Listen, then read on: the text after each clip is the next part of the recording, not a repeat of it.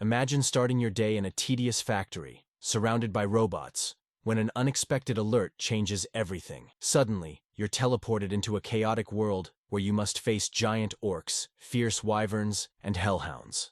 Along the way, you meet people in need, a guy riding a bike in the weirdest way, and you begin unlocking powers that might be your only chance at survival. All this while searching for your missing family and relying on the most unlikely mode of transport to outlast the apocalypse. But before we dive into the video, don't forget to subscribe to the channel. It really helps us keep bringing you more content like this. Already subscribed? Alright, let's get into the video! The main character of this manhwa is one of the most unremarkable individuals you'll ever meet, working at a logistics center to make ends meet. Kim Jeong-gyeom isn't too fond of his job, and you'll soon understand why. When he attempts to make small talk with the robot beside him, the machine simply ignores him and gets straight to work. That's exactly what he dislikes about the place. The entire logistics center is filled with advanced AI robots that handle most of the labor. Jeong-gyeom is responsible for overseeing everything, but there's no one around to chat with. He often feels down, missing the warmth of human interaction, and sometimes wonders if he's in the wrong place. This all began 2 months ago, right after he was discharged from the military, marking the start of a streak of bad luck. The first blow was when his parents relocated to Wojongbu. As a discharge gift, they paid the deposit and 6 months' rent for his small apartment, leaving him to live alone near his old school. Thus, his solitary life was forced upon him. Though financially stable thanks to government support and his parents covering rent, he took his time searching for a job, hoping to find the perfect opportunity without rushing. Unfortunately, things didn't go as expected, and he faced rejection after rejection before even getting a chance to prove himself. After a month of job searching, he was going stir-crazy from boredom. One day, while venting to his sister about being the unemployed brother, she teased him mercilessly. During their conversation, she mentioned that many people were working as operators for delivery companies using AI robots to make things easier. His interest was piqued, which led him to this lifeless place where there's literally no one to talk to. Just as I'm narrating this, someone else calls out to him. This person looks rather grumpy and unpleasant at first glance. Someone who could easily pass for the manager. Anyway, the senior worker informs Jeong-gyeom that they're out of tuna stock, despite the system indicating there's still some. He tells Jeong-gyeom to check the warehouse for any missing stock, and of course Jeong-gyeom agrees with a forced smile. Let's be honest, he finds the robots much warmer than his cold-hearted senior. As Kim enters the warehouse, the door behind him begins to close. He quickly searches for the tuna, eventually spotting it, climbing up to retrieve it. Just then he hears the door slam shut with a loud thud. He tries turning the knob, but it's jammed. He calls his manager Shin, but there's no response. He briefly considers calling 911 but decides against it, figuring it's not worth the trouble since he's not in immediate danger. Instead, he takes a selfie and sends it to his sister, letting her know he's trapped. She initially teases him, but then mentions hearing a building collapse near her house. Naturally, Jeong-gyeom gets worried and calls her, but when she picks up, she stays silent. Just as he starts thinking it might be a prank, the entire warehouse shakes and an emergency alarm blares. The atmosphere turns chaotic, with announcements urging evacuation. Trapped in the warehouse with no idea what's happening outside, Jeong-gyeom bangs on the door, but no one responds. Panicking, he tries calling 911 again, only to find there's no signal. He's losing his mind, wondering if there's a full-scale disaster outside. Suddenly, he hears something pounding on the door from the other side, each hit leaving massive dents in the steel door like it's made of cardboard. Trembling, he backs away from the door, instinctively knowing things have gone terribly wrong, and if he makes a noise he's done for. Sweating, he drops to his knees, relieved when the pounding stops, though the noise and screams outside still terrify him. 3 days pass and he's still trapped inside, surviving on whatever food is available. With no one searching for him, he's convinced something catastrophic has happened. He wonders if there's a war going on and feels almost grateful to be stuck inside, thinking he might be safer here. The alarm, which used to blare constantly, has been silent since yesterday, giving him a bit of peace. However, with his phone's battery running low, he's unsure how long he can last. This might be his final note to the outside world, praying someone finds him soon and keeps his family safe. Just when he thought it couldn't get worse, a system window pops up, notifying him that he's been selected and should check his awakened abilities. At first, Jeong-gyeom thinks he's hallucinating, but then another window appears, revealing he's gained his own personal subspace for storing items. He starts to wonder if there's some kind of drug in the tuna cans he's been eating for the last 3 days.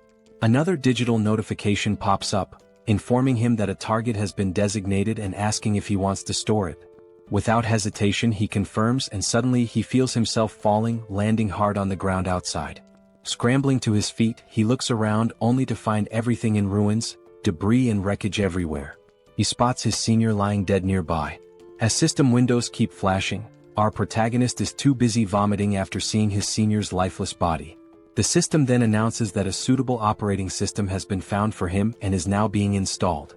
Suddenly he hears footsteps approaching from behind, casting a huge shadow over him, and he's almost certain this shadow isn't human. As the scene zooms out, we see a monstrous orc-like creature with sharp fangs and a massive blood-covered body. Jong-yun starts sweating profusely, trying to calm himself, hoping his worst fears aren't true. He convinces himself that the loud roar he heard 3 days ago might have come from a gorilla or a bear. Still, he doesn't dare look back and instead sprints away as fast as he can, running for his life. Panic rises as he realizes he's being hunted by a literal monster. In his frantic escape, he even steps on someone's entrails. He has no clue why an orc-like creature is here or why it's after him, but one thing is clear: he has to get away. Suddenly, a system window pops up, announcing that synchronization is complete and asking if he wants to enter the subspace. Without a second thought, Jong-yun says yes, just as the monster's hand swings at him. He leaps into the portal, leaving the monster trapped on the other side, groaning in frustration. Jong-yun is confused, wondering why the creature can't follow him. A floating drone appears, explaining that nothing can enter his subspace without his permission, as he is the master of it. The drone further clarifies that the subspace is completely under his control. Shocked, Jong-yun feels a strange sense of déjà vu seeing the drone talk to him. Looking around, he realizes he's back in the PAX Fulfillment Center warehouse, but now it's part of his new subspace. The place is filled with the same robots as before.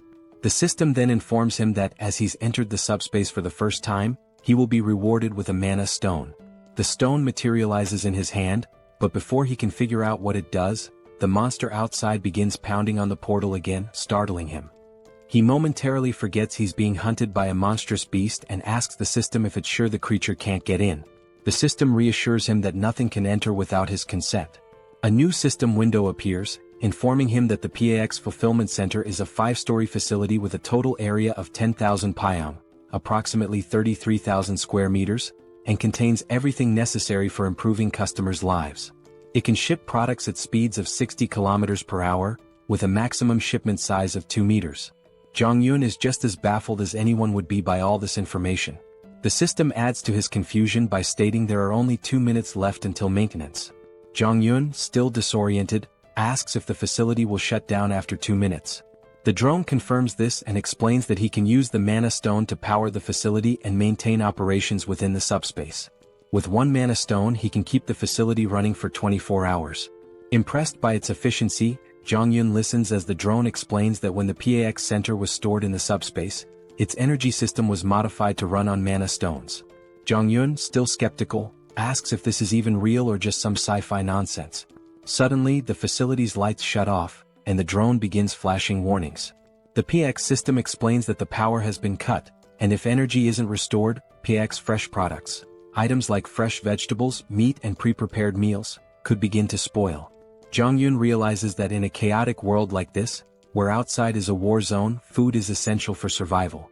The power outage in the freezers and refrigerators could be a huge problem. He asks the drone if the mana stone can really replace electricity. The drone confirms this, so Jong-yun inquires how he can get more mana stones. The drone replies that mana stones can be obtained from creatures of other worlds. Clearly, Jong-yun isn't thrilled at the idea of confronting a muscle-bound monster that could easily tear him apart. He tells the drone to use the mana stone for now, then rushes into the facility to gather weapons. Inside he grabs as many weapons as he can, but a system window flashes their prices. With limited resources, he's worried he might run out of stock if he throws everything at the monster too quickly. He's also unsure whether these blades can even pierce the monster's thick skin. He figures that wounding the monster slowly rather than trying to kill it outright might be a smarter strategy. Since the creature can't enter his subspace, there's no rush to finish it off in one go. He'll focus on injuring it little by little, ensuring he doesn't waste resources or run out of weapons too quickly. Jong-yun hurls an axe at the monster, but it only grazes its body, which only enrages the creature further. With his original plan failing and aware that his weapon supply is limited, he decides to give the heavy axe another try, hoping it will have a more noticeable effect this time. He asks the system how many axes are left in stock, and to his surprise, he's told there are 15 remaining. He was expecting far fewer, so the number takes him off guard. He quickly checks the location of these axes, and upon reaching the storage area, he's shocked to discover that the axes are duplicating infinitely. The system explains that the items are produced through a process that allows them to be duplicated endlessly. While they can be damaged or altered, they cannot be fully depleted. This revelation leaves Jeong-gyeom stunned. If the system is right, he has an endless supply of weapons at his disposal. Surprisingly, the system confirms this. With this newfound knowledge, Jeong-gyeom feels relieved, knowing he no longer needs to worry about running out of weapons. He can throw as many as he wants at the monster without fear of exhausting his stock. He realizes that his shoulders will probably give out before the monster does, but at least he has a seemingly unlimited arsenal. The system then reveals another useful detail. He doesn't even have to throw the weapons himself. He can automate the process, shipping items from the subspace to the outside world.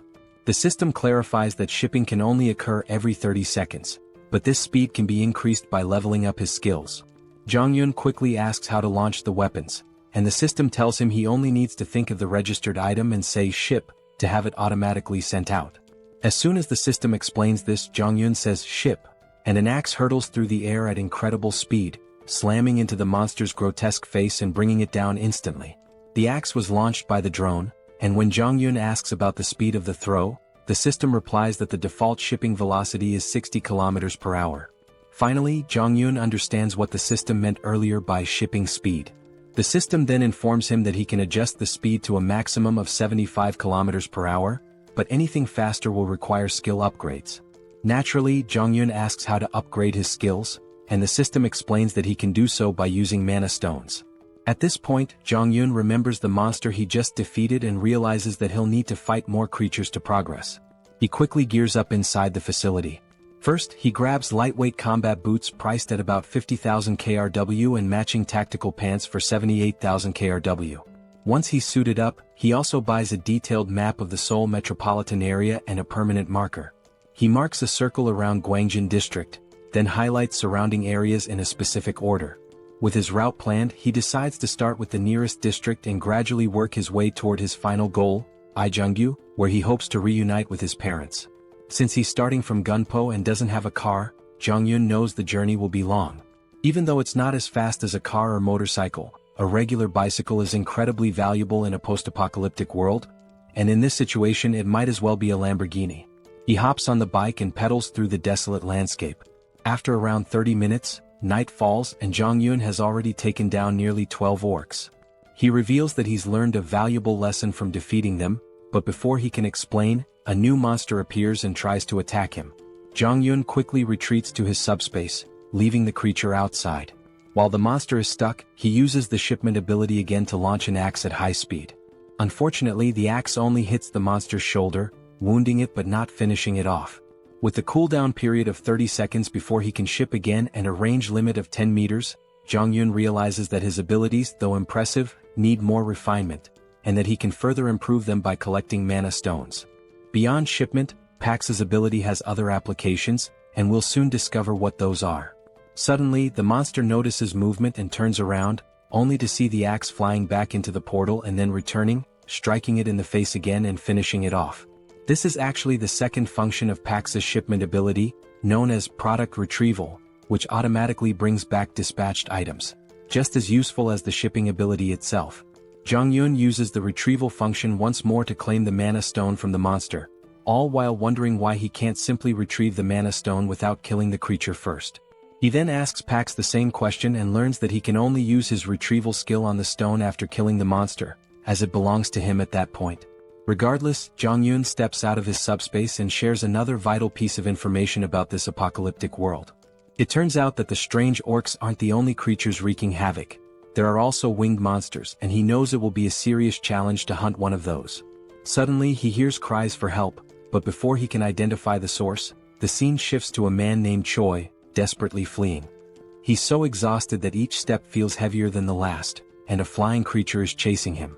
The monster swoops down, slamming into Choi from behind, sending him crashing to the ground in agony. There's another person behind Choi, but before he can help his fallen friend, the monster lands right in front of him, blocking his path. Its fierce, drooling mouth suggests that human flesh is the most appetizing thing around. However, strangely, the monster doesn't attack the man standing before it. Instead, it fixes its gaze on Choi, who is writhing in pain on the ground. The man, confused as to why the monster is ignoring him, realizes it has been targeting Choi all along, likely because he seems like an easier victim. He feels helpless, unsure of what to do with only a small knife in hand, doubting whether it could even distract the monster. Just then, the sound of a bicycle bell rings through the air, and not surprisingly, it's our boy speeding toward them, though these two have no idea who or what is approaching. Before they can process what's happening, they witness the monster that was hunting them get struck by a projectile, sending it sliding across the ground from the force of the impact. The creature was felled by a single axe throw, leaving both men in stunned disbelief. Jong-yeon quickly checks if they are okay, but they're still in shock, their mouths agape as they try to understand how someone on a bicycle managed to defeat a flying wyvern with just an axe. They immediately ask Jong-yeon if he's a soldier, bowing their heads in gratitude for saving their lives. Jong-yeon, glad they're safe, points to his uniform in response to their question. He explains that he's an employee of PAX FC, and they notice he's wearing the company's gear. This revelation shocks them even more, as they had assumed he was a trained soldier, given his impressive skills and presence. Even though he's not a soldier, his abilities are so extraordinary that if they hadn't seen it themselves, they wouldn't have believed someone could take down a wyvern with just an axe throw while riding a bicycle. Jong-yeon is surprised to find out that these people are already familiar with the concept of abilities. One of them confirms this, mentioning that he himself has an awakened ability, though it's just a simple driving skill, which he hasn't had much chance to use under the circumstances. Choi then laughs, admitting that he's a bit jealous because he hasn't awakened any ability of his own. Jong-yeon asks if there are more survivors nearby, and Choi explains that there aren't. They're currently in Block C, which houses a logistics center where many people gathered, but unfortunately so did the monsters. Most of the people were attacked, killed, or devoured, leaving only around 10 to 15 survivors who are now hiding in the underground terminal of Block E. He goes on to explain that they were searching for a drivable road and trying to collect essential supplies when the monster attacked them. The other man suggests that instead of continuing to talk there, Jong-yeon should accompany them to their living quarters on the 4th basement floor. He assures him that the monsters have never breached that area, so they can sleep peacefully there, and even offer some snacks. Jong-yeon considers the offer, clearly interested in seeing the vehicles they mentioned, as he's in desperate need of information about working transportation. Eventually he agrees to join them, though he remains cautious, unsure whether he can fully trust them. As they begin to walk away, we take one last glance at the dead monster lying on the ground. At that moment, Jong-yeon discreetly retrieves the mana stone from the creature's body and slips it into his subspace, relieved that the two men don't know about his ability. This way he has an escape plan in case things go wrong. He can always retreat into his subspace if necessary. A while later they arrive at the basement, where they encounter a man who has just taken down an orc on his own. Choi rushes over to his friend, asking if everything is alright and what happened. The orc slayer assures him that all is well, explaining that the orc must have wandered in by accident. Fortunately, it hadn't spotted them, so they were able to take it out easily. No one was injured, but now they're less confident that the place is truly safe. Jong-yeon meanwhile feels a surge of fear, realizing how perilous this area truly is. His thoughts are interrupted when the orc slayer asks who he is. Choi explains that Jong-yeon is the one who saved them from the wyvern and used to work for PAX FC. He also mentions that Jong-yeon is quite powerful, having taken down the wyvern with an axe throw from a distance. Everyone is both amazed and curious about what kind of abilities he might possess. At that moment, a woman rushes toward him, absolutely ecstatic that he saved Yongsu and Byung-kal. Overjoyed, she begins to do a little celebratory dance. The rest of the group starts to gather around, showering him with praise. Jong-yeon tries to brush it off, modestly saying that he was only doing what was necessary. As he continues to receive so much attention, Choi steps in to break up the crowd, telling them not to tease the young guy. Just then, the orc slayer speaks up, revealing that everyone there has been working together for over a decade, and that Yongsu and Byung-kal are like family to him. He expresses his deep gratitude for saving them and introduces himself as Lee Jin-mak, the center manager of Daehoon Express Terminal. He even bows respectfully to thank Jong-yeon for saving his two friends. After the introductions, Jin-mak gives Jong-yeon a quick overview of the place. He explains that while they can't guarantee total safety, it's far more comfortable than being outside. They have a stockpile of food and water from the logistics center, and he encourages Jong-yun to eat as much as he wants and to make himself at home.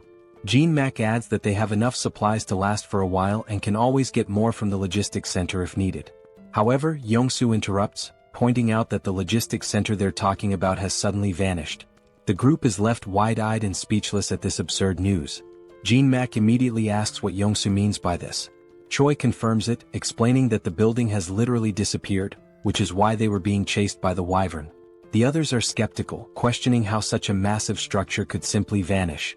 Jean-mak, though stunned, eventually accepts the reality, reasoning that if monsters like the ones they've encountered are real, then a disappearing building might not be so unbelievable.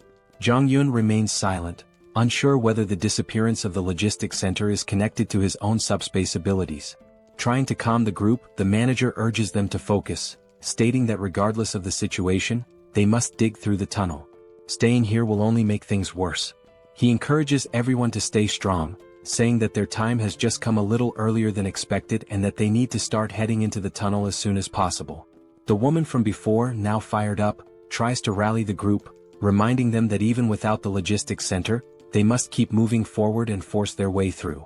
Jong-yun turns to the manager, asking what forcing their way through actually means.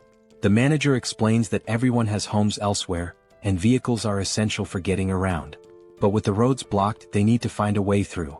Jong-yun's interest peaks at the mention of vehicles, and he asks for more details. The manager confirms they do have working vehicles but says all the roads are blocked. A golf course obstructs the north, containers block the east, and the southern Yangdong Expressway is completely destroyed. The only remaining exit is the tunnel to the west, but unfortunately, a group of wyverns has taken control of it. Up until now, they've survived by scavenging supplies from the logistics center, but now they have no choice but to push through. The manager then tells Jong-yun that he doesn't have to go through the tunnel since the blocked roads only affect vehicles, and there are other ways to escape on foot or by bicycle.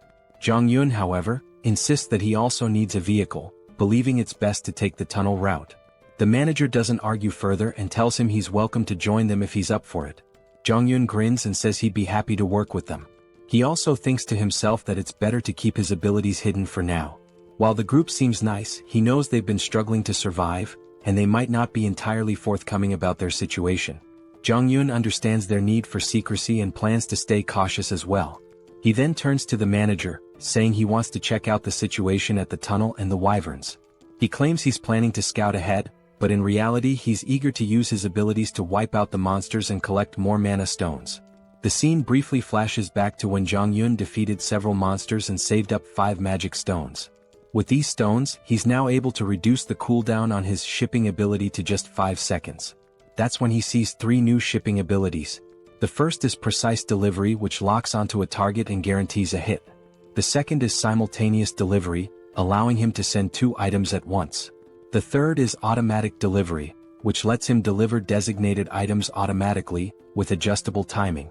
While these abilities sound amazing, each costs 10 stones and Jong-yun can't wait to try them out, though he's still unsure about the exact function of automatic delivery. In the present moment, Jong-yun is grinning, thrilled about the mana stones he's collected and eager for his scouting mission to earn more, or so he thought. His excitement is quickly dashed when he finds himself stuck with Yong-soo, one of the guys he had saved earlier. When Jong-yun asks why he's tagging along, Yong-soo replies that it's too dangerous to go outside alone. Jong-yun dryly reminds him that he was the one being chased by the wyvern earlier. But Yong-soo insists that it doesn't matter. He can't let him go alone. Besides, he's confident that if needed, Jong-yun will save him again. Jong-yun recalls that Yong-soo mentioned he had awakened a driver's ability, so he asks if Yong-soo can see a message window or something similar. Yong-soo replies that he hasn't seen any window, but he feels deep down that he's awakened some sort of ability. It just hasn't fully developed yet. This answer isn't exactly comforting to Jong-yun, who starts feeling more concerned. As night falls, they zoom down the road on their bike at crazy speeds. Jong-yun is sweating in fear as he watches Yong-soo steer the bike with one leg while trying to maintain balance. When Jong-yun asks why he's driving like that, Yong-soo explains that the road is full of cars and it's hard to see. Suddenly, Yong-soo spots a wyvern ahead. Jong-yun quickly tells him to stop because he can't see anything.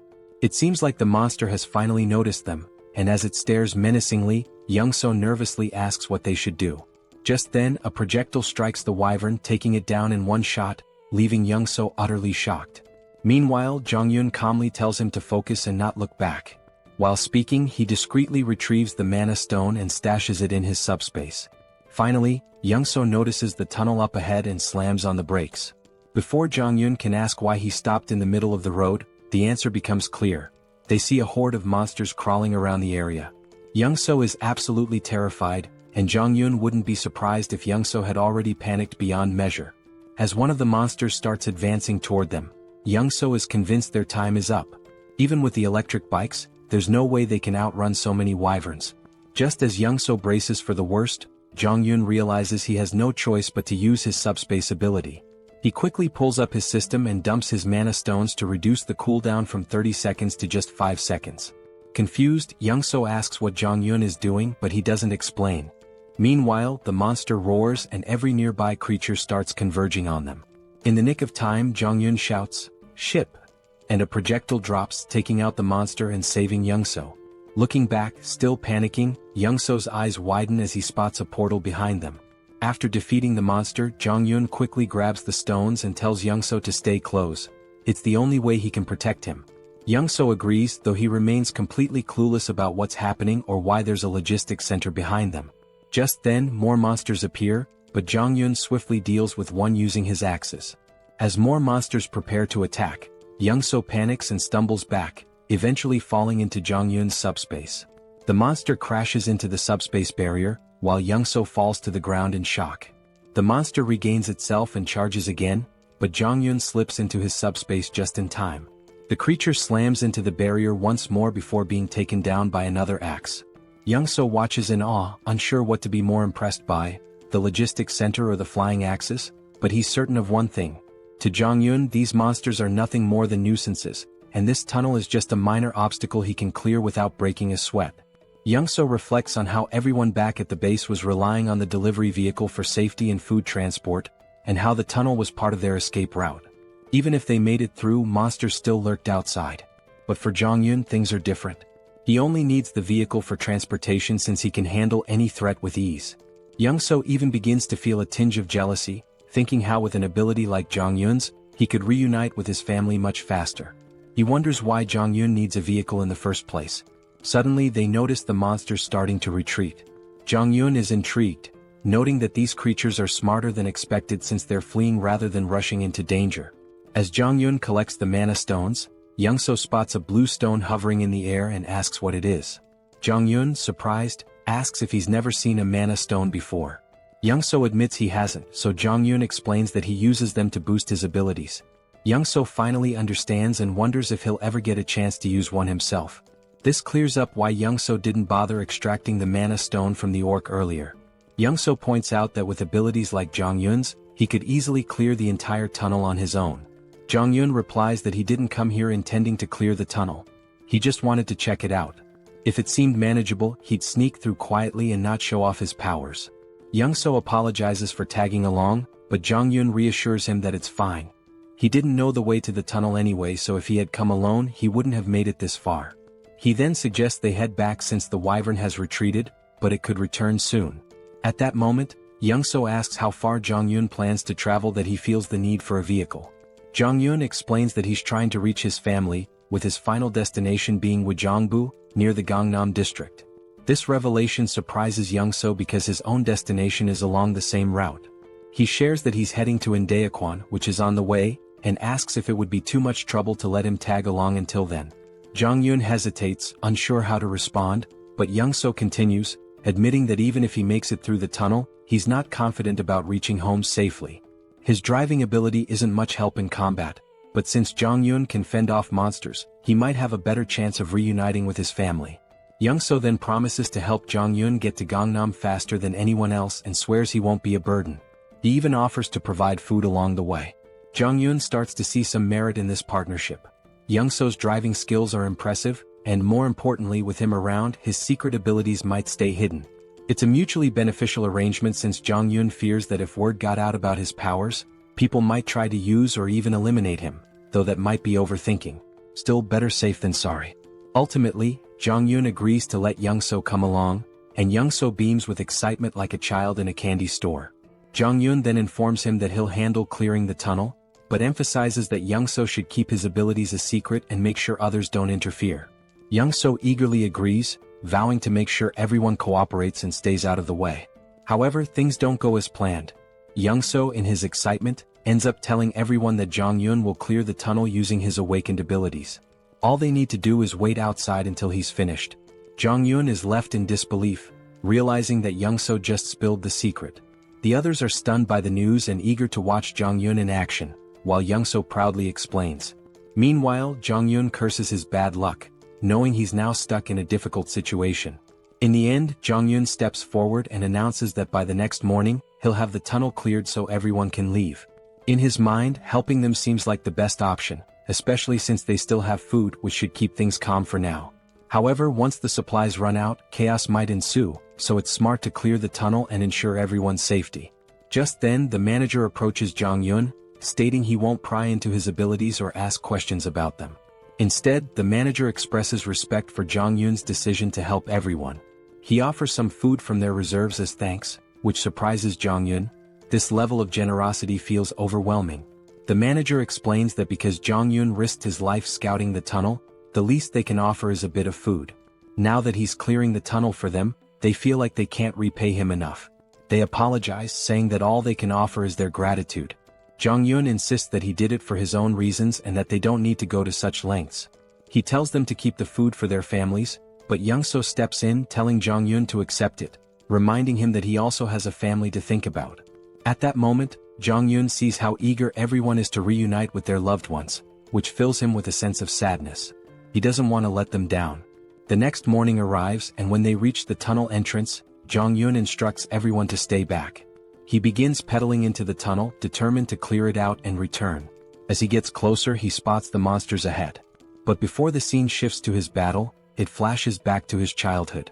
We see a young Jong-yun with a sore eye from a fight with his sister. He complains to his father, leading to another argument with his sister, which ends with them brawling in front of their dad. That's when his father comments on how close they seem, reflecting on how he was an only child and always envied the bond between siblings. He tells them that, despite their fighting, they'll eventually realize how precious family is. Suddenly, their mother bursts into the room, sparking a lively argument between the parents. Jong-yun feels a warm sense of family in that moment. The scene transitions back to the previous night, where Jong-yun, seeing how excited everyone was about reuniting with their families, reflects on his own family memories. He knows they're relying on him to clear the path. They spend the night filled with hope and anticipation, waiting for Jong-yun to ensure their safety. After midnight, as everyone sleeps, Young-so wakes up to use the bathroom. Noticing that Jong-yun is missing, Young-seo heads outside and asks the patrolling guards if they've seen him. They tell him that Jong-yun mentioned stepping out for some fresh air a while ago. Curious, Young-seo walks further ahead, scanning the area, and eventually spots Jong-yun. He quickly asks why Jong-yun can't just go to sleep, to which Jong-yun replies that he can't sleep there. As Young-seo looks ahead, he's stunned to see the vehicle loaded to the brim with food and supplies. Completely baffled, Young-seo asks why Jong-yun is giving away so much. Jong-yun casually explains that he only loaded half the supplies to avoid weighing the vehicle down, but assures him it's more than enough for everyone. Young-seo is even more shocked when Jong-yun mentions that this is the last vehicle he had to load. The realization hits hard. If this is the last one, then Jong-yun must have packed the other 15 vehicles with the same amount of supplies. Jong-yun quickly tells Young-seo to keep this a secret from the others. Still confused, Young-seo points out that if Jong-yun is giving away all these supplies, what will they have left for their own journey? Jong-yun nonchalantly responds that they still have plenty of supplies. Young-seo is left astounded, realizing the amount of resources Jong-yun has given away is more than you'd find in an entire logistics center. He can't comprehend how much stock Jong-yun must have left. Back in the present, we see Jong-yun effortlessly taking down monsters like it's no big deal. While fighting, he contemplates how much easier it would be if he could put all the people into his subspace and carry them to safety. Unfortunately, his system informs him that with his current subspace level, it's impossible. However, if he reaches subspace level 2, he could carry up to 20 people. To level up, he needs at least 100 mana stones. After mentally counting, Jong-yun notes there are about 40 monsters left, with a few fleeing. The numbers aren't enough for him to level up here. He realizes he'll need to find another way to gain experience, especially since he wants to eventually bring his family into the subspace. Suddenly, Jong-yun notices something strange among the fleeing monsters. A closer inspection reveals a stronger, more imposing version of a wyvern, clearly some kind of boss-level monster. Even Jong-yeon is unsure of what he's facing. The scene then cuts back to the group waiting outside the tunnel, growing anxious about whether Jong-yeon is okay inside. Finally, they see him emerge, pedaling his bike effortlessly, as if he's been out for a leisurely ride.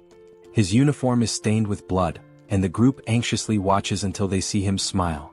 They burst into celebration, relieved that their mission was successful. It's finally time for everyone to part ways and reunite with their families. They thank the manager for sticking with them and wish him a safe journey home. Jong-yeon hints that if they face any trouble, they should open the cargo hold. He's left a little surprise that might help. Curious but eager to continue, they get into their trucks and slowly make their way through the traffic. After crossing the tunnel, they wave their final goodbyes before heading in different directions. In the truck, Jong-yeon sits in the passenger seat, still thinking about the monster he saw in the tunnel. He's unsure if it was really a wyvern since it fled before he could get a good look. He wonders if it was a leader or just an adult version of the monsters they've been fighting. His thoughts are interrupted by a disturbing crunching noise from under the truck. Looking near the tires, they see they've run over some corpses, and the driver's face is full of sorrow from hearing the bones break. Even Jong-yeon notices the regret in his friend's expression, but they have no choice but to keep moving. The road is filled with bodies and wreckage, leaving no clear path. Jong-yeon reflects on how, if his discharge had been delayed by just 3 months, he might have ended up as one of those dead soldiers. The situation is even worse than they imagined, with monsters still feasting on the remains. Suddenly, Young-seo calls out to him, snapping him out of his thoughts. When Jong-yeon looks ahead, he sees that the road is blocked. Young-seo points out that the barbed wire looks like it was set up by the military to block something, and they'll need to find another route. He suggests they try crossing another bridge, but just then Jong-yeon notices something at the far end of the blocked bridge. Upon closer inspection, they see a new type of monster they've never encountered before, and it becomes clear what the military was trying to contain. While Young-seo panics and considers turning back, Jong-yeon sees this as a perfect opportunity to level up his subspace. He spots a narrow sidewalk along the road, blocked on both sides, and quickly suggests they drive through it. He explains that he has a plan to get through without turning back and excitedly tells Young-seo to push the truck through the pedestrian path. Young-seo is horrified by the risky idea, especially when an orc appears ahead among the mutant hounds, scattering the pack. The monsters didn't seem to get along with each other at all. Despite the orcs' advantage in size and strength, the mutated dogs had sheer numbers on their side. The poor orcs stood no chance against such a ravenous pack, as their hollow mouths relentlessly tore into its flesh. Blood and chunks of meat flew in every direction, and our two protagonists could only watch the brutal scene unfold. Young-seo was truly terrified, and despite knowing the abilities of our hero, he seriously doubted the sanity of the plan to go straight ahead. He hesitantly asked if Jeonjaen really intended to cross the bridge, but Jeonjaen was completely confident in his skills, thinking it was easier than his frightened companion believed. As Young-seo tried to muster some courage, Jeonjaen suddenly asked him a strange question. Had he ever heard of a game where 3 different races are at war with each other? It was a space strategy game called Stark, but since Young-seo was older, he didn't know anything about it. Jeonjaen went on to explain a little about the game. In it, players could customize maps and tweak settings for fun. Jeonjaen's favorite map involved holding off waves of monsters with limited units and clever use of terrain. As he saw it, the current situation was quite similar to that game. Young-seo of course had no clue why Jeonjaen was sharing this story, but it didn't really matter. His job was simply to follow instructions. The first step was for Young-seo to back the car up to the barbed wire barrier, ripping it down and making as much noise as possible, all to attract the attention of the mutant hounds who were busy feasting on the orc. After that, it was Jeonjaen's turn to get to work. Activating his system, he unlocked a skill he hadn't planned on using but realized it was perfect for the situation. Auto shipping. He spent 10 mana stones to unlock it, then instructed Pax to spend the rest of the stones to boost the shipping speed. Pax quickly complied, increasing the delivery speed to 100 km per hour. With everything set, Jeonjaen called out to the mutant hounds, inviting them to chase him after their meal. The unsuspecting creatures charged, but they weren't fast enough. A double-door refrigerator zoomed towards them and obliterated the pack. It was clear the hounds were in for a tough time. This game wasn't fun for them. And it didn't end with just one refrigerator. More kept coming, and within seconds Jeonjaen had collected 12 mana stones, much to his delight. The enhanced shipping range and precision targeting he had fine-tuned during his tunnel clearing worked perfectly now. Jeonjaen had initially planned to use axes, but with his upgraded precision delivery system, refrigerators proved to be much more effective. He had discovered earlier that the precision delivery skill didn't track targets fully but only adjusted the trajectory slightly based on their movements. Against these swift mutant hounds, an axe flying at 100 km per hour might still be dodged, making it a less reliable option. But the refrigerator, with its size and weight, was ideal for taking out multiple enemies at once. A mere graze from it was enough to crush several hounds. On top of that, the auto-shipping feature made things incredibly convenient. Jeonjaen didn't even need to monitor the battlefield anymore. The system automatically took care of any approaching threats. For now, our hero could just relax as the hounds continued their futile attempts to get closer. They howled with rage but were helpless against the flying refrigerators. As the battle raged on, Youngseo made the mistake of looking back. His jaw nearly dropped when he realized what he was witnessing. He had thought Jeonjaen could only throw axes, but what he saw was beyond his wildest imagination. Refrigerators flying through the air, one after another, every 2 seconds. The sheer number of refrigerators was unbelievable. Youngseo couldn't fathom why the logistics center would even have so many in stock.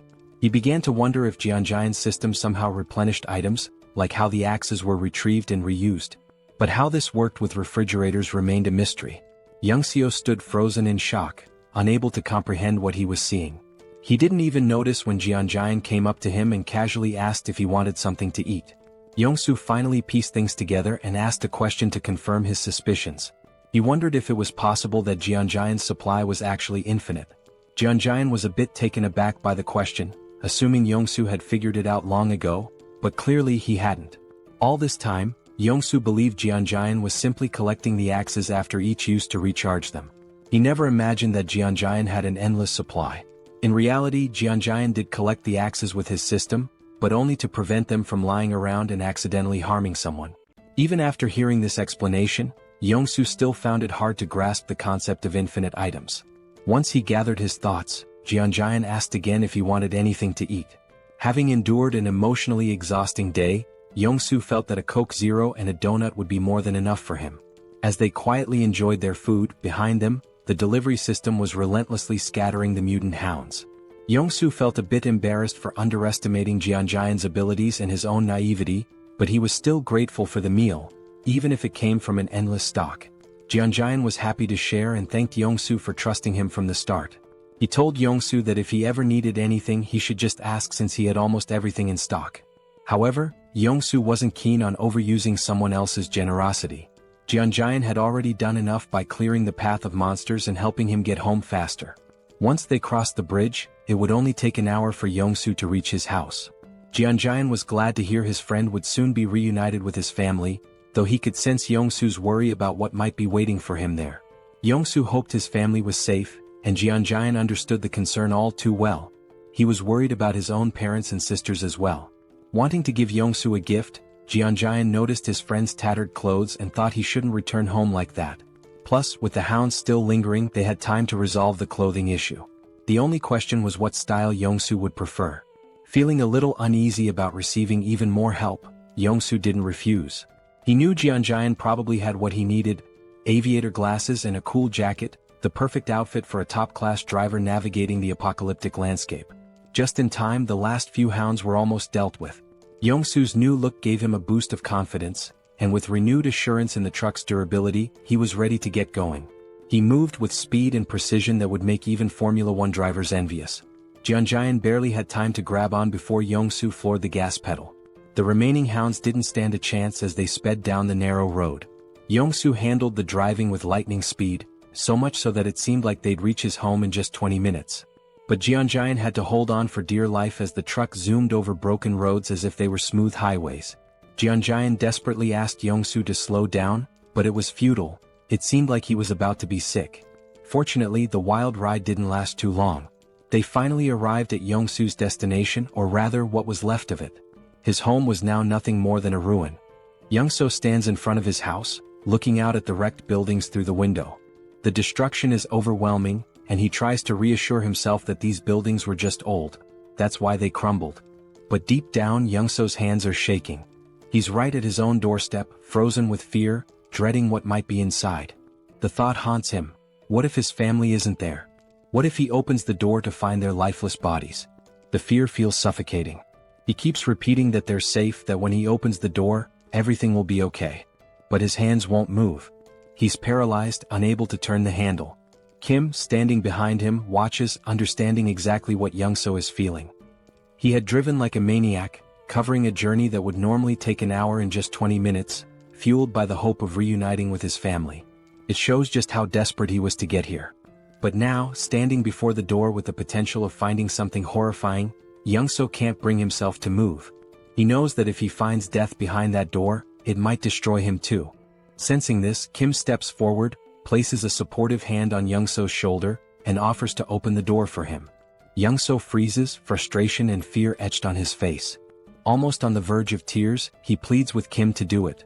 Kim, understanding the fear of facing one's worst nightmare, steps up to the door. If he were in Young-so's position, he'd be scared too, wanting someone else to open it for him. Turning back to reassure Young-so one last time, Kim tells him he's about to open the door. But before Kim's hand reaches the handle, the door opens from the inside. Both Kim and Young-so freeze in shock. Young-so's eyes widen as he sees his wife and daughter standing there. His wife calls his name softly, her voice warm, and his daughter shouts, "Daddy?" Young-so's wife starts crying, and soon he's breaking down too. She runs to him, and the three embrace tightly as if they'll never let go. It's a deeply emotional moment. Kim, standing a short distance away, watches quietly, giving them space. Through tears, Young-so asks his wife how she knew to open the door. She explains that she heard voices outside and saw him through the peephole, which is why she opened it. His daughter, still crying, blurts out, "Dad, I hate you. Why did you make me wait so long? I was so scared." After a while, Young-so's wife notices Kim standing in the background and asks, "Who's this?" Only then does Young-so remember Kim's presence. But before he can respond, Kim's vision blurs and suddenly he collapses. Young-so shouts for him, but Kim can't hear anything. His body is shutting down, and after 3 or 4 days without proper sleep, exhaustion finally overtakes him. Darkness envelopes him and he slips into a dream. In the dream he's struck, but not by a fist, by a pillow. Standing over him is his older sister, holding the pillow with a playful grin. She swings it at him, knocking him down, and Kim yells at her, asking why she hit him so hard. "It hurts," he complains, but she just rolls her eyes and says, "Hard? That was a soft hit. You're such a crybaby." She's unfazed, brushing it off as nothing. Meanwhile, Kim is ready to run to their dad and tell on her. He storms off, determined to complain, but his sister couldn't care less. She stands tall, holding the pillow like she's won the pillow fighting championship of the month. Suddenly the scene shifts. Kim's dad is sitting with him and his younger sister, trying to mediate a sibling quarrel. He calmly explains that, annoying as they might be, family is precious. One day, Kim will realize how lucky he is to have them and how much love there is in their little fights. His father reminds him that, no matter the arguments, their bond is something to treasure. Just then, Kim's mom storms into the room, scolding his dad for not helping with dinner when she asked. She's frustrated, telling him she needed help, but there he is, just lounging around. The scene cuts to the whole family at the dinner table, enjoying delicious food, laughing and sharing stories. As they eat, Kim's mom eyes his older sister, Seoul, suspiciously and asks if she's got a crush on someone, noticing how she's always on her phone. Looking nervous, Seoul explains that she's just texting her friends non-stop. It's just how things are nowadays. From the outside, their family is filled with pure joy and warmth. Kim's dad, unable to resist, talks about how Seoul is interested in boxing, suggesting she check out a sports club at the local middle school. With a smirk, Seoul admits that the boxing club is the real reason she chose that school. Kim's ears perk up at the mention of middle school. Fast forward a year, and we see Kim attending the same middle school as Seoul. He's excited, ready to make new friends and have fun, but things don't go quite as he had planned. Instead of finding new friends, Kim ends up being bullied daily by the older students. They beat him, mock him, and Kim, who tends to be sensitive, doesn't fight back. He endures the blows day after day. But then one day someone steps in. Seoul, his fierce older sister, storms in like a force of nature. With an intense, threatening look, she grabs one of the bullies by the hand and breaks it with a single punch. Kim feels relief seeing his sister, his rescuer, but that relief is short-lived. Frustrated by her brother's weakness, Seoul declares that his training starts now. And so, Kim's grueling training under his ruthless sister begins. It's brutal, but it pays off. Soon, no bully dares to approach Kim again. For a while, life seems to settle down. Kim makes friends, enjoys himself, and coasts through middle school. But time flies, and one day his younger sister lands a job at a nursing school, catching both Kim and Seoul by surprise while Kim is lounging on his PS5, barely keeping up. Then, a moment arrives that flips his life upside down. Kim's dad walks in and tells him the time has come. Kim doesn't understand at first, but when it sinks in, it hits hard. It's time for him to enlist in the military. The family worries, though Kim tries to put on a brave face. Outwardly he's tough, but inside he's trembling. He doesn't want to leave his family. And after that, well, the rest is history. Slowly, Kim's eyes open. He feels disoriented and a bit afraid, lying in an unfamiliar bed. He remembers collapsing, standing outside Youngso's door, meeting his family, but after that, nothing. His mind races. Did Youngso betray him? Instinctively, he opens his portal and pulls out a heavy axe, gripping it tightly. Suddenly, a calm, warm voice interrupts his thoughts. Kim turns, startled, and sees Youngso's wife and daughter at the table, looking at him with puzzled expressions. Reality hits him. He's in Youngso's house. Looking to the side, he spots Youngso sound asleep, completely out. It dawns on Kim, he must have been so exhausted that he collapsed at the door. Youngso's wife had said he fainted and had been out ever since. He must have been more worn out than he realized. Kim glances down at the heavy axe in his hands, momentarily confused as to why he even drew it. What had he been thinking? Quickly, he stashes it back in his portal, hoping no one noticed, especially Youngso's wife. She didn't need to see that. He asks how long he's been asleep, and she tells him it's only been a few hours. Then the mood shifts. With a soft smile, Youngso's wife begins to thank him, expressing her gratitude for everything he's done. Kim can feel the weight of her words, how he saved Youngso's life and brought him home safely. The gratitude in her eyes and her slight bow make him feel uneasy. Kim isn't used to this, feeling awkward and a little nervous, wanting to brush it off as no big deal. He thinks about how Youngso had helped him too. It hadn't all been on him. Just then Youngso wakes up. Still groggy, he chimes in to back up his wife, insisting that Kim had done far more than he lets on. Youngso makes it seem like driving Kim here was nothing compared to Kim saving him again and again. To Youngso, Kim was a true lifesaver. Even if Youngso hadn't made it, he believes Kim would have come through on his own. Then Youngso's wife changes the subject, saying everyone must be hungry. The atmosphere shifts once again as Kim's stomach growls, reminding him he hasn't eaten in what feels like ages. She mentions that Youngso had refused to eat without him, waiting until Kim woke up. Kim can't help but smile. Youngso, with that goofy grin, is all about eating together. With a warm chuckle, they decide it's time to dig in. Suddenly, Kim finds himself staring at a bowl of kimchi stew in front of him. The sight alone makes his mouth water. The smell pulls him back to memories of his mom, filling him with a bittersweet sense of warmth. The food isn't fancy. Youngso's wife even apologizes for the limited ingredients. But to Kim it doesn't matter. This is his favorite meal. After everything he's been through, nothing feels as comforting as kimchi stew. The first bite? Pure bliss. The moment the stew touches his tongue, it's like fireworks going off in his mind. Every cell in his body feels alive. The flavor, the warmth, it's almost unreal. And just like that, he's taken back. Back to when he'd sit down to meals with his family, back to simpler times. But as the meal ended, Kim felt a wave of sadness. For the first time in 3 months, he'd had a meal that reminded him of home, of family, and the ache of missing them overwhelmed him. The others noticed his quiet sadness, which shifted the conversation back to their journey. He mentioned their next stop was Gangnam, and Kim froze, realization hitting him. He was stunned, unable to fully grasp what Youngso was saying at first. It all felt strange. Then Youngso laid it out. He'd already discussed it with his wife, who insisted that since Kim had helped Youngso reunite with his family, he should return the favor. Kim was still confused. Even if Youngso took him to Gangnam, how would he safely return on his own? They stepped outside to get some fresh air, and that's when Youngso explained his plan. He'd drive Kim to Gangnam in his truck, and Kim would leave his electric bike with him. Once they reached Gangnam, Youngso would use the bike to get back home. Hearing this, Kim started to feel more at ease, but something still didn't sit right with him. Why was Youngso risking so much to help him? Sure, Youngso was an amazing driver, and with the bike he could avoid most threats. But Youngso didn't have any fighting skills, so if he encountered a large monster, it'd be over. With a truck full of supplies and his family safe, why was he risking it all? Unable to shake his doubts, Kim finally asked the question that had been weighing on him.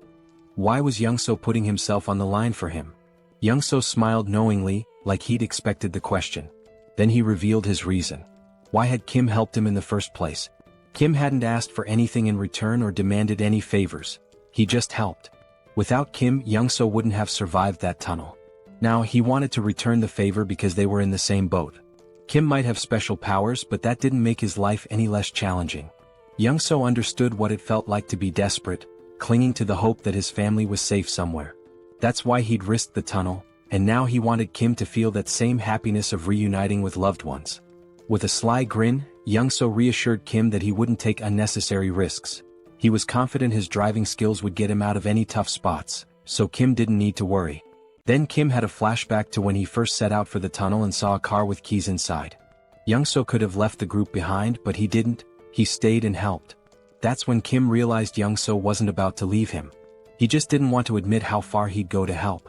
Kim smiled and agreed, but with one condition. If Youngso was coming with him, he had to bring his family along. Kim explained he'd upgraded his subspace, allowing him to bring others inside. Youngso's family would be safer there than staying behind. Without hesitation, Youngso put on his signature shades and gave a confident grin, ready to drive with his top-tier skills. Meanwhile, Kim had upgraded his subspace to level 2, using 16 out of his 116 mana stones, allowing it to hold up to 20 people. The system informed him it would cost 6 mana stones per day to maintain, but he didn't mind.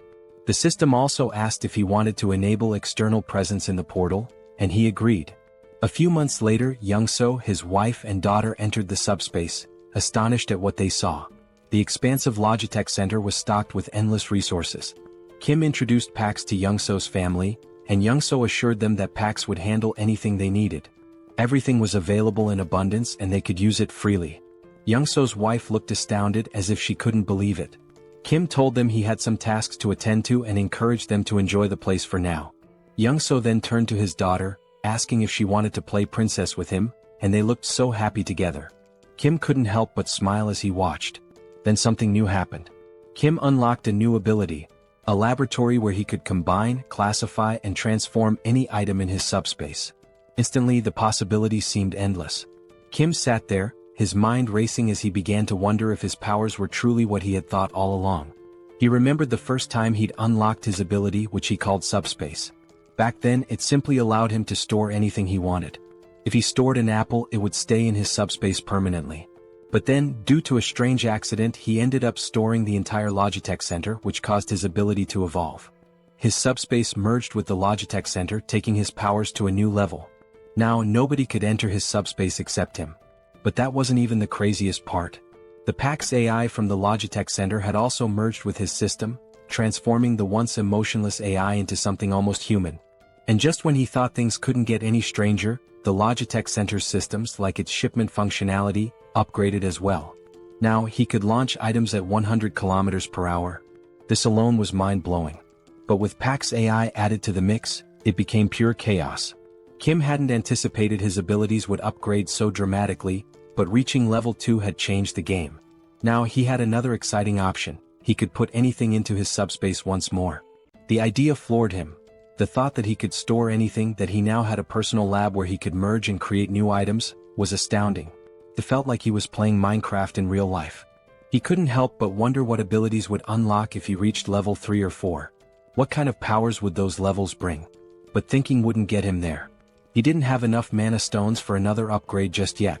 So for now, he focused on deciding the next thing he'd add to his subspace. Last time, it had been the Logitech Center, which turned out to be a blessing. But now, with a determined aura, Kim commanded his system to store the entire Earth. Yes, you read that right. He was about to store the planet. If it worked, everyone would float off into space. The system asked for confirmation and Kim, feeling a little tense, confirmed. But after 2 minutes, nothing happened. Then the system sent a notification: failure. Earth was outside the storage range. Kim sighed, figuring it was too ambitious, but it was worth a try. Just then, Youngso showed up, discussing the route to Gangnam. Kim listened but quickly asked why Youngso wasn't playing with his daughter as he'd mentioned earlier. Youngso smiled softly, explaining that his daughter had always felt scared in their old building. But here in this new place she finally felt safe, and that's why she'd been able to fall asleep. It was all thanks to Kim. Youngso expressed his gratitude, but Kim, ever modest, reminded him that he'd been a huge help too. Without Youngso's driving skills, he wouldn't have made it this far. In his mind they were even. But Young-so, with a serious tone, insisted he'd do whatever he could to support Kim. The scene shifted, and there they were, Young-so in full driving mode wearing his signature shades and Kim feeling the tension in the air. Something felt wrong. Young-so, smiling, casually remarked that driving was his one true skill, and he was confident no one could match his speed.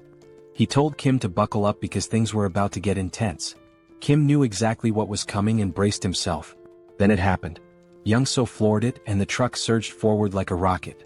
In no time they had covered a massive distance. But everywhere they looked was pure destruction. The ground was torn apart, buildings in ruins. While Young-so kept his cool, Kim looked pale, his nerves frayed from the stress. Young-so mentioned they were close to their destination, but as they neared, they saw the road blocked by military barricades, complete with spike strips. Kim sensed something was wrong. These weren't standard barricades. As they took a closer look, a military jeep approached, but the people inside didn't look like soldiers. Kim tensed. These men weren't military, they were trouble. Kim knew that if they tried to escape they'd be shot down. Young-so, tense now, asked what to do. Kim opened his portal, telling Young-so to get in, and assured him he'd handle it. Without hesitation, Young-so slipped into the portal, leaving Kim to face whatever came next. Kim stepped out of the truck as three men approached, guns in hand, strutting like they owned the place. One of them, all muscle and little brains, ordered Kim out of the truck. Kim, barely holding back a smirk, stared them down with a cold glare. Without a word he got out. They opened the truck's cargo and were stunned to find it packed with food. Their eyes lit up like they'd just hit the jackpot. They turned to Kim asking if the food was his. Kim, as calm as ever, nodded. But the musclehead stepped forward, puffed up with arrogance, and declared that the food wasn't Kim's anymore. Now it was theirs. Kim knew these clowns were far from military, they were just greedy thugs after his supplies.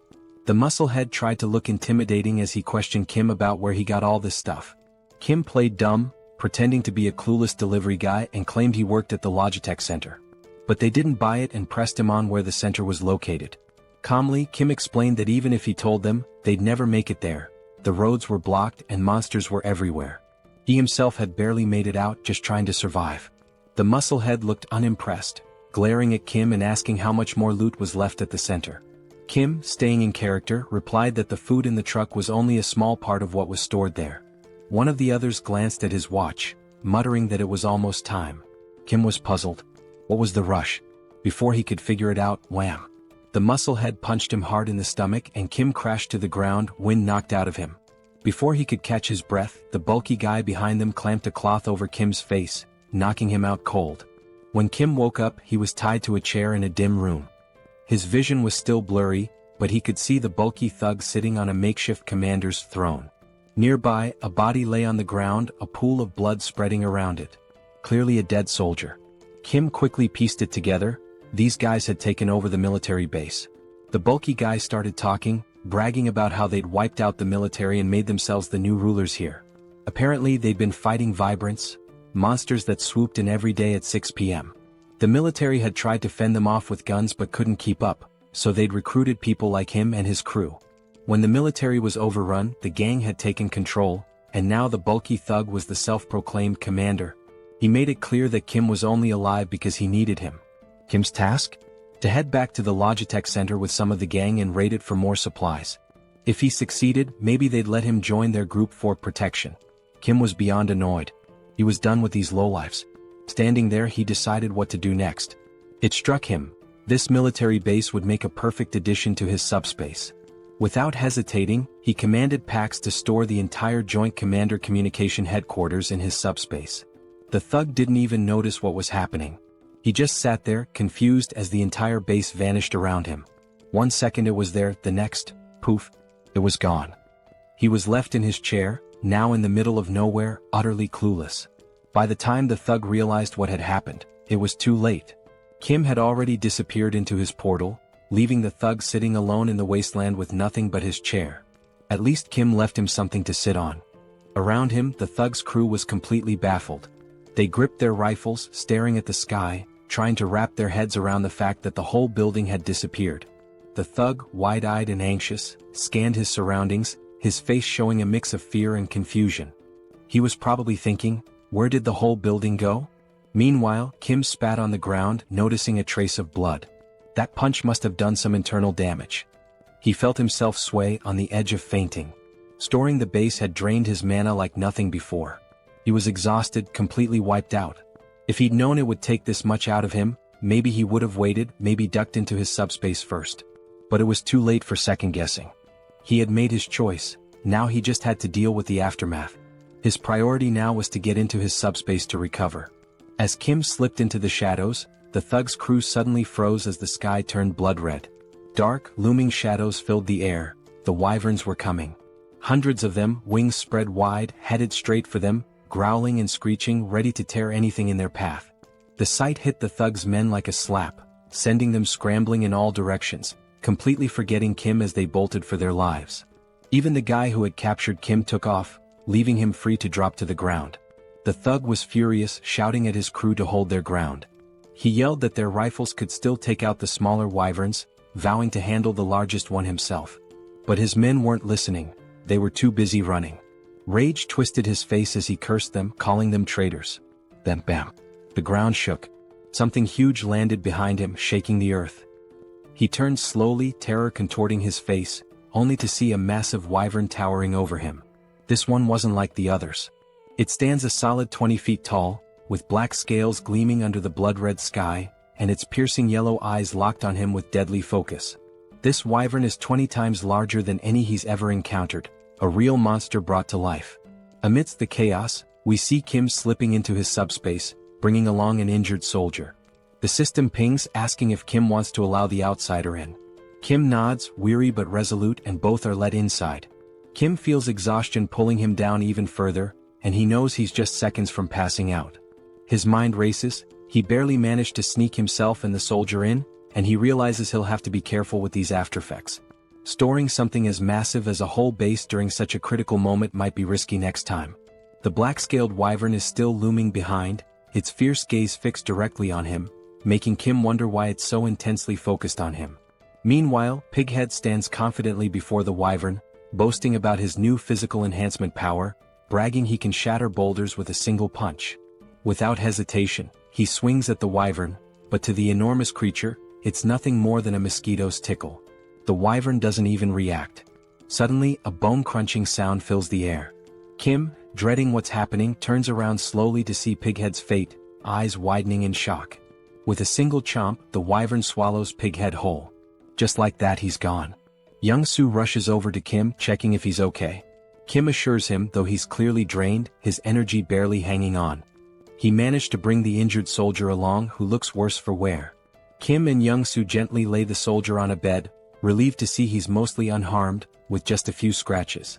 But the man is severely malnourished. Kim recalls Pighead's rant about taking over the military base while struggling with food shortages, which must have left the soldier without proper nutrition for weeks. Young-soo then mentions something strange happening in Kim's subspace. An enormous structure has appeared, and not just any structure, it looks like an entire city.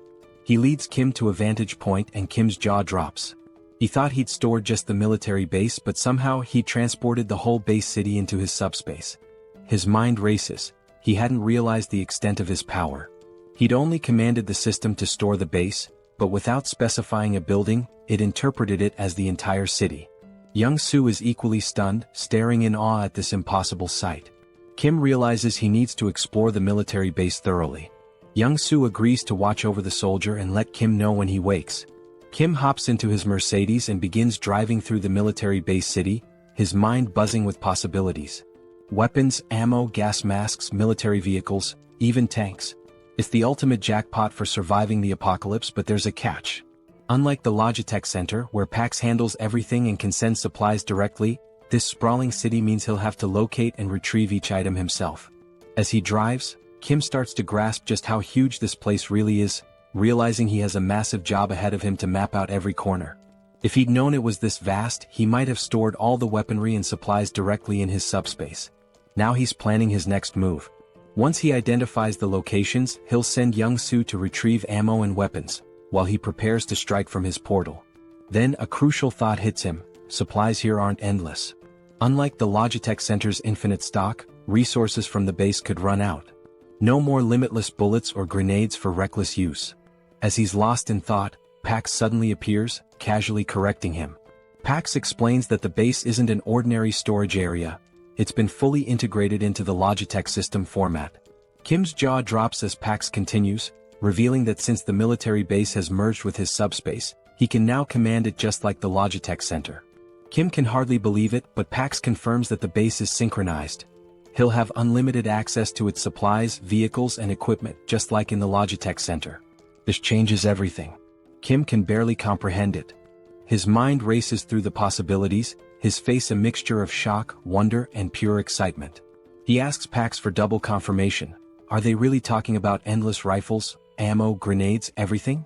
Pax nods and it's like Kim's entire reality has flipped upside down. This isn't just groundbreaking, it's downright game-changing. Still buzzing with excitement, Kim needs more details. He asks Pax how long synchronization will take. Pax admits it's a massive job with only 0.81% done so far, so there's no clear timeline. But Pax offers a solution. If Kim prioritizes specific items, Pax can sync those first, making them immediately accessible. Without hesitation, Kim lists his essentials. Rifles, ammo, grenades, vehicles and fuel, the lifeline for surviving this apocalypse. Kim smirks, knowing that with these at his fingertips, there's nothing out there he can't face. Pax informs him that the synchronization will be ready in just 10 minutes. After that, he'll have unlimited access to all the weapons, vehicles and supplies he needs to go full throttle. Feeling a surge of confidence, Kim asks Pax if there's a security system, something to ensure no one touches the base without his direct approval. Pax confirms with a simple, yes. Satisfied, Kim tells him to lock everything down immediately. Kim thinks about it for a moment, not that he doesn't trust Young-soo and his family, but he's unsure about this soldier they saved. Standing by his portal, he realizes he now holds power over food, vehicles and weapons in his hands, hoping the outside isn't as chaotic as he suspects. But outside it's a nightmare. The wyverns are on a rampage tearing through Pighead and his lackeys one by one. Kim understands that the chaos outside won't settle down anytime soon. Back inside, he and Young-soo prepare for battle. Young-soo dons his old boss uniform, looking every bit the part, and Kim grips his M416 rifle, locking and loading. In front of them is a massive crate filled with endless ammo. Young-soo, with a hint of nostalgia, remarks it's been years since he held a gun and never thought he'd be back in action. Kim reassures him. He's duplicated thousands of rounds, each box loaded with 10,000 bullets. Young-soo doesn't need to worry about running out or jams. Kim throws Young-soo a little challenge, asking if he still remembers how to shoot. Smirking, Young-soo picks up his own M416, telling Kim he's about to show him just how skilled he was back in the day. He takes aim, exhales and fires. Every shot hits its mark, taking down wyverns one after another. Headshot after headshot, Young-soo drops over 50 wyverns in record time. After half an hour, his gun is red hot, smoke thick in the air. When the haze clears, the floor is littered with wyvern bodies. Adrenaline still pumping, Young-soo admits he hasn't enjoyed himself this much in years. He thinks they've cleared them all and are ready to move on. But Kim's face is tense. He has a nagging feeling. Kim warns Young-soo, saying not all the wyverns are dead. Young-soo looks around, confused.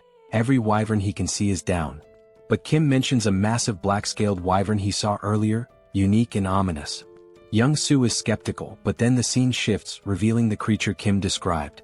Hidden in the shadows behind Kim's portal, the black dragon waits, silent but fierce, as though it knows Kim and his team are inside and is simply waiting for the right moment to strike. Young-soo peers outside, squinting but sees nothing. He wonders if Kim is just being paranoid. Then Kim shares an idea. What if these massive creatures are lying in wait, hidden and ready to pounce the second they step outside? From what he observed, that black wyvern seemed too smart for comfort. Young-soo agrees, noting that in this post-apocalyptic world, caution isn't just smart, it's survival 101. Then Young-soo has an idea. Could a remote-controlled car serve as bait? Would that huge beast chase a small moving target? They decide to give it a try. The scene shifts, showing both men with remote-controlled cars, each with a humanoid doll mounted on top. With a deep breath, they count to 3 and send the cars forward. The dolls roll out of the portal, looking like humans stepping into the danger zone. In an instant, a massive wyvern swoops down, claws piercing the doll's torso and ripping it apart. Young-soo's jaw drops in disbelief. He can't believe the wyvern was actually lurking back there. His eyes widen in terror as he watches the beast tear the doll apart, its massive teeth glinting in the light, each one nearly the size of Young-soo himself. In the next instant, the wyvern turns, its glowing eyes fixed on the portal. Without hesitation, it lunges forward, trying to force its way inside. Kim's heart skips a beat. He shouts for Young-soo to start firing. Together, they unleash every round of ammo they have on the beast. For 15 solid minutes, they pour bullets into it, the room filling with thick smoke. They think maybe they've taken it down. But as the smoke clears, those glowing eyes remain fixed on them. The wyvern, undeterred, shoves its head closer, drool dripping as it tries to devour the portal itself. Young-soo and Kim stumble back, horrified. They can see every detail of the wyvern's mouth, its deadly teeth just inches away. Young-soo is stunned. How is this creature still standing after all this firepower? Kim recalls that Pighead mentioned a similar wyvern, a beast that shrugged off all the military's attacks, forcing them to retreat. Kim realizes it must be the same one. But this isn't just brute strength. Something seems to shield this creature from harm. It's as if its hide isn't only thick but somehow imbued with a protective ability. Kim doesn't have time to dwell on it. He grabs a couple of grenades, hurls them into the wyvern's mouth and smirks. Let's see if that hide's tougher than a grenade. The grenades explode with a deafening bang, filling the portal with even more smoke. Kim and Young-soo don't let up, throwing grenade after grenade, each explosion answered by the wyvern's enraged roars. An hour passes, their shoulders aching from the relentless attack. Young-soo groans, never imagining that throwing grenades could be so exhausting. Kim's shoulder feels like it's about to give out, but the wyvern remains calm as ever, with its fierce gaze locked on the portal. They're trapped. How are they supposed to escape with this beast guarding the exit? Suddenly, the wyvern slams its claws against the portal, but thanks to its unique properties, it can't break through. Kim is left feeling both frustrated and confused. They've thrown everything they have, yet the wyvern's scales remain untouched. Finally, with what seems like a snort of boredom, the wyvern turns away and flies off. Young-soo, bewildered, wonders why it left. Kim suspects it got tired of waiting for them to make a mistake. After hours of failed hunting, it probably decided to look for easier prey. At least for now they're safe. They wait an extra hour to be sure. When the wyvern doesn't return, Kim and Young-soo share a look. Exhausted but determined, they gather their supplies, ready to continue the journey. The scene shifts as Kim and Young-soo hit the road again. Young-soo, still visibly shaken, can't help but mumble about the horror of facing such a monstrous wyvern. Kim shares his concern. Those dozens of grenade explosions barely left a mark. If a creature that size can withstand grenades, what kind of weapon would it take to bring it down? Kim realizes that regular explosives just aren't enough. Bombs are designed for taking out smaller targets like humans, not dragons. Sure, he could grab a rocket launcher or missile from his subspace, but that kind of firepower would destroy everything around them, risking innocent lives. He can't take that path, it would strip away his humanity. Frustrated, he realizes he needs a weapon as powerful as a bomb but without the massive destruction. The more he thinks, the more his head aches. Maybe, he muses, if he had something heavy enough dropped from an extreme height, it could seriously damage the wyvern. But using a tank wouldn't work, the wyvern would dodge it with ease. He needs something small, heavy and lethal, but such a thing doesn't exist yet. He's stuck with just grenades and guns. Just as he resigns to the situation, he decides to check his magic stones. When he glances at his crystal, he's stunned. 314 magic stones. How did he get so many? He recalls killing dozens of orcs and goblins and barely gathering 50 stones, but perhaps wyverns yield more. With this many stones, Kim gets an idea. He'll upgrade his abilities. He invests 100 stones into his subspace, expanding its range to an impressive 50 meters. Now he can transport 4 items per second, making this skill incredibly powerful. With 189 stones remaining, there's one thing he hasn't tested yet: his pocket dimension lab. It was something he'd unlocked with his last upgrade but never got around to testing. Now, with curiosity piqued, Kim decides to activate it. He channels 50 magic stones into it and suddenly, his pocket dimension lab comes to life. According to the description, this is a space where he can combine or separate anything he desires. A spark of excitement lights up his eyes. Maybe he can create something unique, something that will give him the advantage he's been looking for. Kim turns to Young-soo, telling him he has something important to investigate and that he should hang out in the subspace for a while. Young-soo pauses, then grins, saying they're almost in Gangnam. He points out that there's no sign of any monsters, so he'd rather keep driving while Kim checks out the subspace. Kim, still worried, asks if Young-soo is sure it's safe. Ever the problem solver, Young-soo suggests that if Kim's that concerned, He can go into his portal while Young-soo continues driving the Mercedes. He's noticed that as long as he's driving, the portal stays with them. Intrigued, Kim ducks into his portal and sure enough, as Young-soo drives, Kim realizes he's moving right along with him. Impressed, Kim agrees to the plan, though he still feels a bit tense. He steps into his newly unlocked pocket dimension to explore. Inside, everything is vast, white and empty. He wanders around, testing the space, when his system chimes in, explaining the capabilities. He can combine or separate objects here. He can merge multiple items, regardless of their type, or break them down into components. Kim's mind races. This could change everything. Could he, for example, merge a rifle with its magazine to create an endless ammo feed so he wouldn't need to reload? Pax confirms that this idea is completely possible. Then Kim wonders if he could pull a grenade safety pin while storing it, so it would explode the moment he sends it out. Pax confirms again. Eager to test it, Kim has Pax remove the pin and create a new item, costing him 15 magic stones. He's fascinated by the result, but he knows a single grenade won't be enough for the wyvern. He needs something far more powerful. A smirk forms as Kim begins crafting a secret weapon. Meanwhile, Young-soo encounters a massive barricade, a wall of stacked cars blocking the road like some post-apocalyptic obstacle. He wonders who would create such a barrier. At that moment, Kim steps out from his subspace and asks how much longer to Gangnam. Young-soo explains that there's no monster trouble, but someone's blocked the road entirely with cars. He suggests they'll need a detour. Kim stops him. No detour is needed. He's got a new weapon to clear the way. Just as Young-soo is about to ask what he means, metal plates, each weighing 20 kilograms, start flying like bullets, slamming into the cars at incredible speed and scattering them like toys. Young-soo watches in shock. It's a stack of plates fused together, flying at 150 kilometers per second, creating a barrage of 500 kilograms that obliterates anything in its path. He's awestruck, yelling, "What on earth did you make?" The scene shifts to a group guarding the road from atop a building, watching for any monsters.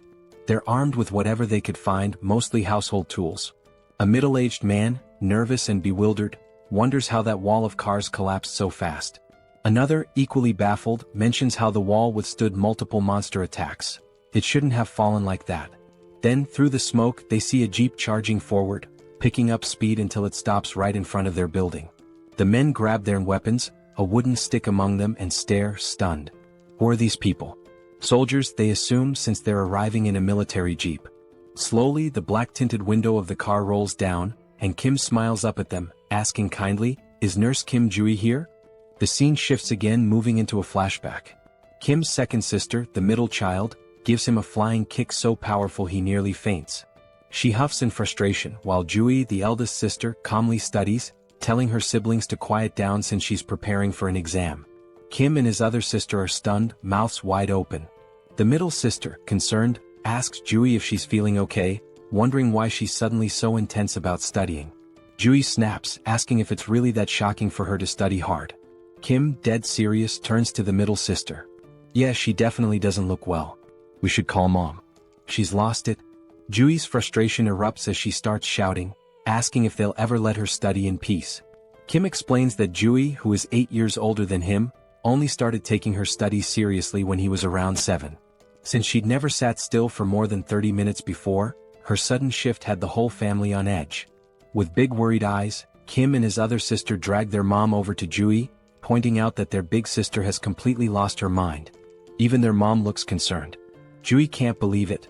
Her own family doesn't think she's capable of doing anything with her life. Frustrated, Jui finally reveals her secret. Proudly, she holds up a medical textbook and declares her dream: she's going to be a doctor.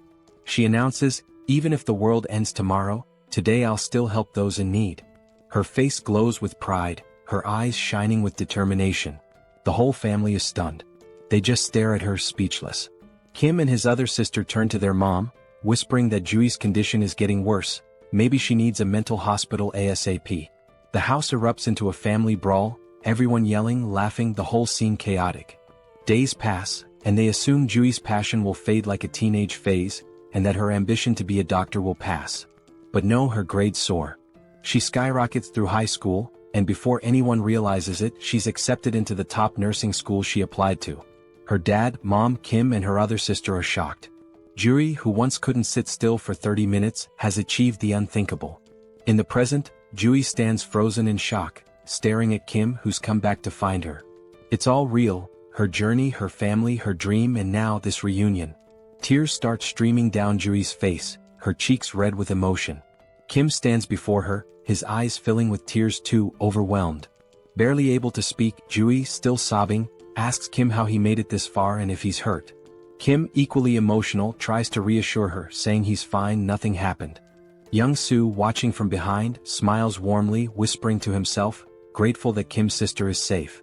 Kim and Jui finally embrace, holding each other tightly, letting the weight of the world fall away, if only for a moment. Once they calm down, Kim wipes his tears and introduces Young-soo, explaining how much he helped him get here safely. Young-soo bows respectfully, introducing himself, and Jui, deeply grateful, introduces herself as Kim's older sister, thanking Young-soo for protecting her little brother in this apocalyptic nightmare. With a small, mischievous smile, Jui suddenly reaches into her pocket and tells Kim she has something for him, figuring he hasn't eaten well in all this chaos. She hands him a chocolate bar, but Kim stops her, saying, "I'm really full, sis. Actually, I've got enough chocolate to last me a lifetime." Then, Kim's expression turns serious as he explains that he has a critically injured patient. Jui's face shifts to concern, and she asks where the patient is, insisting they bring him to her immediately. But Kim explains that the patient isn't in the car. He's in Kim's subspace. Jui's jaw drops, her eyes wide with shock. "Kim, you have an ability too?" Kim nods, explaining he unlocked a power called subspace, where he can open a portal to a hidden area that only he and those he invites can enter. He laughs a bit nervously, noting that it might scare people if they saw it, so he suggests they find somewhere private. Jui agrees, noting the people around, and they decide to head inside the hospital for privacy. Slowly, Kim, Young-soo, and Jui enter the hospital, and the sight is heartbreaking. People clutching nothing but wooden sticks for protection, hollow-eyed and starving, sprawled across the floor like lifeless bodies. They finally reach Jui's private room. Young-soo closes the door behind them, leaving only the three of them.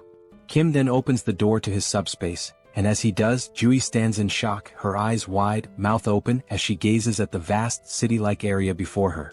"What is this?" Jui asks in amazement. "Are all these buildings part of your ability?" Kim reassures her, promising to explain later, but for now she needs to follow him. They make their way to where Kim has kept the injured soldier. Jui rushes to his side and begins examining him. Kim, still anxious, asks, "What do you think, Jui? Will he make it?" Jui, dead serious, asks how long he's been like this. Kim explains he's not sure, but it couldn't have been too long since he found him on the way there. He suspects the man was beaten and tortured. With a solemn expression, she tells Kim that this man may not survive much longer. Upon hearing this, both Kim and Young-soo freeze, fear visible in their eyes. They had been holding on to hope that the man could be saved. Desperate, Kim asks, "Is it really that bad?" Jui's tone then shifts. She smiles and explains that under normal circumstances, his chances would be slim. But then, her hands begin to glow with a green aura, and she grins confidently. "Isn't it cool?" she says, "I've awakened as a healer." She places her glowing hands on the soldier's chest, the green light spreading over his body. She warns them that her skill level is still low, so a full recovery is unlikely, but he won't die. After 5 minutes, Jui finishes the healing. The soldier's wounds close and his breathing stabilizes. Jui explains that while it's not a complete recovery, the essentials are taken care of. He's severely malnourished and will need food and rest to regain strength. Suddenly, Kim says, "Sis, even with the world ending, you're still treating patients. Just like you said you would." Jui, caught off guard and slightly embarrassed, laughs nervously. "Why bring that up now?" But Kim, undeterred, repeats her words from childhood. "Even if the world ends tomorrow, I'll still treat the sick today." Blushing, Jui shouts, "I should have disciplined you like sister number 2 did when you were little." And just like that, they're bickering again. Once the playful quarrel dies down, Jui turns serious. "Now, explain everything. What's been going on?" Kim takes his time and goes into detail, telling the entire story, how he got trapped in the storehouse, how he sent messages to Jui and sister number 2, and how the network system went down. He recounts unlocking his subspace ability, accidentally storing the Logitech Center, and merging with Pax AI. He talks about meeting Young-soo and their journey here. While Kim is telling the story, Jui is devouring a meal as if she hasn't eaten in days. Kim sighs, annoyed, and asks, "Are you even listening, Jui?" With her mouth full, Jui nods and says, "Of course I'm listening." Kim challenges her, "Alright, what did I just say?" Juri, clearly distracted, fumbles and gives a brief summary missing most of the important details. Kim groans but lets it slide, chuckling a little. It turns out the delicious meal was prepared by Young-soo's wife, who introduces herself to Juri. Juri smiles warmly and says, "Nice to meet you, I already love you." They all laugh together. Young-soo's wife offers more food, saying, "If you're still hungry, there's plenty more in the fridge. Just ask." She also tells Kim that she's prepared a bed for him in the first-floor staff room with supplies, suggesting he rest there. Kim tries to thank her, insisting she didn't need to go through so much trouble, but she smiles and replies, "With everything you've done for us, it's the least I could do." Juri, still curious, turns to Kim and asks, "How did Young-soo and his wife get into your subspace?" Kim, exasperated, groans, "I literally just told you this whole story, Juri." But Juri shrugs, so Kim sighs and begins the story again. Afterward, Kim starts explaining his future plans. He sums it up, saying he's going to bring his entire family into his subspace. The first goal has already been accomplished. His older sister, Juri, is safely inside. Next, he'll go find sister number 2, who is in Area 0. Juri's expression changes at this. In a serious tone, she apologizes to Kim, saying she can't come with him because she needs to stay here. Kim's face falls, shocked. "Why do you have to stay in such a dangerous place all alone?" he asks, concerned. Juri sighs, agreeing that it's dangerous, but explains it's not just that. There are other patients, and while other nurses can help, she stops mid-sentence as the scene shifts. In another building, a shadowy figure watches through a window at Kim and Juri's building. He notes that 2 people arrived in a military jeep, and his guards reported a loud crash from the car wall outside. The wall was broken by a jeep, he wonders. Puzzled, he speculates that they might be special forces, but an unknown voice interrupts, suggesting that one of them is Juri's younger brother. The man's face is revealed, ugly and intimidating. His companion, sounding hopeful, remarks that if one of them is Juri's brother, they might not be hostile, just in need of food and shelter. With control over the food supply, they could leverage Kim if necessary. But the ugly man's expression turns serious as he smirks and says, "Do you really think those 2 are stronger than you?" Just then, a towering 7-foot muscular figure steps forward from the shadows. His body is covered in veins and has a lifeless, vacant look, almost like a living corpse. The muscular man reassures his boss that it's unlikely anyone is stronger than him. The boss instructs him to greet Juri and her brother warmly, feigning kindness, while also making sure to fix the broken car wall. The muscular man nods, explaining that he has doubled the wall's height, ensuring it will be impossible to break through again. The scene shifts back to Kim and Juri, where Juri starts telling Kim about the department head, Jean. She reveals that Jean has an awakened ability, allowing him to control minds and poison people. Kim's expression turns serious as he listens intently. Juri continues, saying that Jean has somehow gained control over most of the awakened people in the area, and they are now guarding the food and monostone supplies. Because of this, the people in Juri's building are starving. She confesses that she's been secretly stealing monostones, trying to strengthen her own ability to potentially cure those who are poisoned or mind-controlled. She explains that she plans to stay behind to help these people while Kim goes to rescue their parents. But Kim firmly says no. Juri, frustrated, begins to explain that the people here have no food or water and will starve if something isn't done.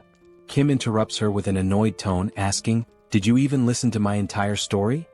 Juri looks puzzled as Kim, arms crossed and eyes closed, coolly points out, "The main weapon Jean has is control over food, right?" Juri nods. With a sly grin, Kim says, "Then solving this problem is a piece of cake for me." He tells Juri to watch his incredible ability in action. Juri winces, muttering that it seems like Kim's middle school phase is back, but before she can finish her sentence, her jaw drops. From Kim's subspace, stacks of meat, vegetables, water and other food supplies come pouring down from above, filling the room to the brim, leaving Juri and the others in stunned silence. At this point, Kim has just uncovered the ultimate infinite food glitch. Jean Sung-hak received an urgent report about Jian's younger brother bringing in a supply of food, but he remained unimpressed.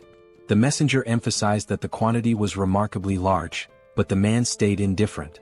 With just 2 individuals in a single military vehicle, he doubted their capacity to transport such an amount. Sooner or later, people would steal their food, and once it was gone, they'd come back begging for rations like everyone else. Jean Sung-hak thought they should have hidden their provisions and used them sparingly instead of being overly generous. Yet, this generosity might eventually play to the villain's advantage, making things easier than anticipated. The messenger added that the newcomers had brought in more supplies than the entire hospital had managed to gather so far. This revelation sent a chill down Jin Sung-hak's spine. No matter how one looked at it, it was physically impossible for two people to collect such a large quantity of food for everyone. The hospital's current stash had been gathered by their scouting team, enough to fill an entire truck. Jin Sung-hak speculated that the newcomers possessed some sort of ability to duplicate items or manipulate object sizes. Whatever the case, they clearly relied on an ability to secure those provisions, and the hospital needed to recruit them. Jin Sung-hak prepared his signature drug and tasked his strongest subordinate, Song Hyun-gu, with the job of getting Joo-hyun's younger brother addicted to it. If the plan failed, they could simply kill the boy. There was also the driver to consider. Late at night, Yong-hyun distributed food among the hospital's residents, all while searching for someone in the crowd. He believed that finding this person would simplify matters significantly. A short while earlier, he had shared his strategy for neutralizing all of Jin Sung-hak's weapons. The plan involved dumping the poisoned food and replacing it with fresh supplies, subduing the addicted ability users, and dealing with Jin Sung-hak, who was no combat threat at all. Yong-hyun tried to gather as much information as Joo-hyun had. Most of the abilities possessed by the addicted users were trivial. One could reseal cans and another could automatically do laundry. In general, very few awakened abilities were combat relevant, with the exception of one individual in the hospital. That person was Song Hyun-gu, whose presence alone was intimidating. After the world descended into chaos, Hyun-gu traveled from Iljiro to Gangnam, concerned for his mother in the hospital. Joo-hyun didn't know much about Hyun-gu's ability other than that he was unnaturally strong. His massive frame was impossible to miss, and the car wall protecting everyone had been built by him with his bare hands. Now, that giant of a man had finally come face to face with Yong-hyun for a private conversation. Although Yong-hyun felt nervous, he had some business to settle with the muscle-bound man, making this encounter ideal. Hyun-gu couldn't fathom what kind of business the younger man had in mind, but it no longer mattered. The two stepped outside near the car wall that started it all. Calmly, Hyun-gu presented Yong-hyun with two options: either drink the medicine willingly or face a painful death. He strongly advised against trying to flee as it would be futile. It became clear why Hyun-gu had chosen such a secluded location for their meeting. Yong-hyun, however, never planned to run. He knew he'd be caught if he did. Instead, he opted for a secret third choice, trapping Song Hyun-gu on the spot.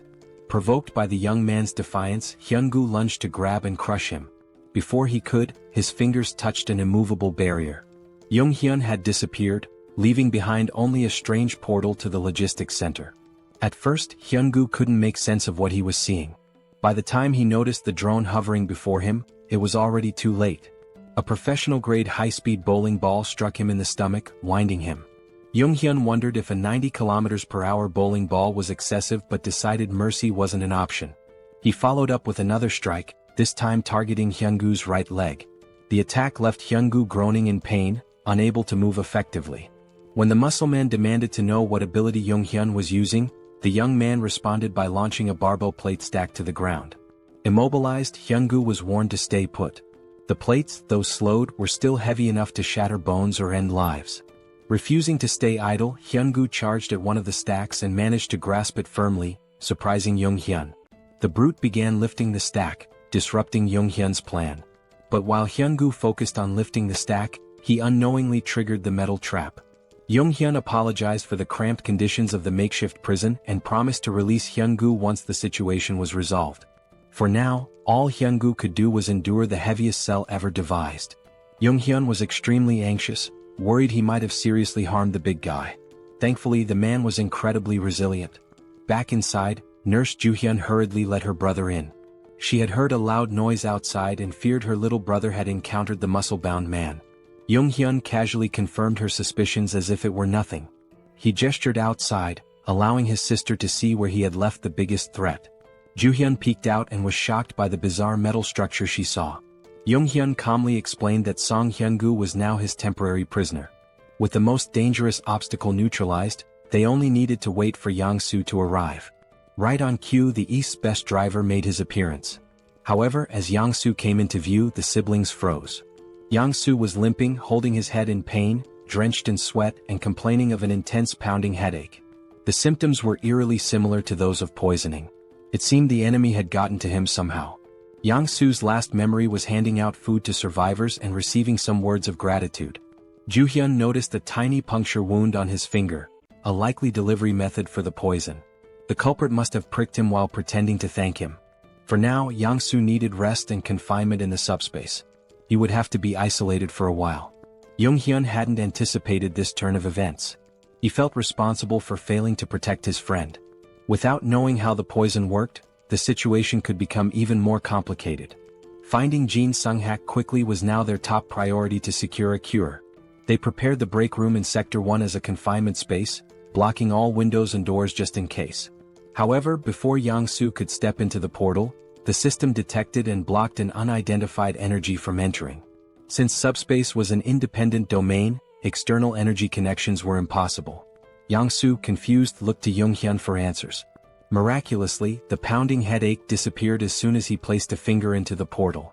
To test this further, they decided to try the method on the most prominent poison victim, Song Hyun-gu. Jung-hyun opened a portal beneath the muscle man's feet, pulling him into the subspace against his will. Once inside, the poison in Hyun-gu's system was neutralized. Afterward, Jung-hyun removed his access, returning him to the real world. When Hyun-gu reappeared, his complexion was healthier, and his expression showed clarity as if he had awoken from a deep slumber. The poison had been completely eradicated. Jung-hyun realized that his subspace wasn't just impervious to physical attacks but also to mental and chemical ones. The first thing Hyun-gu did after recovering was visit his sick mother. He hugged her and apologized for neglecting her for so long. Encouraging her to rest more, he assured her he would return soon after settling some important matters. Jung-hyun asked if he'd be okay on his own, and Hyun-gu confidently replied that he would. With his abilities, ordinary attacks posed no threat to him. Still, the vivid memories of his actions under Jin Sung-hak's influence filled him with shame and regret. He resolved to settle things with the mastermind before moving forward with his life. Hyun-gu promised to deal with real cancer in the hospital swiftly. Meanwhile, Jin Sung-hak received notice of losing contact with one of his underlings. He was startled. He suspected the worst, and his fears were confirmed when the last person he wanted to see entered his office. Song Hyun-gu, muscles bulging, held himself back from immediately tearing Jin Sung-hak apart. Although Jin Sung-hak didn't understand how their connection was severed, he smiled smugly and begged for mercy. Hyun-gu responded by slamming his arm into the villain's head, silencing him for good. While Hyun-gu went to finish business upstairs, Jung-hyun and his team discussed how to cleanse the remaining survivors of their poison addiction. Since they couldn't identify everyone who was affected, the safest approach was to let everyone pass through the portal. Even those struggling to move could simply touch it with a finger to be cured. Though it would be exhausting, it was the only foolproof solution. However, as they prepared for a long night, something unexpected happened. Survivors all over the hospital suddenly began acting as if a weight had been lifted off their shoulders. One by one, those afflicted were inexplicably cured. They realized they had been out of their minds and regained their senses. The group was bewildered until Song Hyun-gu arrived, clearing up the mystery. His clothes and hands were smeared with blood, a clear indication of the method he used to resolve his unfinished business. He bowed his head, expressing gratitude to Jung-hyun for saving everyone in the hospital. Jung-hyun, in turn, thanked the big man for removing the root of their troubles. He also apologized for earlier throwing bowling balls with excessive force. Thankfully, Hyun-gu's resilience meant he only ended up with a few light bruises, his bones miraculously unharmed. Since the apocalypse began, Hyun-gu had encountered many monsters and strange occurrences, but seeing those plates descend from the sky to trap him was truly surreal. Even monsters paled in comparison to the sheer power of Jung-hyun's abilities. When Hyun-gu asked if he planned to stay at the hospital, Jung-hyun seemed surprised. The big man admitted it might be selfish to ask for more after all Jung-hyun had done, but the hospital would undoubtedly be safer with him around. Jung-hyun explained he was still on a mission to find the rest of his family and would have to leave soon. Understanding this, Hyun-gu didn't push further and wished him success in reuniting with his loved ones. This brought up the topic of family, and since Hyun-gu came from Iljiro, it was a good chance to ask about the situation in the city. Hyun-gu was startled to hear that the group planned to head there, warning that it was now impossible to reach. Several hours later, as dawn broke over the hospital, the survivors awoke to a brighter future. Not only had Jung-hyun ensured they had enough food to last for a long time, but he had also supplied them with essential items like clothing and tools. Former enemies parted ways as allies, with Hyungu shaking Yoongyum's hand and promising to repay his kindness someday. With that, the group departed the hospital, heading toward Il-Gyro. Mr. Yong-soo, now fully recovered, drove with his usual expertise. He brought up the wall around Il-Gyro that Hyungu had mentioned, theorizing it might be a product of someone's ability. If so, Yoongyum hoped to establish communication with whoever created it. Otherwise, breaking through might be their only option. The previous night, Hyungu had explained what he saw while leaving Il-Gyro. He described the wall growing out of the ground like a tooth emerging, eventually reaching the height of a typical skyscraper. This meant ground travel was nearly impossible. Hyungu also mentioned something peculiar about the monsters in Il-Gyro. Unlike those in Gangnam, the city was infested with undead creatures, skeletons that reanimated even after being destroyed. Walking corpses were a common sight there. Despite Il-Gyro's challenges, Yoongyum wasn't worried about his sister, Seoul, who was trapped inside. He believed she could handle herself, even without awakening any special powers. While inside his subspace, Yoongyum received a call from Ju-yeon, who had finally agreed to join them after the hospital was freed of poison. When he lazily asked why she was calling, Big Sis immediately scolded him to adjust his tone. She informed him that the soldier they had rescued had regained consciousness. Yoongyum quickly entered the subspace, where the soldier sincerely thanked him for saving his life. The soldier introduced himself as Colonel Han Hyung-ho of the 50th Intelligence Communications Battalion. Thanks to Ju-yeon's careful treatment, he had made a full recovery. Looking around, the colonel seemed confused. He could see the military command center outside but found the rest of the surroundings unfamiliar. There shouldn't have been any buildings in that area, let alone a logistics center. Yoongyum explained they were currently inside the staff lounge of the PAX FC Logistics Center within his subspace. Outside, they were in Gangnam, heading toward Harem Bridge. The colonel struggled to process this information until Ju-yeon simplified it. They were inside the kid's ability, situated in Gangnam. Upon learning this, the colonel humbly requested to be dropped off on the road. Yoongyum assured him they meant no harm and only wished to help. The colonel acknowledged this as the group had saved him from near death, but he couldn't share the details of his mission, which was to reach the Joint Chiefs of Staff as soon as possible. Recognizing the national importance of the mission, Yoongyum called PAX for assistance. Instead of simply letting the colonel go, he handed him banana milk and a sandwich, insisting he eat before explaining more about his mission. Despite his hunger, the colonel resisted at first. But when Yoongyum presented a feast of pizza, waffles, chicken, and other delicacies, the colonel couldn't hold back. As he ate, he began to reveal classified information. It all started when creatures from the other world appeared simultaneously across the globe. These entities included more than just monsters. There were insects, animals, plants, and even geographical features like mountains suddenly emerging. They attacked indiscriminately, targeting humans, animals, and even each other. They showed no mercy to anyone or anything.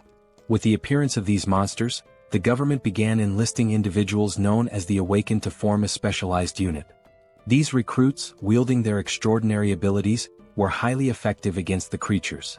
Colonel Han's unit was stationed near Gwacheon and Anyang, where they maintained a relatively stable situation. Everything was under control until that beast appeared. He witnessed his men being massacred and devoured by a massive wyvern. Their weapons, guns, grenades, and even heavy artillery were completely useless against the creature. They repeatedly called for reinforcements from nearby military units, but everyone else was overwhelmed by their own battles against other formidable monsters. Strangely, they were able to communicate with Gwacheon and Anyang during the battles, yet no reports or updates ever came from command. Ultimately, Colonel Han made the tough decision to retreat to avoid complete annihilation by the wyverns. Their destination became the National Communication Command. As the monsters relentlessly hunted the remaining members of his unit, more comrades fell. When they reached a city, they attempted to recruit additional awakened individuals to strengthen their numbers. After many days of exhausting travel, they finally arrived at the base camp, only to find it deserted as expected. The reason for the abandonment became evident soon after. While searching the command center, they discovered suspicious documents containing references to a coup. It appeared a rebellion was unfolding. Colonel Han made every effort to reach the Joint Chiefs of Staff, but the relentless wyvern trapped them at the base. To make matters worse, the awakened recruits turned against them, killing the remaining soldiers and taking over. These rogue awakened individuals were the same ones eventually devoured by the wyverns. Colonel Han suspected the First Corps was deliberately sabotaging government attempts to regroup, with their commander likely siding with the rebellion. In the midst of the apocalypse, even a coup felt oddly unsurprising. Since Jeong-gyeom's group was heading toward Yeoljiro, he assured the colonel they'd drop him off when they crossed the Han River Bridge. The colonel expressed his gratitude while continuing to savor the gourmet meal in front of him. Jeong-gyeom instructed Yong-soo to increase their speed slightly, though not to maximum, given the time-sensitive situation. As the colonel pondered, he realized the young man had likely encountered the wyvern at the military base as well. He was just beginning to wonder how Jeong-gyeom managed to evade such a persistent monster when his eyes widened in shock. A terrifying ogre was furiously pounding on the portal's barrier, desperate to break through. Yet Jeong-gyeom and Yong-soo appeared completely unbothered. While the colonel was paralyzed with fear, the rest of the group acted as though it were just another mundane day. Suddenly, a stack of heavy barbell plates shot out of the portal, striking the ogre and sending it flying like a lifeless ragdoll. The colonel watched in disbelief as the barbell stacks splattered the ogre's blood across the streets. Meanwhile, Jeong-gyeom and Yong-soo remained utterly unfazed, accustomed to such scenes. The colonel, however, had stopped mid-bite, unable to process what he was witnessing. When Jeong-gyeom summoned a military vehicle from thin air, the colonel nearly choked in shock. The duo exited the subspace, leaving the colonel with instructions to eat and rest. Jeong-gyeom left the portal open so the colonel could monitor the situation on the road if he wished. Launching pillars of discs at incredible speeds and conjuring vehicles out of nowhere clearly highlighted the overwhelming power of Jeong-gyeom's ability. What once were fearsome ogres now became trivial enemies, easily defeated in a single attack. Jeong-gyeom's method was simple: hurl stacks of discs at the monsters, crushing them instantly. Colonel Han was so captivated by the ogre massacre that he leaned closer to observe. He saw magic stones from the slain ogres being effortlessly absorbed into the subspace. At first he doubted his eyes, but it was all happening before him. The portals were indeed propelling heavy objects at breakneck speeds, obliterating enemies at a rate of 4 per second. The trajectory of the discs could even shift mid-air, while magic stone collection had been streamlined through an automated system. Anyone could see that Jeong-gyeom's subspace ability was nothing short of broken when used this efficiently. Eventually the group reached Banpo Bridge, only to find it completely destroyed by some unknown force. Jeong-gyeom apologized to the colonel, explaining their travel time would increase slightly as they sought an alternative route. The colonel, however, remained grateful for their assistance and decided to rest in the subspace while they searched for a new path. Even with the detour and the constant monster attacks, it was remarkable that they had reached Banpo Bridge from Gangnam in just an hour. Although Jeong-gyeom's ability played a significant role, most of the credit belonged to Yong-soo, who was in the driver's seat. Jong-soo might seem like a bit of a clown at times, but his driving skills were absolutely top-notch. Even from the passenger's seat, watching him navigate the roads was enough to make one's head spin. When the colonel experienced it for the first time, he was so startled that he almost threw up in the back seat. It didn't take him long to figure out that staying inside the comfort of the subspace was the only way to avoid serious motion sickness. The colonel's evaluation of Jeong-gyeom and Jong-soo was nothing short of stellar. Both young men were incredibly skilled and resourceful. After more driving and monster slaying, the group reached another bridge. It looked worn and unstable, but at least it was still intact. Jong-soo believed he could drive across the entire length, but Jeong-gyeom hesitated. He had noticed some suspicious figures in the distance and grew cautious. Upon closer observation, he saw what appeared to be a massive wall, likely the rumored barrier of Yeoljiro they'd heard about. With its immense size, there was no chance of getting through it by car. However, since they were still too far to confirm whether or not they could breach it, the best course of action was to get closer and assess. Crossing the bridge would also take them through Yongsan, allowing them to drop off Colonel Han along the way. After a few minutes of uneventful driving, they reached the colonel's stop. He expressed his gratitude for being safely escorted, even though it wasn't their responsibility. Jeong-gyeom wished him luck with his urgent mission and they parted ways. Meanwhile, Jeong-gyeom's focus returned to finding a way into Yeoljiro, where his little sister might be. The fortress wall, upon closer inspection, was even higher and sturdier than expected.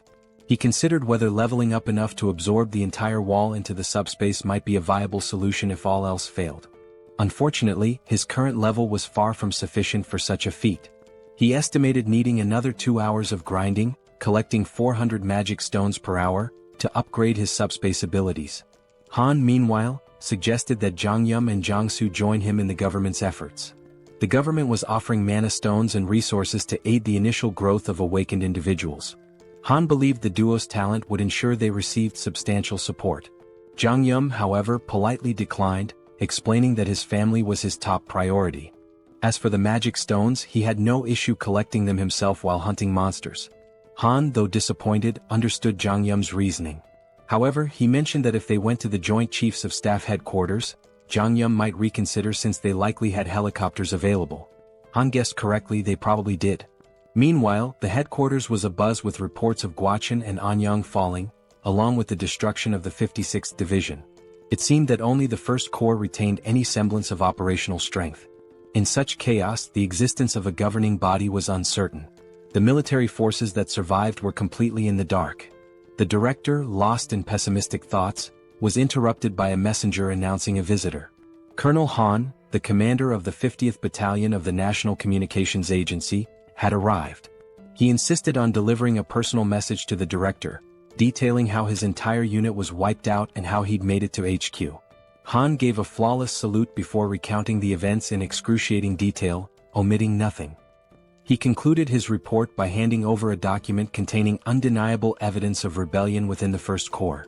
The director's stomach dropped as he read through the papers. He had been oblivious to the treachery brewing beneath the surface during this crisis. Glancing outside, he saw the men who had helped Han deliver the critical intel. Both the director and the colonel hurried to thank Jeong-gyeom and Jong-soo for their incredible service to the country. The director also mentioned Jeong-gyeom's abilities and his request for a helicopter in exchange for supplies. Given the strategic importance of helicopters, the director agreed to provide one, on one condition. He formally invited Jeong-gyeom to join the military as an awakened operative. The government was desperate to stabilize the situation, and Jeong-gyeom's abilities could be a game-changer. However, Jeong-gyeom respectfully declined, reiterating that his priority was rescuing his family. The military, unable to force him into service, had to withhold the helicopter. Jeong-gyeom understood, acknowledging the director's position and wishing him success in restoring order. With a proper goodbye, Jeong-gyeom returned to his vehicle. The director stood there, puzzled and frustrated, realizing he had mishandled the situation entirely. He assumed the young man would eventually give in. But these fools underestimated Jeong-gyeom's determination. He wasn't out of options yet. If the helicopter plan to bypass the wall failed, he'd simply come up with another solution. Since he hadn't even fully assessed the fortress wall himself, he remained optimistic about finding a way through. With the first offer rejected, the director had to set his pride aside and tap on Jeong-gyeom's car window to make another proposal. If the young man fulfilled this request, the military promised to provide the helicopter he sought. Jeong-gyeom agreed, and soon an entire battalion was mobilized, military vehicles lining up in a single file. Sitting in the vanguard, Jeong-gyeom nonchalantly sipped on a juice box, looking more bored than concerned, as though he weren't about to head into battle. Months earlier, the director had laid out the mission. Seoul Station, once a hub for gathering reserve awakened individuals, still maintained communication with survivors there. The problem was the road to the station, completely clogged by skeletons. These skeletons weren't particularly dangerous in combat but were an immense nuisance. They were numerous, tricky, and almost impossible to permanently destroy without targeting the core located at the base of their last right rib. Failing to crush this core meant they would regenerate endlessly. Jeong-gyeom's task was to clear a path through the skeletal hordes and rescue the stranded awakened individuals. With his flying barbell discs, he made quick work of the mission. For him, it was a straightforward job, but for the soldiers watching his abilities for the first time, it was mind-blowing. The operation they had dreaded for weeks was effortlessly executed by a young man with an unusual power. When they finally reached Seoul Station, the awakened survivors erupted in cheers, overjoyed to see their rescuers. The military swiftly evacuated the survivors into armored vehicles. Once everyone was accounted for, the director gave Jeong-gyeom and Jong-soo the signal to leave. Thanks to Jeong-gyeom's skill, the skeletons posed no significant threat during the escape. For the soldiers, fighting skeletons was grueling, requiring near-perfect precision to hit the cores with their firearms. Jeong-gyeom, however, dispatched them with ease. But there was something the young man hadn't yet encountered, a rare and formidable enemy among the skeletons, the Skeleton Knight. The military had a standing order to avoid the creature at all costs. Engaging it was considered futile as it was deemed indestructible. As usual, Jeong-gyeom opened his portal and sent a barbell disc hurtling toward the enemy. This time, though, it wasn't an ordinary skeleton standing in the middle of the road, it was the Skeleton Knight. The menacing figure stared down the convoy, its piercing gaze fixed on them. To everyone's shock, the creature began speaking in an unfamiliar language. Though unintelligible, it was clear the knight was trying to communicate. Then, it plunged its sword into the ground and pulled out a magic stone, crushing it in its skeletal hand and sprinkling the resulting dust onto the ground. With that, the skeleton knight began speaking human language, introducing itself as Sir Gawain, one of the 12 knights serving the Night King. He greeted the humans, referring to them as otherworlders, but Jeong-gyeom seemed more intrigued by the magic stone trick than by Gawain himself. Sir Gawain admitted that being greeted with flying chunks of metal was unusual and asked if Jeong-gyeom was a mage. He also questioned the humans' presence in skeleton territory, noting the importance of maintaining proper etiquette in negotiations, even in this chaotic world. In response, Jeong-gyeom flung another barbell disc, which Gawain effortlessly slashed in two at blinding speed. The skeleton knight warned that such attacks were futile, as they couldn't even scratch his armor. But Jeong-gyeom wasn't listening. He sent another barrage of discs, prompting Gawain to roll and dodge with precision, stabbing his sword into the ground for leverage and launching a counterattack. Frustrated, the skeleton knight muttered about the human's preference for violence over diplomacy. Unfazed, Jeong-gyeom launched 4 more barbell stacks at the indignant knight, showcasing his resolve to handle the encounter his own way. Gawain masterfully deflected the first attack with his shield, gracefully dodged the next, and slashed the remaining discs out of the air, halting their momentum entirely. This chain of precise maneuvers brought the skeleton knight alarmingly close to the convoy. Yong-soo, seeing the terrifying figure charging at full speed, began to panic. Meanwhile, Jeong-gyeom was more intrigued than scared, marveling at how easily the knight could slice through 500 kilograms of steel as if it were butter. However, he noticed that Gawain was cautious, clearly trying to avoid taking any direct hits. If I can land a solid blow, Jeong-gyeom thought, we might have a chance. Determined, he gritted his teeth and spent 50 magic stones to unlock tracking delivery for greater precision. As a test, he launched a single stack directly at the skeleton knight's chest. The massive steel disc shot out of the portal like a cannonball, aimed with pinpoint accuracy. Gawain scoffed, mocking Jeong-gyeom for using the same trick repeatedly and calling him a fool by a mage's standards. Confidently bragging that he could dodge any projectile thrown at him, Gawain was blindsided when the disc suddenly adjusted its trajectory midair. Instead of the usual straightforward attack, this one veered sharply, homing in on Gawain's chest just as Jeong-gyeom intended. Though the attack struck, the skeleton knight managed to absorb most of the impact with his armor, batting the disc away after the initial hit. "You're getting ahead of yourself, boy," Gawain growled. "I was merely caught off guard. It won't happen again." But before he could finish his sentence, a bowling ball came hurtling out of nowhere, slamming into his head and knocking him to the ground. Gawain recovered quickly, lifting his head with newfound wariness. Yet, before he could react, another bowling ball struck him square in the skull, eliciting the first hint of fear the skeleton knight had felt in ages. The fear froze him momentarily, giving Jeong-gyeom another opening to unleash a relentless barrage. Inside the car, Jeong-gyeom chanted commands like a gamer inputting cheat codes. Left head, back head, crown, front head, right head, left head. Each command sent a bowling ball flying in a pre-aimed direction, creating an automated assault. Though his jaw ached from issuing rapid orders, Jeong-gyeom didn't let up. The skeleton knight, struggling under the ceaseless rain of projectiles, found himself cracking, literally. Jeong-gyeom noticed fractures spreading across Gawain's skeletal frame and decided it was time to act decisively. He suggested the military convoy retreat while the enemy remained disoriented. But before they could leave, Gawain's curses turned to pleas. Fragments of his bones scattered in all directions as the relentless impacts took their toll. Seizing the opportunity, Jeong-gyeom ordered simultaneous disc attacks from all sides, left, right, front, and back. The coordinated strikes shattered the skeleton knight's form, marking the end of the formidable foe. Even in defeat, Gawain maintained his dignity, commending Jeong-gyeom as a remarkable mage. He issued a grave warning: "This is not the end. Skeleton knights do not die. Even in death we serve the Night King." As his body disintegrated, 3 magical shards fell, a pair of large blue mana stones and a small red reinforcement shard. Jeong-gyeom swiftly secured the loot through his portal. The soldiers trailing behind were dumbfounded. They had just witnessed a young man defeat a skeleton knight, a creature impervious to tank shells, with nothing but flying discs and bowling balls. At the rear, the survivors erupted into cheers, chanting Jeong-gyeom's name in celebration. The unkillable knight had been slain, and their victory deserved to be celebrated. Back at HQ, the director listened to the report with astonishment. He had explicitly instructed Jeong-gyeom to avoid engaging the skeleton knight at all costs. Yet, the young man had not only ignored the order but triumphed spectacularly. Despite his initial disapproval, the director realized the importance of having Jeong-gyeom and Yong-soo on their side. Swallowing his pride, he practically begged the duo to join the military's efforts. But Jeong-gyeom, unwavering in his resolve, politely declined. His quest to reunite with his family remained his top priority, leaving the military forces to wonder how to move forward without him. Thankfully, the director was a pragmatic man and chose to step back. Still, the offer remained open. He hoped that once Jeong-gyeom completed his mission to reunite with his family, the young man would reconsider the military's proposal. At present, the armed forces already regarded Jeong-gyeom as an irreplaceable ally to the nation.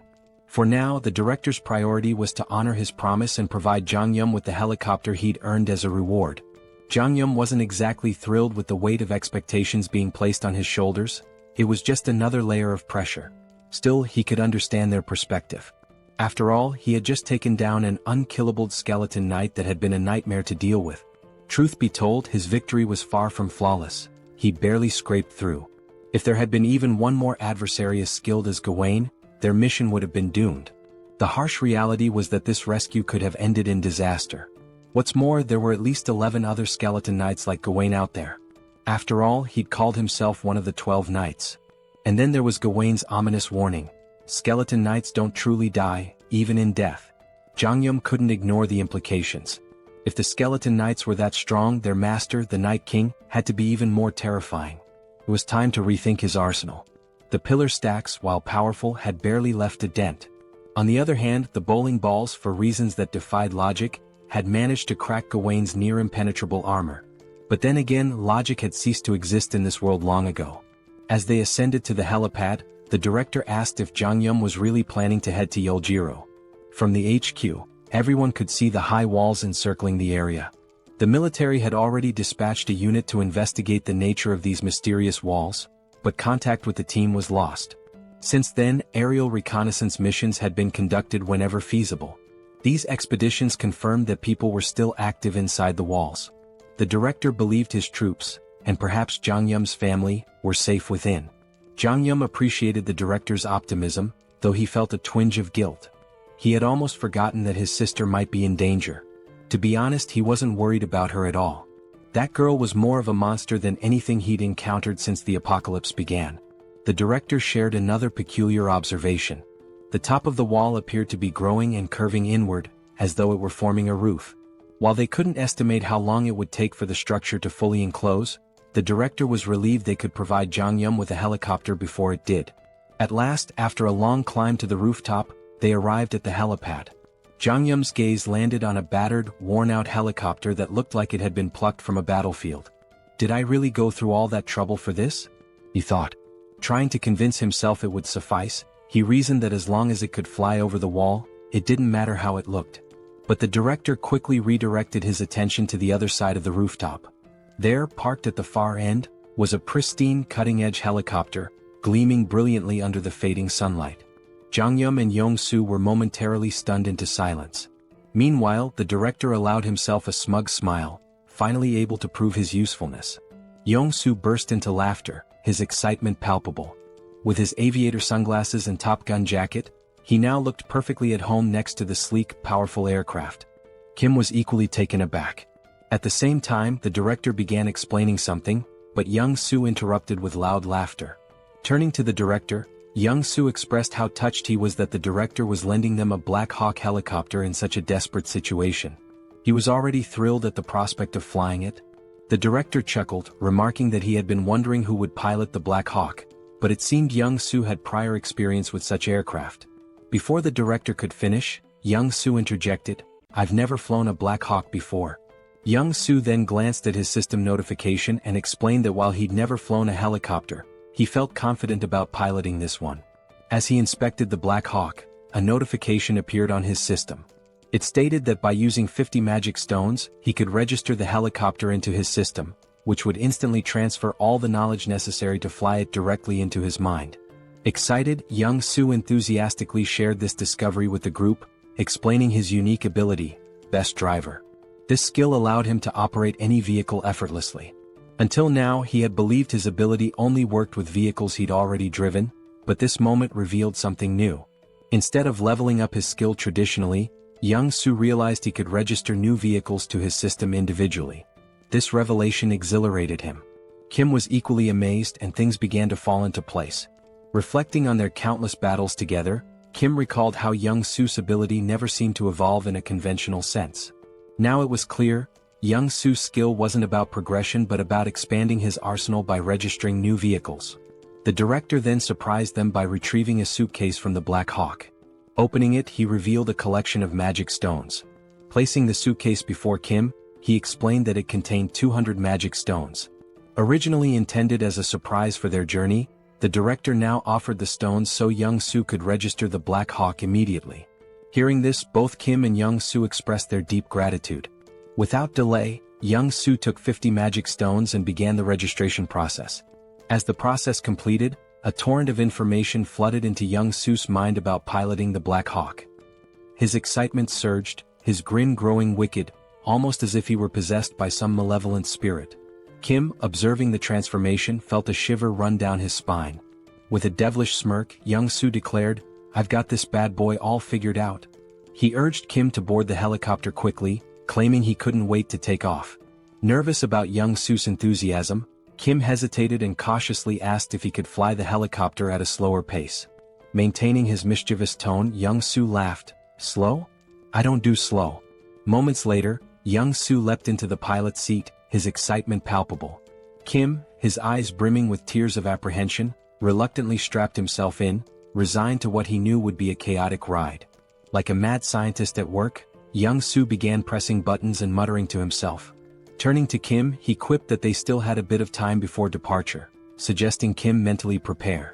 Finally accepting his fate, Kim shifted his focus to what lay ahead. He knew that once they entered the city, they would face more skeleton knights. With this in mind, Kim decided to check his inventory to assess how many magic stones he had. He needed to upgrade his subspace level.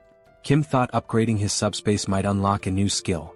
Opening his inventory, he used 2 large mana stones and 1 enhancement stone. The system notified him that the large mana stones had been converted, along with 200 regular mana stones, leaving Kim with a total of 1,393 mana stones. Shocked at the sheer quantity, Kim used 1,000 mana stones to upgrade his subspace to level 3. The system informed him the upgrade would take a few minutes. While waiting, Kim inspected the enhancement stone. The system explained that enhancement stones were unique, imbued with special properties. Unlike regular mana stones, they could be consumed via the awakening system to grant specific enhancements to an item. The enhancement stone in his possession carried the fire property. A spark of inspiration struck Kim. He now had an idea of how to use the enhancement stone. However, the critical question loomed: which item should he upgrade? More importantly, Kim had no way of knowing how much his ability would increase from enhancing an item with the stone. He considers his 2 primary weapons for offense, the bowling ball and the iron pillars. However, whenever Kim used the iron pillars, the skeleton warriors easily sliced through them. Only the bowling ball proved effective against them. This is why Kim decides to upgrade the bowling ball. Upon upgrading it, he receives a new item, the fire bowling ball, which is surrounded by lava-like flames and possesses 2 main abilities, penetration and ignite. Afterward, Pax asks Kim if he wants to register the fire bowling ball as a new item. Kim agrees, and as soon as the registration is complete, Pax informs him that it's time to depart. Kim begins to mentally prepare himself, but before he can steady his nerves, Young-soo starts the helicopter. As the Black Hawk lifts off, Kim grows anxious. The director salutes Kim, expressing his hopes that he will safely reunite with his family and eventually return to the team once his mission is complete. Kim gives a thumbs up, bidding the director farewell. At that exact moment, the system notifies Kim that his subspace has been upgraded. The upgrade reveals new unlockable items and enhancements, including the ability to temporarily increase the shipping size limit for individual items using magic stones. As Kim reviews his unlockable items one by one, he comes across his new skills. His jaw drops in astonishment as though he's seen a ghost. The director, observing Kim's stunned expression from the ground, begins to feel uneasy. Reflecting on the 200 mana stones and the Black Hawk helicopter he provided to Kim, the director feels he has been more than generous. He even imagines reminding Kim of his help once he returns to the military base. However, he can't help but worry if something might be wrong to cause Kim's concerned reaction. Meanwhile, Kim is still reeling from his newly unlocked skill, the SUBSPACE laboratory. This feature grants a transportation function with a minor healing effect, allowing him to recover naturally within the lab. More importantly, it enables Kim to register external objects into his subspace. The system explains that a registration fee will be determined by the object's size, weight, and value. This revelation is a game-changer for Kim. Previously, his subspace ability was limited to pre-registered items, such as those from the Logitech Center or military base. But now, the ability to register external objects offers massive potential. However, the system clarifies that new items must still fit within the two existing categories, Logitech Center or military base. Kim's gaze falls on the Black Hawk helicopter. He wonders if it qualifies as a military base item. Testing his theory, Kim attempts to register the helicopter into his subspace. The system confirms that the registration will require 107 magic stones. Kim agrees and completes the process. The scene shifts back to the director, who is heading back toward the military base. Suddenly, the sound of the helicopter fills the air again. Turning around, he sees Kim and Young-soo flying back. The director grows anxious, fearing something might be wrong with the Black Hawk. Before he can react further, a large portal opens in front of him. Out of it falls a Black Hawk helicopter. Moments later, a second portal opens and another Black Hawk helicopter emerges. As the two helicopters land before the stunned director, Kim waves at him with a smirk before flying off again. The director stands there speechless. He doesn't understand what just happened. He gave Kim a battered old Black Hawk, only for Kim to somehow gift him two brand new ones in return. As the director contemplates the situation, his confusion quickly turns into mounting worry. The scene transitions to Kim, who has now entered the city. A massive fortress looms ahead, its upper sections gradually closing in to form a roof. The fortress is on the verge of sealing itself entirely. The focus shifts again, revealing a foreboding castle. Its dark and sinister interior radiates an evil aura. Sitting on an enormous throne is the Skeleton King, whose skeletal visage is illuminated ominously. In a chilling, clicking voice, the Skeleton King speaks. He admits that no matter how much he contemplates, he cannot comprehend one thing. The entry permit level for the Earth dimension is only tier 8 at most. For higher tier beings like himself to enter, they must lower their tier just as he did. It's surprising to think that a wizard, infamous for his arrogance, would come here, even agreeing to a tier reduction. Even more shocking is that he dared to invade the Skeleton King's domain and kill Guan. The Skeleton King is referring to Kim. We learn that the Skeleton King comes from another dimension, while Earth is classified as an 8-tier dimension. To enter Earth, the Skeleton King had to significantly lower his power, with the ultimate goal of conquering the planet. Now, the Skeleton King believes that Kim, who killed Guan, is also from another dimension. A wizard who reduced his tier to come to Earth with the same objective, to take control. To the Skeleton King's right, a purple flame begins to morph into the shape of a skull. It addresses the Skeleton King, explaining that before Guan's death, he had attempted to communicate with the wizard, but the wizard killed him before he could utter a word. This indicates that the wizard is incredibly dangerous. The flame advises the Skeleton King to kill the wizard on sight during their next encounter, without attempting any conversation. The Skeleton King considers this carefully. He deduces that the wizard is here for one purpose, to take over the territory just like himself. But there can't be two tigers in the same jungle. If the Skeleton King wants to claim this land, he must eliminate the wizard. He mentions that the harvest is nearly complete, and once it is finished they will launch an assault on the wizard. The flame introduces itself as Lancelot, revealing that it is the spirit of a knight whose physical body exists elsewhere. Lancelot communicates with the Skeleton King through this magical flame. Lancelot then informs the Skeleton King of an intruder approaching the castle. Assuming it to be more of those bothersome minions, the Skeleton King dismisses the threat, claiming they will inevitably perish soon. The scene shifts to Kim and Young-soo entering the city. A bat-like monster appears but is instantly obliterated by Kim's Ignite bowling ball in a single, powerful attack. Kim marvels at how much stronger the bowling ball is compared to the iron pillars. While Kim ponders this, Young-soo interrupts, pointing out that it will be difficult to land because a skeleton knight is fighting a monster below. Kim looks down and spots another skeleton knight, similar to the one he killed before, but this one wields a lance instead of a sword, like the kind knights used in ancient justs. The skeleton knight enhances his lance with powerful magic and unleashes a devastating attack on his opponent. As the camera focuses, we glimpse the figure of a human, a female silhouette. When Kim notices her, he reacts with a mixture of irritation and disbelief. The human channels magic into her fist and, with a single overwhelming punch, sends the skeleton knight flying. The scene fully reveals the figure, a muscular and striking woman with an imposing presence. As the skeleton knight crashes from a great height, Young-soo nervously suggests they might have to deal with both of these figures if they land now. Startled, Kim exclaims that one of them is his older sister. Shocked, Young-soo asks which one. Kim clarifies that the one who just sent the skeleton knight flying is his sister. The fog clears, fully revealing Kim's sister, Seoul. She stands confidently, her toned muscles and impressive physique drawing attention. Viewers might even call her a muscle queen.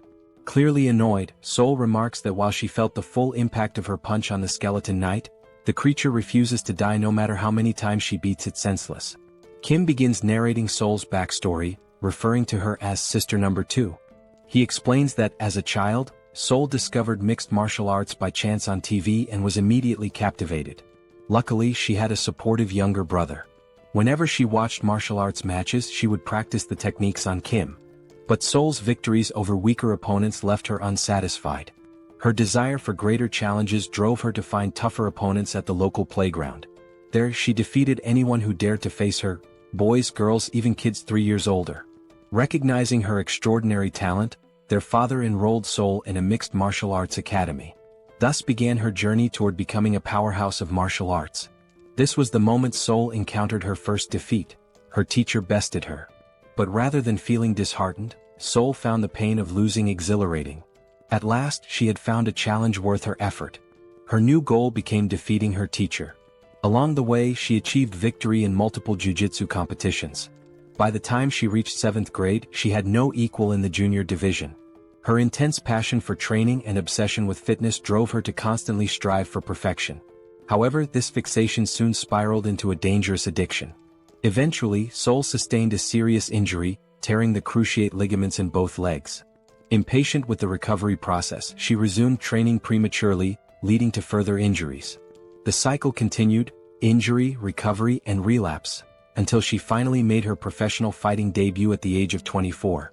Her skill level could have allowed her to debut much earlier, but her stubbornness and repeated setbacks delayed her entry. Despite the late start, Seoul became so formidable that she easily ranked among Korea's top 10 fighters. Young-soo, hearing this, is dumbfounded. But Kim reassures him there's no need to be intimidated by Seoul, suggesting they land the helicopter slowly. However, Young-soo, still observing Seoul from afar, mutters that she looks more like a monster than a human.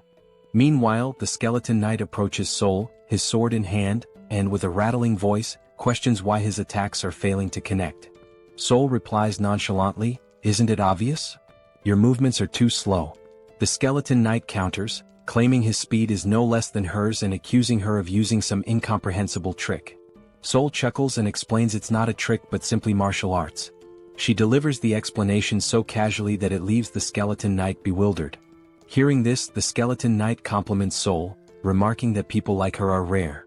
He suggests that if Seoul were to raise her rank, she could become the greatest knight. Seoul, however, is unimpressed and confused, muttering about how all this talk of skeletons, knights, and rankings makes no sense. The skeleton knight continues, confessing that he's developed a deep admiration for her. He promises to speak to the Skeleton King to ensure she's the only one spared in the city. But before he can finish, a flaming bowling ball comes hurtling out of nowhere, smashing into him with a deafening crash and shattering his body into fragments. His remains scatter around Seoul. Moments later, the fiery bowling ball rolls to a stop at her feet. Seoul, puzzled, wonders how this strange bowling ball managed to obliterate the skeleton knight when her martial arts couldn't. As she contemplates this, 2 large mana stones and an enhancement stone emerge from the knight's remains. The stones are swiftly drawn into a mysterious portal, which appears to be controlled by a device resembling a piece of corn. At the same time, a helicopter hovers overhead and slowly descends. Kim steps out with a smirk, greeting Seoul with a playful, well, long time no see." He teases her, saying, "As expected, you're still kicking asses, Sister Number 2. Seoul stands frozen, mouth agape, stunned to see Kim after all this time. The scene shifts to a table laden with delicious food, fried rice, pizza, burgers, and an assortment of mouth-watering dishes. Joo-hee and Kim sit silently, watching in amazement as Seoul devours the food with feral intensity. Unable to contain her curiosity, Juhi asks if Seoul uses some special ability to enhance her strength. Between enormous bites of chicken and pizza, Seoul casually responds saying Juhi is partly right and partly wrong. Her physical prowess, she explains, is natural and unrelated to the barrier. The barrier's sole purpose, she says, is to shield her from external attacks. She delivers this explanation as if it's no big deal. As Seoul continues eating voraciously, Juhi's patience finally snaps. Eat slower, she scolds, warning Seoul that she'll choke or get indigestion if she doesn't. Kim, observing the exchange, chuckles and tells Juhi it's futile to argue. She's been eating like this since we were kids, he says with a resigned smile. Amid their playful banter, a warm, heartfelt conversation unfolds. Kim, smiling genuinely, tells his sisters how relieved he is that all three of them awakened survival-related abilities and managed to endure this long. Kim now had just one more task, to find their older brother. As Seoul ate, she glanced at Kim with skepticism and asked, "Everything's fine, but seriously, Kim, your ability feels like a cheat code. How are you even capable of all this?" Kim chuckled softly, replying, "It's a long story. I'll explain everything to you later, but for now, just eat and get some rest." He showed Seoul how to use the packs to order anything she needed and mentioned that Young-soo's family was safe in the subspace. He suggested Seoul take a moment to say hello to them. Seoul agreed with a nod but then asked, "Are we leaving this city right now? Are we really going?" Kim rose from his chair and answered, "Yes, we need to leave immediately. The city's ceiling is closing at an alarming rate, and I'm not sure if this fortress can shield the entire city." His tone was grave as he emphasized the urgency, adding that he had to gather as many mana stones as possible before the ceiling fully closed.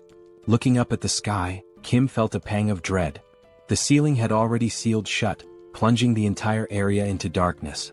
Wasting no time, he boarded his Black Hawk, ascended into the sky, and launched 5 blazing fireballs at the fortress walls with all his strength.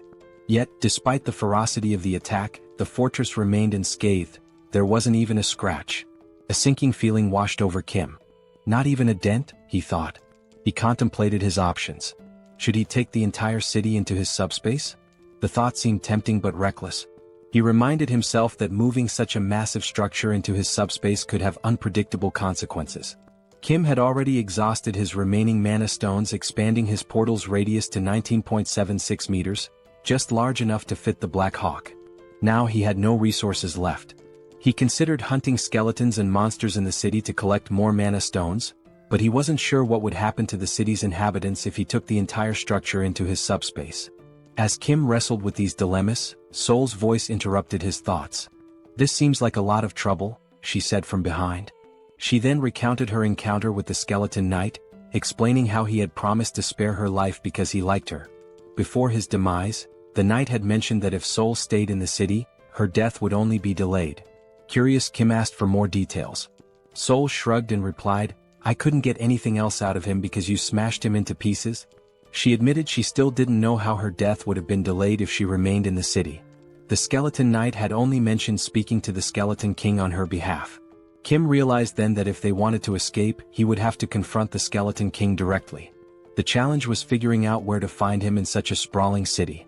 Before Kim could devise a plan, the demon king within Young-soo awakened. With a wicked grin, Young-soo announced, "I only need 5 minutes.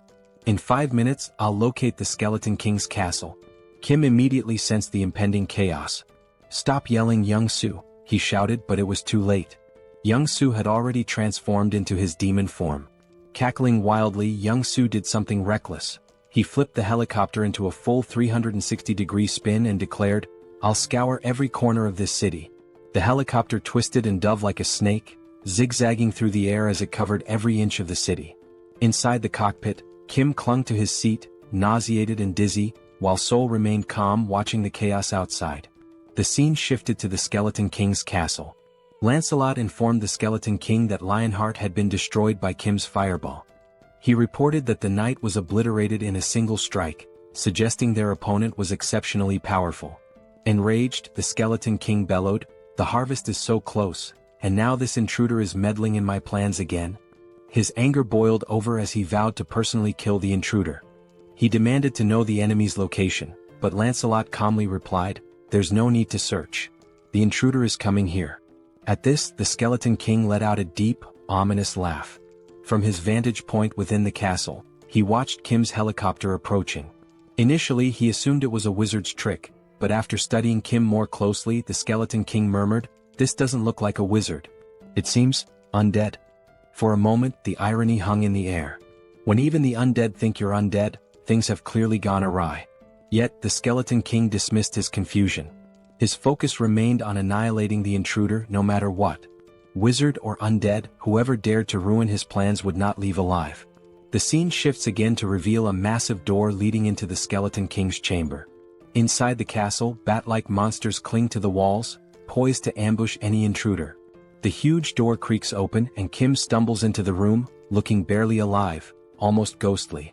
In a faint voice he mutters, "I'm never getting on a helicopter again." The motion sickness was on another level. Suddenly Seoul notices something behind Kim.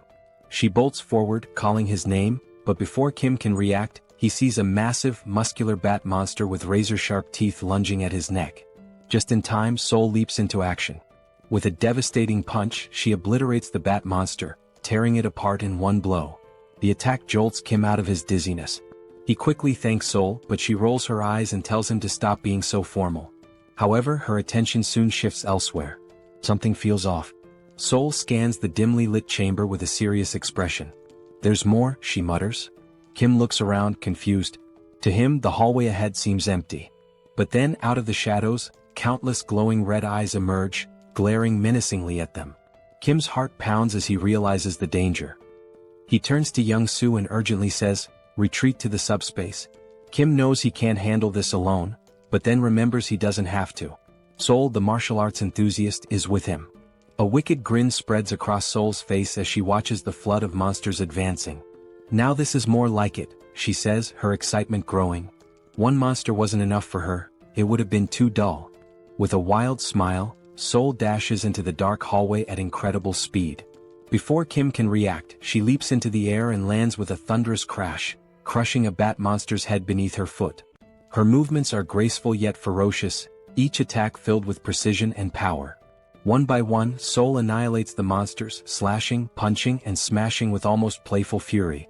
When a bat monster sneaks up from behind and sinks its teeth into her neck, she doesn't even flinch. Instead, she grabs it by the head and slams it into the ground with enough force to shatter it completely. The blood-soaked ground becomes a testament to Seoul's relentless rampage. Her laughter echoes through the chamber, unhinged and chaotic. The remaining monsters tremble, their resolve crumbling in the face of her ferocity. Kim watches from the sidelines, torn between awe and concern. He knows Seoul is in her element, but he's also aware of the risks.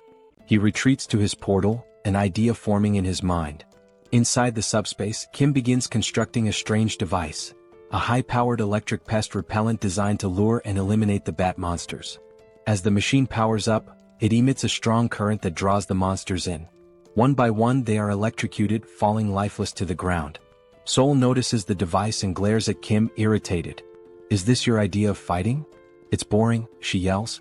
Kim responds calmly, "I'm just trying to help you." Seoul, clearly annoyed, retorts, "Stop interfering. I can handle this myself." Their argument intensifies, even as chaos rages around them. Kim shouts back, "Fine. But be careful and stop taking stupid risks." Meanwhile, outside the chamber, Lancelot reports to the Skeleton King. The wizard is struggling, Lancelot begins, but he's not alone. There's another warrior with him, someone as strong as I am. Lancelot adds that the wizard is using unconventional tools and seemingly limitless resources. Hearing this, the Skeleton King's irritation grows. He growls in frustration, realizing the fight is far more complicated than anticipated. Defeating a wizard was one thing, but now he had to deal with another formidable opponent, and that was no small challenge. The Skeleton King, deep in contemplation, mutters that he has no alternative. Lancelot warns him, however, that summoning additional power might provoke the wrath of the Chamber of Commerce.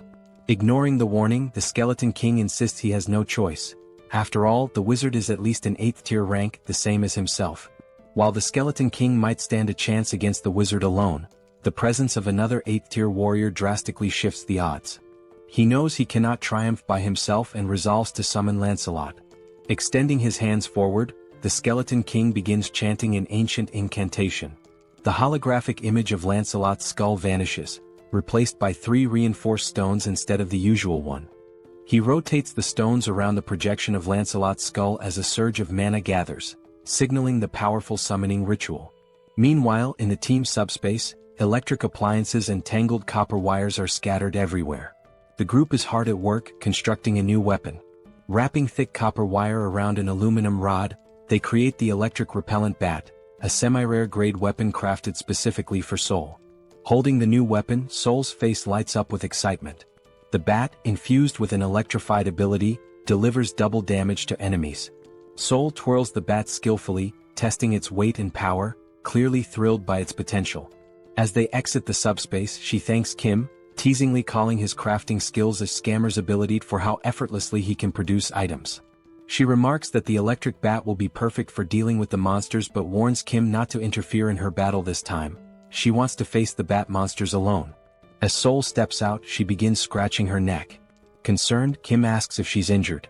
Seoul explains that since the bat monster bit her, she hasn't felt any pain, but now there's an itch. She adds that she received a system notification earlier, stating that all impure energy had been expelled from her body. This revelation makes Kim uneasy, wondering if Seoul might transform into a vampire. Seoul, noticing his worry, jokingly tells him that if she does turn into a vampire, he has to kill her. She wouldn't want to live as a vampire lady. The siblings share a brief, light-hearted moment. The scene shifts back to the Skeleton King, who turns his attention to Kim, his voice laced with sarcasm. He sneers, mocking that the name Arcane must be ashamed of Kim's reckless behavior. The Skeleton King accuses Kim of ruining his plans and causing chaos in his domain. He declares that, regardless of Kim's origins in the arcane dimension, he has no right to meddle in his affairs. With a chilling roar, the Skeleton King vows to fight and kill Kim. Kim and Seoul exchange glances, baffled by the king's rant. "This idiot makes no sense," Kim mutters under his breath. The word idiot only enrages the Skeleton King further. Furious, he calls for Lancelot to attack, commanding him to eliminate Kim and Seoul immediately. Lancelot finally emerges from the summoning. His presence is nothing short of terrifying. His 4 glowing eyes gleam menacingly, and his massive silver armor radiates power. In his hand, he wields an enormous sword capable of cutting through anything. Seoul, seeing Lancelot, grins with excitement. She had grown tired of weak monsters and was ready for a real challenge. She turns to Kim, warning him again, "Don't interfere in this fight. If you do, it won't end well," before charging straight at Lancelot. Before Seoul can make her move, Lancelot lunges forward, hurling his sword with lethal precision, aiming to cleave her in half. Reacting quickly, Seoul dodges the attack and counters with her electrified bat. The clash sends shockwaves through the room, the force so strong that even Kim feels it from a distance. As the battle intensifies, Seoul notices that Lancelot's strikes are slowly slicing through her weapon. Realizing the danger, she retreats just as Lancelot delivers a devastating blow, splitting the electric bat in two. Seoul looks back at Kim and jokes, "My bat wasn't weak, it's just that Lancelot is ridiculously strong." Despite losing her weapon, Seoul remains undeterred. Lancelot, now fully revealed, stands as a fearsome and nearly invincible knight. Watching from afar, the Skeleton King boasts about summoning Lancelot, his most powerful knight. Meanwhile, Kim reflects on Seoul's words. It's rare for her to acknowledge an opponent's strength, and that fact alone tells him how formidable Lancelot truly is. If Seoul acknowledges Lancelot's strength, then he is indeed a formidable and dangerous opponent. Watching Seoul, Kim proposes a deal. If she manages to kill Lancelot, would she give him Lancelot's magic stone? Kim argues that he used up all his own magic stones to craft weapons for her, and since Lancelot destroyed those weapons, it's only fair to repay him with the stone. Seoul, however, flatly refuses, declaring that whoever lands the killing blow will claim the magic stone. With a confident smirk, she adds that Lancelot won't be able to stop her. Determined to contribute, Kim activates his Ignite bowling ball and hurls 5 fiery high-speed projectiles toward Lancelot. Yet Lancelot remains unfazed, standing casually as if unbothered. Drawing his sword, Lancelot effortlessly slices through all the bowling balls with a single slash.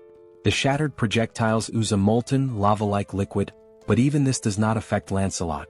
Refusing to give up, Kim launches more bowling balls from different angles, hoping to overwhelm him, but Lancelot cuts through every single one with the ease of slicing tofu. Kim's jaw drops in shock as he watches. He can't believe how effortlessly Lancelot counters his high-speed, magic-infused attacks. While Lancelot focuses on cutting the projectiles, Seoul sees an opening. She charges forward and punches Lancelot in the face with all her strength, but to her dismay, it doesn't even cause 1% damage. In retaliation, Lancelot swings his massive sword, narrowly missing Seoul's neck as she dodges. She counters with punches to his face and chest, but the strikes are completely ineffective. Kim seizes the moment and launches another ignite bowling ball, this time aimed directly at Lancelot's head. The impact sends Lancelot flying, but when he rises he remains unscathed, glaring at Kim with glowing, menacing eyes. A growing sense of unease washes over Kim. Something feels terribly wrong. He recalls a similar ominous feeling from his battle with the Black Wyvern. Trusting his instincts, Kim quickly activates his subspace and pulls Seoul into it. Furious, Seoul demands an explanation for Kim's interference. Kim explains the overwhelming sense of danger he felt.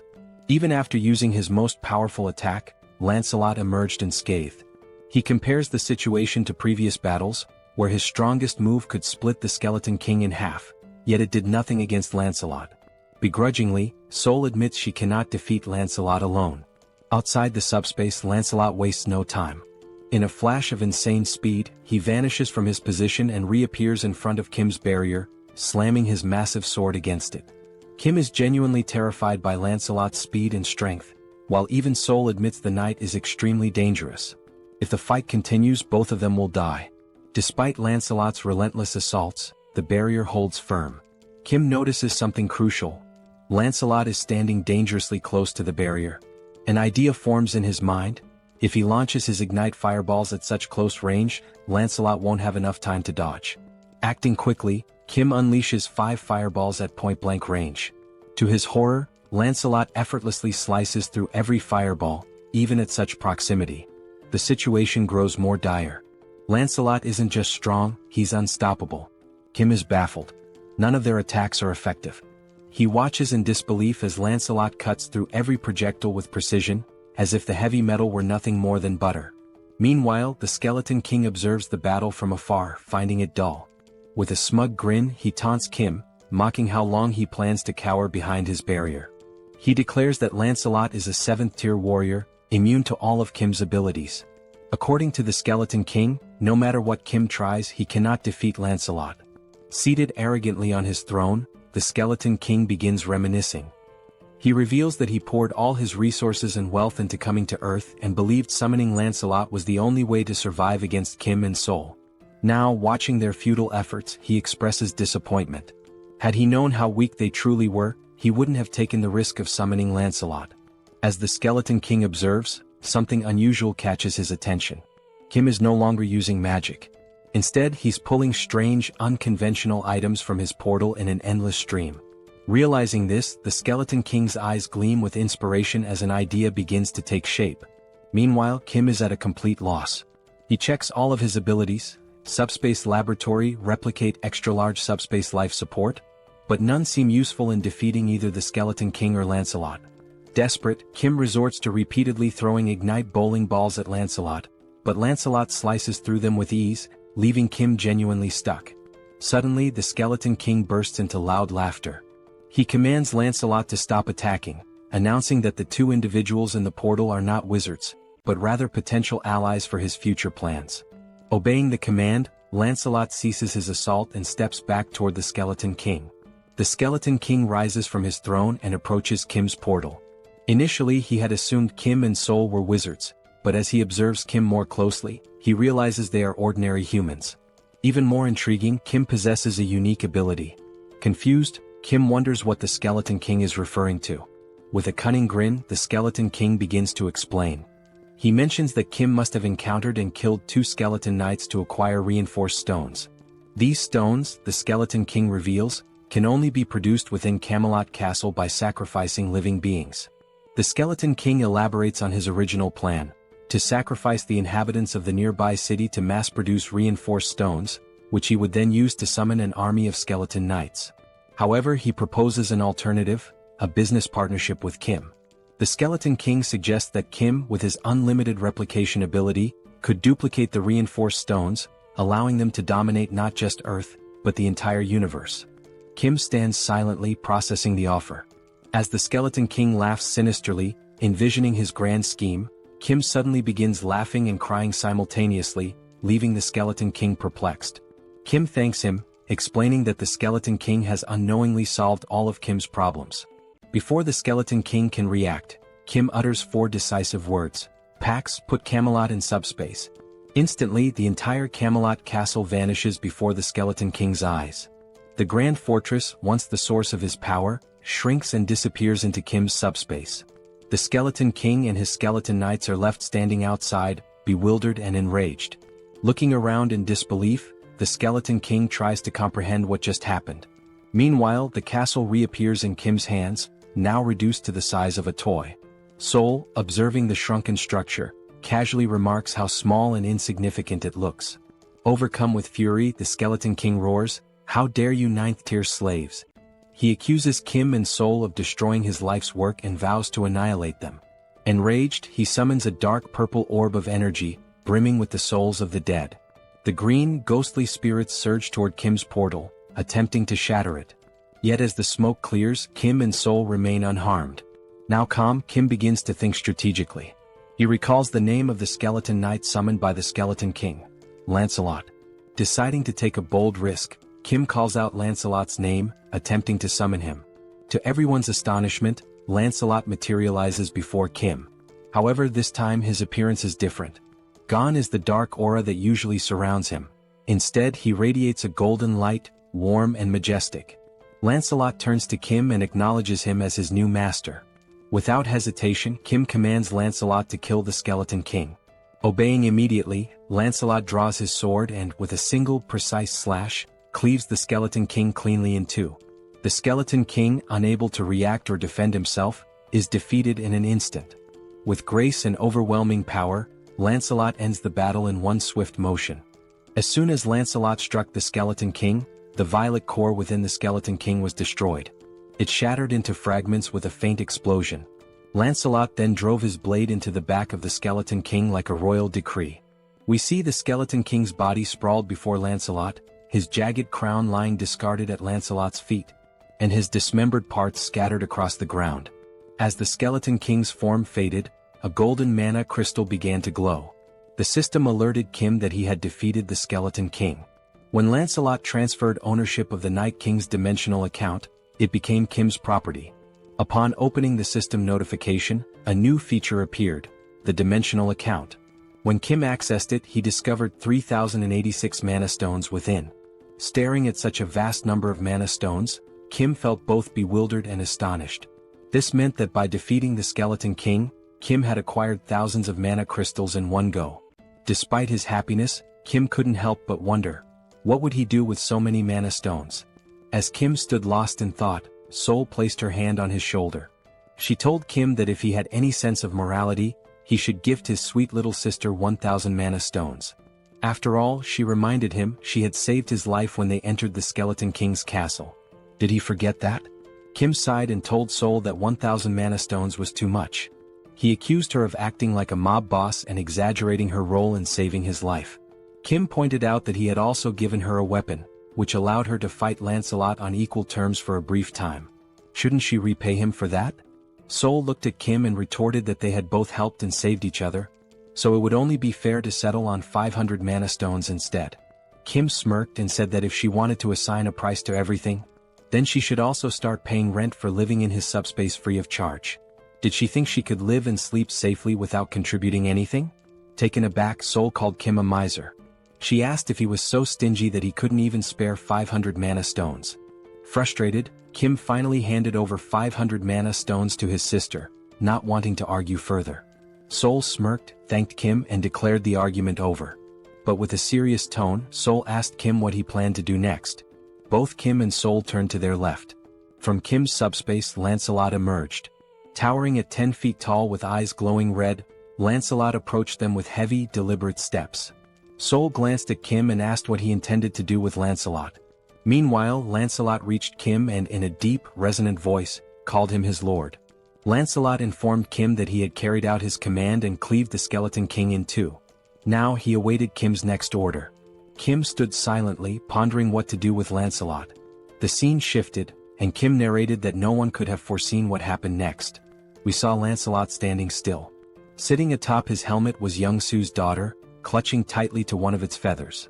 Lancelot gently moved to keep her entertained while, from behind, Kim, Joo-hee, and Seoul watched in astonishment. Kim thought to himself how unimaginable it was that one of the most fearsome knights could end up in such a situation. Meanwhile, Young-soo and his wife stood in front of Lancelot. Young-soo's wife was beaming with joy as she watched her daughter play happily with Lancelot. She apologized to Lancelot, explaining that her daughter was usually shy and didn't enjoy playing with strangers. But this was the first time she had played so freely with someone she had just met. To her, this meant her daughter genuinely liked Lancelot. While Young-soo's wife was overjoyed, the same couldn't be said for Young-soo. He stood there, stunned, his mouth agape as though his entire world had crumbled. His face reflected despair, like someone who had just received a dire sentence. Lancelot, meanwhile, continued playing with Young-soo's daughter. He calmly assured Young-soo's wife that aiding the Lord's companions was equivalent to serving the Lord himself. She apologized repeatedly, worried that her daughter would keep bothering Lancelot to play. But Lancelot, in his commanding voice, reassured her that it was no bother at all. He said he loved children and saw her as if she were his own. From afar, Kim, Joo-hee, and Young-soo watched this touching moment. Joo-hee, with a warm smile, turned to Kim and remarked that it was impossible not to admire someone so considerate. She commented that Lancelot wasn't just strong but also kind and compassionate, someone anyone would look up to. But Kim didn't share her sentiment. With a side eye, he muttered that calling Lancelot a person felt strange. After all, Lancelot was a skeletal knight, and no one really knew what lay beneath his armor. Yet, after a moment of reflection, Kim admitted that Lancelot was never truly evil.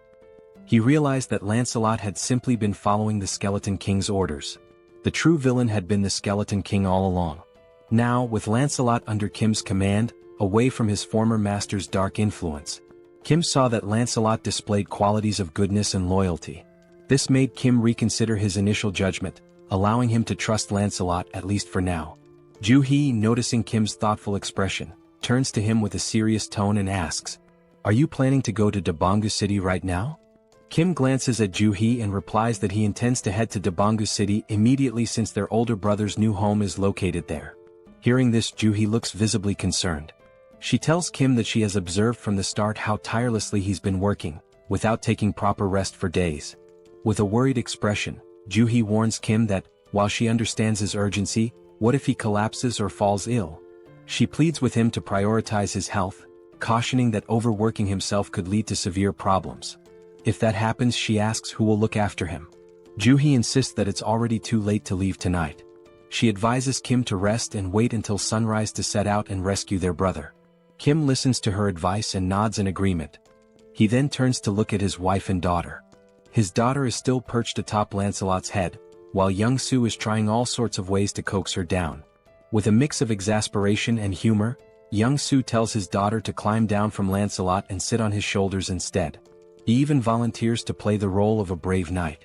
However, Young-soo's daughter begins playfully hitting Lancelot's head and declares that her father is boring. She loudly proclaims she wants to play with a real knight, not a pretend one. Hearing this, Young-soo feels a bit hurt, though he hides it behind a strained smile. Meanwhile, Young-soo's wife teases her husband, joking that even she wouldn't want to play with a fake knight like him. Instead, she quips she'd rather choose Lancelot, the real deal. And yet, despite the humor, Kim finds himself momentarily distracted by a ridiculous thought. Why, of all things, is he imagining Lancelot playing with Young-soo's wife? Kim shakes his head, silently cursing his own wandering mind. Watching this heartwarming scene, Kim pauses for a moment, his face softening into a warm smile. He announces that they will take the night to rest, enjoy the moment, and set out in the morning to rescue their brother. The scene shifts to Young-soo carrying his now sleeping daughter on his shoulders, her face peaceful after hours of play with Lancelot. Young-soo wears a contented smile, as if this moment alone fulfills him completely. Kim suggests that Young-soo take his wife and daughter to a private room to rest for the night. Young-soo agrees, nodding appreciatively before leaving with his family. As time passes and the room empties, Saul smirks mischievously. Slowly, he removes his shirt and walks toward Kim, suggesting with a sly grin that now, with everyone asleep, they can begin their real work. Kim responds with a knowing smile and turns to Lancelot, asking if he needs a place to rest. Kim summons the Camelot Castle, and a miniature version of the castle materializes in his hand. The system notifies Kim that this artifact is a unique grade item known as the Palace of the Cursed Knight.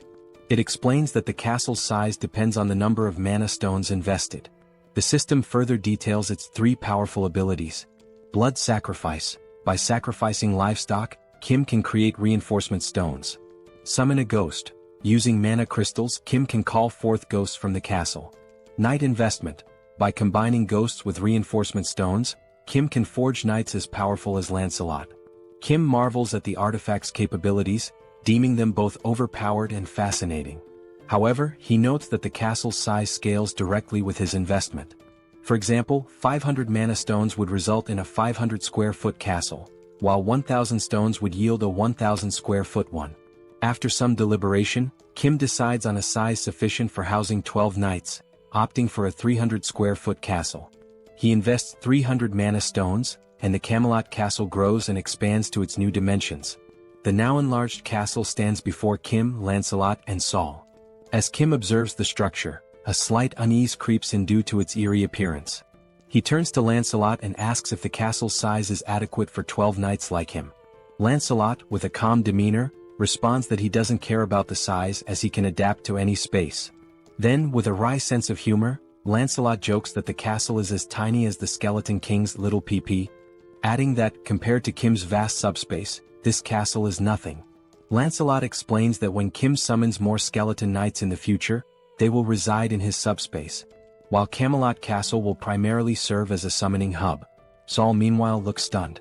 She realizes how large the Skeleton King's castle must have been, at least 30 times the size of Kim's. This revelation leaves her wondering just how many mana stones the Skeleton King had used to build his massive fortress. Lancelot, overhearing the conversation, confirms that while he doesn't know the precise number, he remembers the Skeleton King using tens of thousands of mana stones to construct Camelot Castle. Hearing this, Saul is even more astonished, realizing the immense effort and resources the Skeleton King devoted to building his massive fortress. Meanwhile, Kim begins to reflect. Even though he stored such a large structure in his subspace, there were no side effects. Kim wonders if it's because the castle is initially small, but this thought leaves him uneasy. Camelot Castle is practically a city in itself, yet storing it caused no disruptions in his subspace. Deciding to set aside his concerns for now, Kim turns to Saul and asks why she hasn't gone to rest yet, mentioning that the night is long and she should take a break. Saul, however, explains that she has something personal to ask Lancelot and has been waiting for the right moment to do so. That moment, she declares, has finally arrived. With an eager gleam in her eyes, Saul turns to Lancelot and, striking a confident pose with her hands on her hips, announces her request. She wants to learn his swordsmanship. Saul boldly asks Lancelot to teach her his techniques. Kim, overhearing this, is taken aback.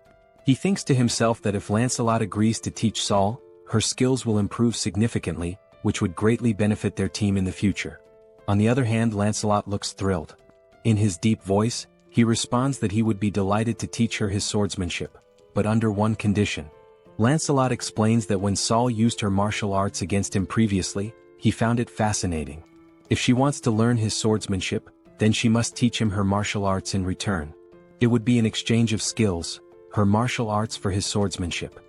Hearing this, Saul smirks, her expression shifting into one of playful mischief, almost bordering on manic. With a teasing tone, she praises Lancelot for being clever, admitting that her martial arts are indeed impressive. She calls him a little kid and playfully questions whether he could even handle her intense training regimen. Kim, watching this from the sidelines, notes how Saul's excitement peaks whenever the topic of martial arts comes up.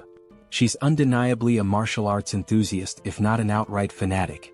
Meanwhile, Saul continues to taunt Lancelot, her mischievous smile intact. She suggests they start with a simple sparring session before beginning formal training. The scene shifts to Kim, who, feeling drowsy, starts heading toward his room in Camelot Castle for some rest. Meanwhile, Lancelot and Saul engage in their sparring session. Saul enjoys the match immensely, pushing Lancelot to his limits. By the end, Lancelot earns his place as a true member of their group, fully integrated into their family dynamic. The scene shifts again, this time to Kim and Young-soo observing from Kim's subspace. Both are surprised to see numerous military officers in the vicinity, communicating through walkie-talkies and appearing to scout the area. Confused, Young-soo asks, "Are there other people besides us planning to travel in the morning?" Kim, however, finds the situation suspicious. Just as he is about to voice his concerns, the sound of a helicopter echoes in the sky. Looking up, they spot the aircraft flying toward Kim's subspace. Young-soo, recognizing the helicopter, exclaims, "That helicopter looks very familiar." Kim realizes it too. It's the same helicopter he had stored in his subspace and later handed over to the general. The helicopter lands and the general steps out with an elated expression. Hurrying toward Kim, he greets him warmly, saying, "Hello, Kim." Kim returns the greeting and asks if the general is alright. The general replies that he's fine but shares that he's been searching for Kim for a long time and has finally found him. He explains that when the wall of Yeoljoro City vanished, he suspected it was Kim's doing. Kim, now irritated, cuts to the chase, asking if the general is here to convince him to join the military. With a firm tone, Kim makes it clear that if that's the case, his answer is no. His priority is finding his family. The general quickly reassures him, saying, "Kim, you've misunderstood." He explains that he hasn't come to recruit Kim but rather to deliver critical news. In a serious tone, the general warns Kim that traveling by helicopter is not safe. He explains that a faction that betrayed the military has seized a base and now controls air defense systems. If Kim and Young-soo were to travel by helicopter, especially a military one and a general's at that, they would be targeted and shot down. Both Kim and Young-soo are stunned by this revelation. The general provides detailed information, elaborating on how the rebel faction captured the military base and now commands a significant portion of air defense forces. He also shares that he had sent a scouting team in the same helicopter Kim had given him. That helicopter was destroyed mid-air, leaving the general without any information on those individuals. Growing increasingly concerned, the general reminds Kim that he mentioned traveling through the city to rescue his family. The general warns that if Kim had chosen to travel by helicopter, it could have placed him in extreme danger. Upon hearing this, Kim realizes that if they had used the helicopter, their deaths would have been almost inevitable. Acknowledging the severity of the situation, Kim thanks the general for providing such vital information. At this point, the general shifts the conversation. He brings up how the wall surrounding the city vanished last night, suggesting that Kim must have defeated the Skeleton Knight. However, Kim's focus drifts away from the general's words. Instead, he contemplates the mention of the next city being under military control. Kim understands that if the military has already taken over the next city, it's only a matter of time before they dominate other cities as well. Even if he travels through the entire city to save his family, the looming military presence will remain a significant threat. Adding to the peril is the Black Wyvern, a formidable force capable of annihilating helicopters, intensifying the danger. Kim resolves that to save his brother, he must head to Donggu City, a city now under military control. This means he must obliterate the enemy camp to secure his brother's safety. With a resolute and determined expression, Kim takes immediate action. He summons the Lord. From the subspace, a dark shadow emerges, causing the general to grow visibly uneasy. Kim, maintaining a calm yet intense demeanor, addresses the general. In response to the earlier question about whether he defeated the Skeleton Knight, Kim affirms, "Yes, I defeated the Skeleton Knight and took him captive." As Kim speaks, the Skeleton Knight appears. Towering 10 feet tall, the figure has glowing red eyes, wields a massive sword and carries a formidable iron shield. The knight stands ominously behind Kim. The general stares in pure horror and disbelief. He realizes that this knight is far stronger, at least 10 times more powerful, than the previous Skeleton Knight. And now, this terrifying entity is under Kim's command, ready to follow his every order. The general struggles to process the sheer weight of what he is witnessing. Kim, undeterred, confidently declares that his older brother's new residence is in Donggu City, the very city housing the military camp. This leaves Kim with no alternative, he must go there. With a sly, confident smile, Kim turns to the general and asks, "So, how about we take down all those military forces?" Overcome with joy and relief, the general feels tears welling up in his eyes. We are now introduced to another location, seemingly destroyed, which appears to be some kind of base. In this base, goblin soldiers, clad in military uniforms, are seen wielding rifles and equipped with heavy artillery. Behind one of the goblins, a human hand becomes visible, revealing humans imprisoned in cages under the watchful eyes of the goblin soldiers. As the goblin squints to focus, it notices something unusual ahead, though it cannot determine what it is. From a distance, we see Lancelot's ghostly head infiltrating the goblin base, investigating how it operates. Noticing that the goblin is approaching, Lancelot decides to retreat to avoid alerting the enemy. While flying to gather more information, he overhears a conversation between two goblins but cannot understand their language. However, upon observing their movements more closely, he notices that even within the goblin army, there is a ranking system that dictates the level of importance and influence each goblin holds over the others. Still concealed behind a tree, the ghostly head concludes it has gathered enough information and decides to return to the command center to report his findings. As he departs, the system screen reveals how the summoning ability for this ghostly form works, named Phantom Summon. This ability allows the summoning of Camelot's ghosts, with specific costs associated with each invocation.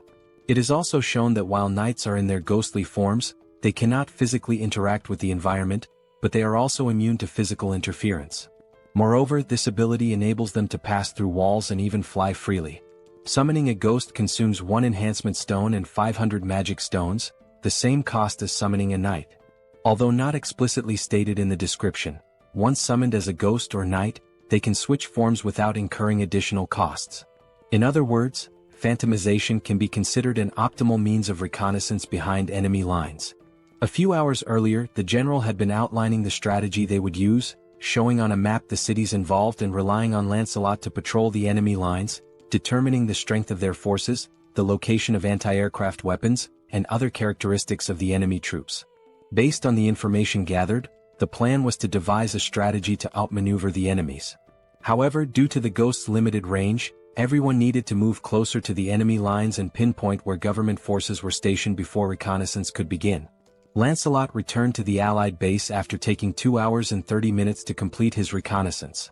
While reporting his findings, Kim was shocked to learn that the soldiers had mutated into goblins and had imprisoned over 200 people, referring to them as sacrifices. Additionally, Lancelot shared further details he had overheard. First, the enemy had a total of 9 anti-aircraft weapons. Second, they planned to recruit additional manpower from Bangkok Dong. Third, the brigade commander, a high-ranking officer, was stationed in the eastern wing. Lastly, they mentioned that the world would change when a certain someone arrived. Lancelot confirmed the accuracy of this information, leaving the 4 members listening utterly astonished. The commander remarked that security had indeed been tighter than usual and suspected they were plotting something but hadn't anticipated the capture of civilians. Kim mentioned rumors that some had voluntarily joined the rebel forces but expressed confusion about their motives and the reason for imprisoning civilians. He also questioned who this person capable of changing the world might be. Lancelot's ghost replied that he didn't know who this individual was but speculated that the reason for capturing people was likely to gain repulsive force. He explained that all beings across dimensions have a classification system known as hierarchy. Repulsive force is the power granted by this hierarchy, essentially the right to be protected from lower-ranked beings. The lower the hierarchy number, the stronger the repulsive force, preventing attacks from lower ranks, e.g., a 9th rank attack cannot affect an 8th rank being. However, this is not an absolute rule. At this point, Kim recalled the attack by the skeletal knight. The sister asks if they are sacrificing people to achieve this hierarchy. Lancelot, based on prior information, confirms it, stating that this method is instinctively used by beings with lower intelligence as a shortcut. With a serious expression, he explains that when this method is used in a lower dimensional hierarchy, it signifies that contact has been made, and possibly an agreement, with a higher-ranked being. Intrigued, Kim asks what kind of agreement this could be, but Lancelot admits he doesn't know the specifics. Seoul, now furious, says that since they are sacrificing people, they're undoubtedly up to no good and suggests going to the base to eliminate them all. Kim responds that if it were that simple they would have already done it. The colonel adds that these enemies seem extremely dangerous. The colonel also notes that the information provided by Lancelot has been excellent. They now know the positions of the brigade commander and the anti-aircraft cannons, which increases their chances of success. However, he emphasizes that the enemy's defensive line is much stronger than expected. Once the operation begins, the enemy will likely call reinforcements from the 1st Legion, potentially escalating this into a large-scale war. Given that they don't know the full strength of the 1st Legion, it's crucial to capture the enemy before reinforcements arrive. This will require requesting support from nearby units to handle such a large-scale target with sufficient weaponry and troops. Deep in thought, Kim realizes they don't have time to wait for reinforcements. Moreover, Bangkok Dong, where his brother lives, is at risk, making it imperative to finish the mission before the enemy moves there. He also remarks that since Lancelot is of the 7th hierarchy, he could theoretically eliminate the enemy on his own, but the area is too vast for him to cover alone, giving the First Legion's reinforcements enough time to arrive and turn this into a full-scale war. Lancelot suggests that if the anti-aircraft cannons are a problem, Kim could simply summon another knight, and points out that summoning requires both enhancement stones and magic stones. While they have enough magic stones, they are short on enhancement stones. Kim also mentions that while he could unsummon Lancelot and summon another knight, it wouldn't increase their overall strength, making it an unwise move. More importantly, he feels it wouldn't be right to dismiss Lancelot just to summon someone else. Frustrated, Kim says it would be ideal if they could duplicate the enhancement stones and magic stones in their subspace. Lancelot then recalls that after defeating the Skeleton King, they acquired another enhancement stone. Surprised, Kim admits he doesn't remember this, but upon reflection, he recalls that Lancelot did indeed retrieve a stone. Now, with everyone staring at Kim in judgment, he apologizes, saying anyone can have a lapse in memory. He then asks which knight should be summoned. Lancelot explains that all 12 knights of Camelot are exceptional, possessing both skill and loyalty. He assures Kim that regardless of who is summoned, it will be a good choice. However, there is one knight in particular who would be the most logical choice: Bedivere. He describes Bedivere as a genius archer unparalleled in skill, specializing in long-range attacks. Enthralled, Kim exclaims that he can't resist and wants to summon him right away. Back at the goblin base, the captives appear gravely debilitated. A girl wearing an orange sweater is called out by one of the goblins. Frightened, she asks if he's really speaking to her. The goblin points out that everyone else in the cage looks weak except for her. He then asks if she wants to escape. Confused, she hesitates, but the goblin quickly reveals he's only testing her. He declares that if she offers him something of value, he'll let her go.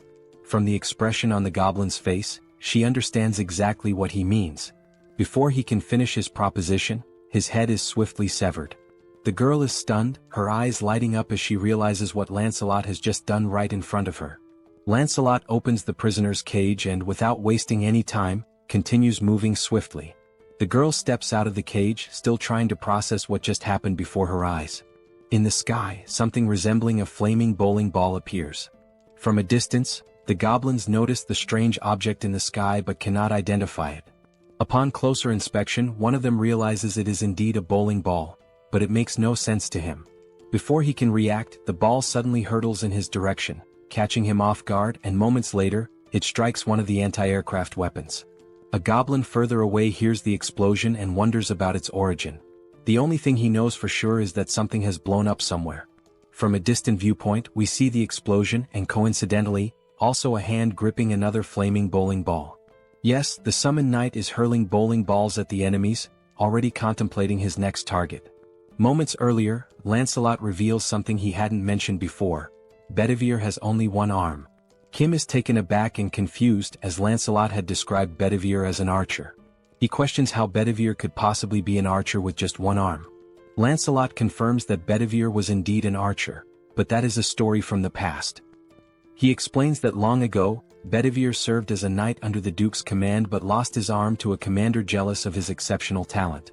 From that point on, Bedivere adapted, mastering throwing techniques using a leather strap. Thus, he earned his place among the 12 Knights of Camelot. Still skeptical, Kim asks if Bedivere can truly destroy anti-aircraft cannons from such distances. Lancelot reassures him, stating that he fought alongside Bedivere for a long time and knows the full extent of his abilities.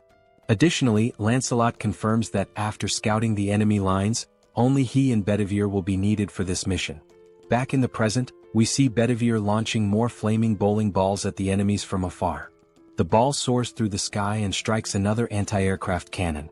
As the goblin base is a large area, a goblin from a distance notices the explosion and wonders what is happening. Turning around, he sees another goblin soldier being attacked and flung away by someone. Alarmed, he asks his officer what's going on, but then hears the distinct sound of a sword. When he looks closely, he spots Lancelot calmly walking in his direction. The goblin, trembling with fear, stammers that this is a restricted area where unauthorized individuals are not allowed. Lancelot remains silent, continuing his steady approach toward him with an air of calm authority. Meanwhile, we see Kim's system sending him notifications. The first shows he acquired 4 magic stones, bringing his total to 2,686. Shortly after, another notification appears, adding 12 more magic stones, increasing the total to 2,698. Kim, staring at the system screen in surprise, reflects that owning a dimensional account eliminates the need to collect magic stones manually, as they are gathered automatically. Still, he finds it hard to believe how quickly the stones are being accumulated and wonders if this is really correct. Moments later, 3 more notifications pop up, one with 5 more magic stones, another with 8, and yet another with 5, bringing the total to 2,788 magic stones. Young, Seoul, and Kim stand idly waiting for a signal to act, and Kim continues to question whether this situation is as it seems. Young reassures him, suggesting he look up at the sky, stating that it is likely the source of the multiple notifications. Above, 2 flaming bowling balls launched by Bedivere collide mid-air, creating a massive explosion that draws everyone's attention to the sky. Amazed by Bedivere's precision, Kim remarks that the knights had mentioned they would signal when all major anti-aircraft artillery had been destroyed. Young adds that it's now clear why Sir Lancelot takes so much pride in the Knights of Camelot. As the group stands in awe, the colonel comments on the extraordinary combination of Lancelot's tactics and Bedivere's abilities. He notes that if all the knights possess this level of skill, there's absolutely no need for special forces to intervene. Young simply nods in agreement. Kim, still astonished, declares it's time to make their move and execute their part of the plan. He also contemplates the immense power he now wields with all 12 knights, most of whom he hasn't even met yet. As the explosion in the sky subsides, smoke begins to fill the air. The scene shifts to the source of the explosions, Bedivere. He is examining a map and muttering to himself that there's a problem. He notes that he destroyed all the necessary targets and even sent the signal in the sky, but now he can't make sense of the map. The map indicates the locations of the anti-aircraft artillery he had to eliminate, a goblin circled in red, and an arrow pointing somewhere else. However, he cannot figure out where Lancelot told him to go next. Bedivere continues staring at the map, trying to recall the route Lancelot had given him earlier, but he has no idea which direction to take now. He mutters that if there were written instructions, it would be much easier to understand. Shrugging off his frustration, he decides to trust his instincts and proceed. Back to Lancelot, he punches a goblin in the face, causing the creature to cry out in pain. Without hesitation, Lancelot follows up with a more forceful blow that sends the goblin flying. Unapologetic, he steps on the goblin with enough force to make it scream in agony. Still pinning the goblin underfoot, Lancelot states that controlling his strength is exhausting and warns the goblin to speak the truth before he accidentally kills it. He demands to know who informed them about using this shortcut, sacrificing humans to climb the hierarchy. He also presses for their plans and the strength of the First Legion's forces. The goblin chuckles, commenting on how much Lancelot seems to know about their operations. Eventually, the goblin gives in, revealing that the one destined to change the world is named Tonediu. He calls Tonediu a bastard of the 8th class, a giant compared to himself. Lancelot, unfazed, replies that he has never heard of this being and asks what Tonediu wants with the goblins and what exactly his plan entails. Reluctantly, the goblin admits he doesn't know and is promptly kicked by Lancelot, spinning him through the air. Now farther away, the goblin uses the last of his strength to flee. He leaps from a nearby window in a desperate attempt to escape. Upon landing, he finds himself near a group of goblin soldiers patrolling the area. Unfortunately, he lands awkwardly, injuring his foot. The goblin soldiers rush to him, asking if their commander is all right. Wincing in pain, the commander urgently orders them to fetch his bicycle. One goblin obeys and runs to retrieve it while the commander hobbles away slowly on his injured foot. Suddenly, he hears a sound behind him. When he turns to look, he sees Lancelot leaping from the building in pursuit. Calm and determined, Lancelot declares that attempting to flee is futile. Unaware of the level of the threat in front of them, the soldiers surround their commander, vowing to protect him.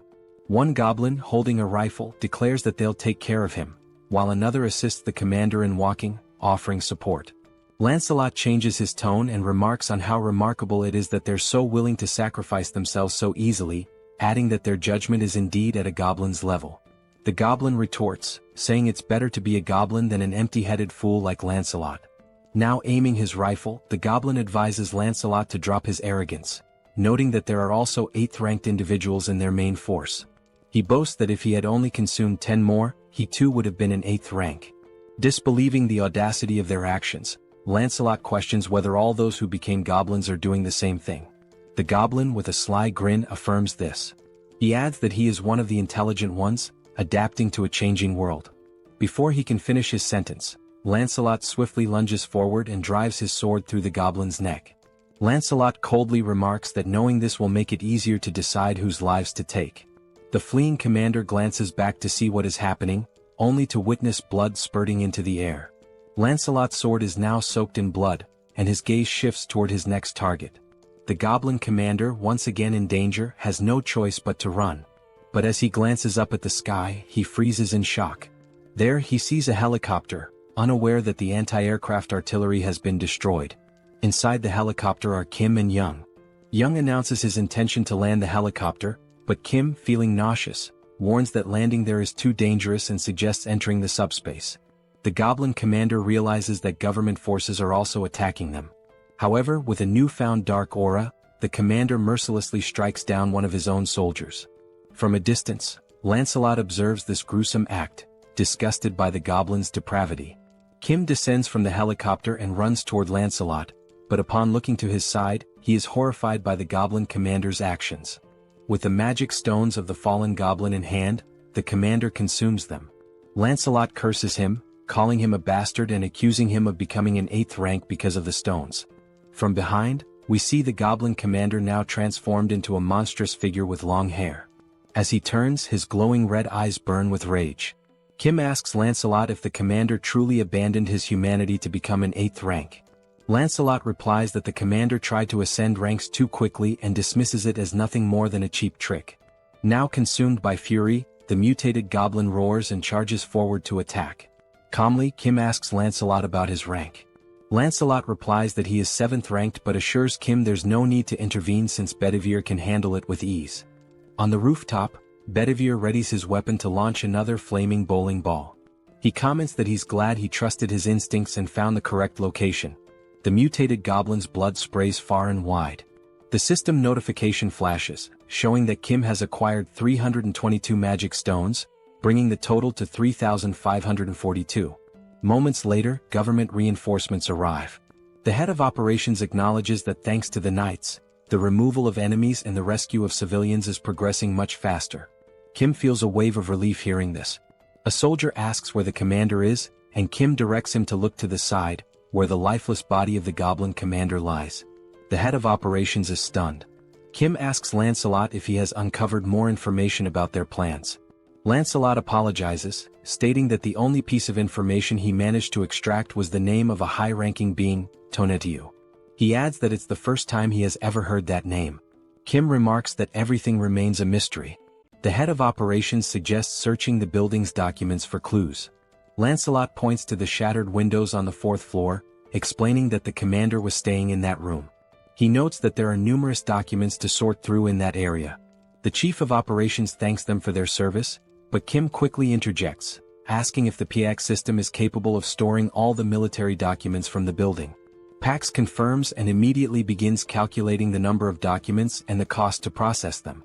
The system reveals there are 5,086 documents, with a cost of 120 magic stones. Kim gives the order to proceed. The chief of operations remarks that such measures weren't necessary, but Kim explains that PX will handle it efficiently, and he needs to locate the family as quickly as possible. Soon after, the system alerts him that an unsuitable document has been detected among the military files, labeling it as an incompatible item. Confused, Kim tries to understand what an incompatible item might be. Now holding the document, he attempts to read it. It turns out to be a registration form for dimensional beings. Lancelot clarifies that it's a document capable of increasing someone's rank. Examining the two documents in hand, Kim notes that one is in poor condition. Lancelot explains that the pristine document is the official form, while the damaged one is a shortcut. He further elaborates that the soldiers likely turned into goblins because they failed to register properly using the official method. To add to this, Sir Lancelot explains that registering a dimensional being requires magic stones and a dimensional account. He states that Earth's dimension is still in its early stages of exploration, and no one currently meets these conditions, except for Master Kim, who defeated an 8th rank being possessing a dimensional account. Kim and the Colonel fail to grasp much of what he says, but Lancelot continues, emphasizing that despite the oddity of the document's existence, Kim should register since he meets the requirements. This suggestion catches Kim off guard. However, Lancelot assures him that by completing the official form, Kim will avoid becoming a goblin. He also explains that dimensional being registration is automatically adjusted for each dimension, and the reason Kim can read it in a standard language is that it's the official document. Holding the document, Kim scans the fine print and notes that the process would consume only 1,000 magic stones. Without hesitation, he signs his name on the form.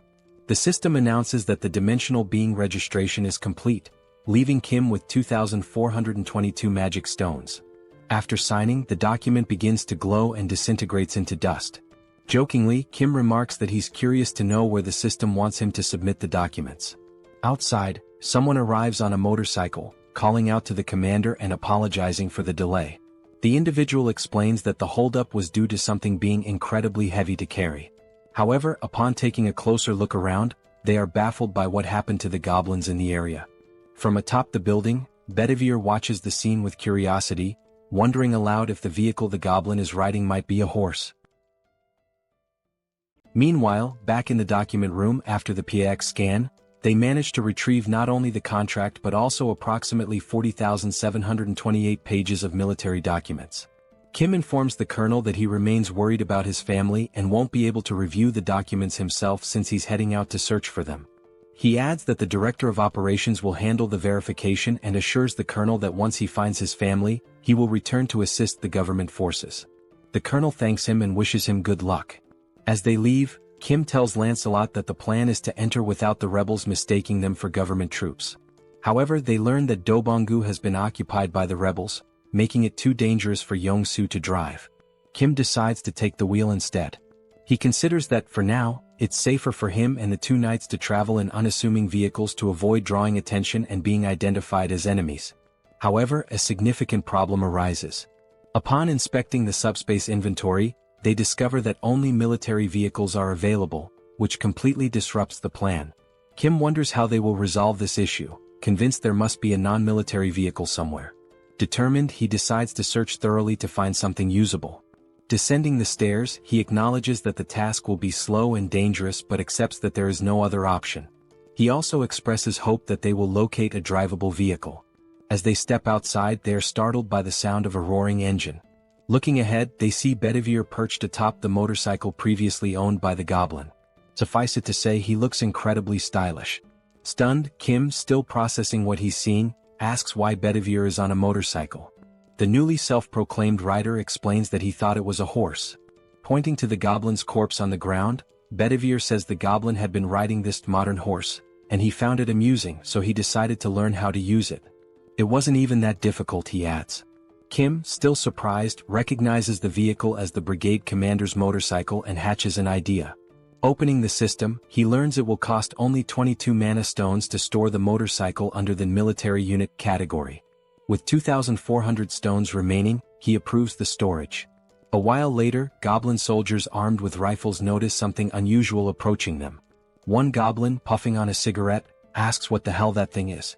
As it gets closer, the goblins realize it's a motorcycle, but they don't feel alarmed. Another goblin asks if they're expecting any visitors, to which the first responds he hasn't heard about any. They decide to point their rifles and shout at the approaching figure, demanding to know who they are and where they came from, warning them to stop immediately. One goblin adds that, regardless of who they are, no one can enter without proper authorization. Seconds later, before the goblins can react, one of them is struck by a bowling ball, leaving only the cigarette burning in his hand. Here's a lesson: if you're a goblin, don't smoke.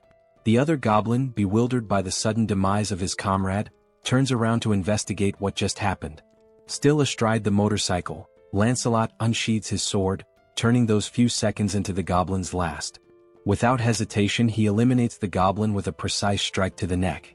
The group continues forward, now riding two motorcycles, Kim and Lancelot on one with Bedivere piloting the other, steadily distancing themselves from the scene. A goblin watching from afar notices the suspicious movement and remarks that he's never seen anyone ride motorcycles like that before. Eventually, they seem to reach their final destination and decide to stop. All signs suggest this is Kim's brother's apartment.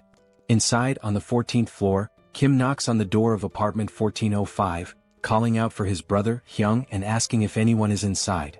He keeps calling, but the silence hanging in the air suggests no one is there. Worried, Kim decides to open the door using the handle, and to everyone's surprise, it's unlocked. Inside, amidst the destruction, They see wedding photos of Kim's brother and his new wife hanging on the walls, alongside apparent bullet marks on the TV. Kim freezes at the doorway, calling out to his brother and sister-in-law once more, but still there's no response. Concerned for Kim's safety, Lancelot, ever the loyal servant, asks for permission and declares that he will take the lead. They decide to enter, and as Kim looks around he notices something odd. It doesn't seem like they were attacked. Instead, it feels as if they abandoned the house and evacuated somewhere else. While searching for clues, he spots a letter on the bed and decides to read it. The paper contains a message from his brother addressed to Kim or their sisters. It explains that the phones weren't working, so he left the letter in case one of them came looking for him. In the letter, his brother writes that they decided to head to UINGBU but admits he's uncertain about their safety given the current situation. He mentions that his wife's family is also nearby. He adds that he doesn't know when they might read the letter but assures them there's no need to risk facing danger to look for him. He explains that outside, soldiers have been forcefully removing people from their homes and abducting them. As Kim reads, Bedivere and Lancelot finish their sweep of the house and confirm there's nothing unusual inside. The letter continues, describing how people are being taken indiscriminately, adults and children, regardless of gender. It warns that the situation is perilous but expresses hope that they'll survive somehow and urges Kim to do the same. Finishing the letter, Kim feels a sense of relief, thinking it's likely his brother and family managed to escape before the First Legion occupied the area. Kim calls Bedivere over, hands him the letter, and orders him to show it to his sisters in the subspace. He wonders when his brother, Hyung, wrote the letter and fears that if the Legion occupied this area, they might soon target where his brother is now. Turning to Lancelot, Kim declares they'll leave immediately, urging haste and stating he'll take the lead this time. Lancelot complies but asks if Kim is alright. Lancelot expresses concern that Kim may have developed a phobia, suggesting he let Lancelot drive. Before they can act, a helicopter suddenly appears outside the window, its turret aimed directly at them. The goblin piloting it reports via radio that he's identified an unknown individual and a skeleton at the location and is preparing to open fire. The turret roars, unleashing a barrage toward the two until its ammunition is depleted. For a moment, it seems like Kim and Lancelot have vanished. As the smoke clears, Kim reappears, grimacing and commenting that the attack hurt more than he expected. With a touch of humor, he confirms the phobia. Somehow, Kim commands Pax to store the Black Hawk helicopter in the warehouse, noting that its maintenance hadn't been completed and its weapons were for demonstration purposes only. The system confirms the operation will consume 141 mana stones. The goblin, utterly shocked, demands to know who they are, bewildered that they survived being hit by the turret. When the goblin asks if they are rank 8, the helicopter suddenly vanishes into subspace, leaving the pilot panicked as he realizes he's about to fall from a considerable height. Kim turns to Lancelot, emphasizing that they can't waste any more time. Meanwhile, they hear the goblin scream until it abruptly ends with a splat. Kim reflects on how many rebels they've eliminated along the way but hadn't expected them to have a Black Hawk in their possession. He silently hopes his brother and family are safe. The scene shifts to a group of goblins having a conversation. They discuss how the high priest promised to distribute rewards based on the number of offerings they've collected. It's been several days since then. One goblin mentions there's only one building they haven't managed to destroy and questions if it's really necessary to interfere like this. He adds that another lieutenant's team has already captured 300 offerings. Another goblin scratches his head, admitting it's not easy to take down that building unless you're rank 8. The goblin lieutenant chastises him, saying they should have asked for reinforcements or figured out another way. He criticizes the others for risking their lives to collect more offerings while they lag behind. Declaring he'll handle things personally from now on, the lieutenant tells the goblin to work harder to make up for the delay. The subordinate obeys. Turning to the side, the lieutenant asks another goblin if he heard the instructions and orders him to destroy the building. The monstrous goblin growls furiously but doesn't reply. The mutant goblin charges toward the building, but abruptly halts as he notices strange movement coming his way. Alongside the mutant, all the other goblins in the area stop in their tracks, watching as the figures draw closer. The goblin lieutenant hears shouting but can't make sense of it, bewildered by the approaching shapes. As they get closer, Kim bellows furiously, commanding the filthy goblins to leave immediately, declaring that this is his home. Lancelot, right behind him, unsheathes his sword and prepares to do what he does best. In mere moments, striking a dramatic pose, he wipes out all the goblins before they can even react. Wasting no time, Bedivere hurls a single flaming bowling ball at the mutant goblin, striking its head and defeating it instantly. With the goblins swiftly dealt with, the building in the background comes into full view. The structure bears the name Jeong-gyeom Tool Shop, a clear indication it belongs to Kim's family. Inside, peeking through a hole in the wall, a few people anxiously observe the scene outside. Someone asks if things are truly as bad as they appear. Another voice questions the father, wondering what's going on and why he's hesitating. The father, seated in a chair and spying on the commotion, reassures them not to worry. He explains that Kim has arrived on a motorcycle, accompanied by skeletons, leaving everyone utterly confused.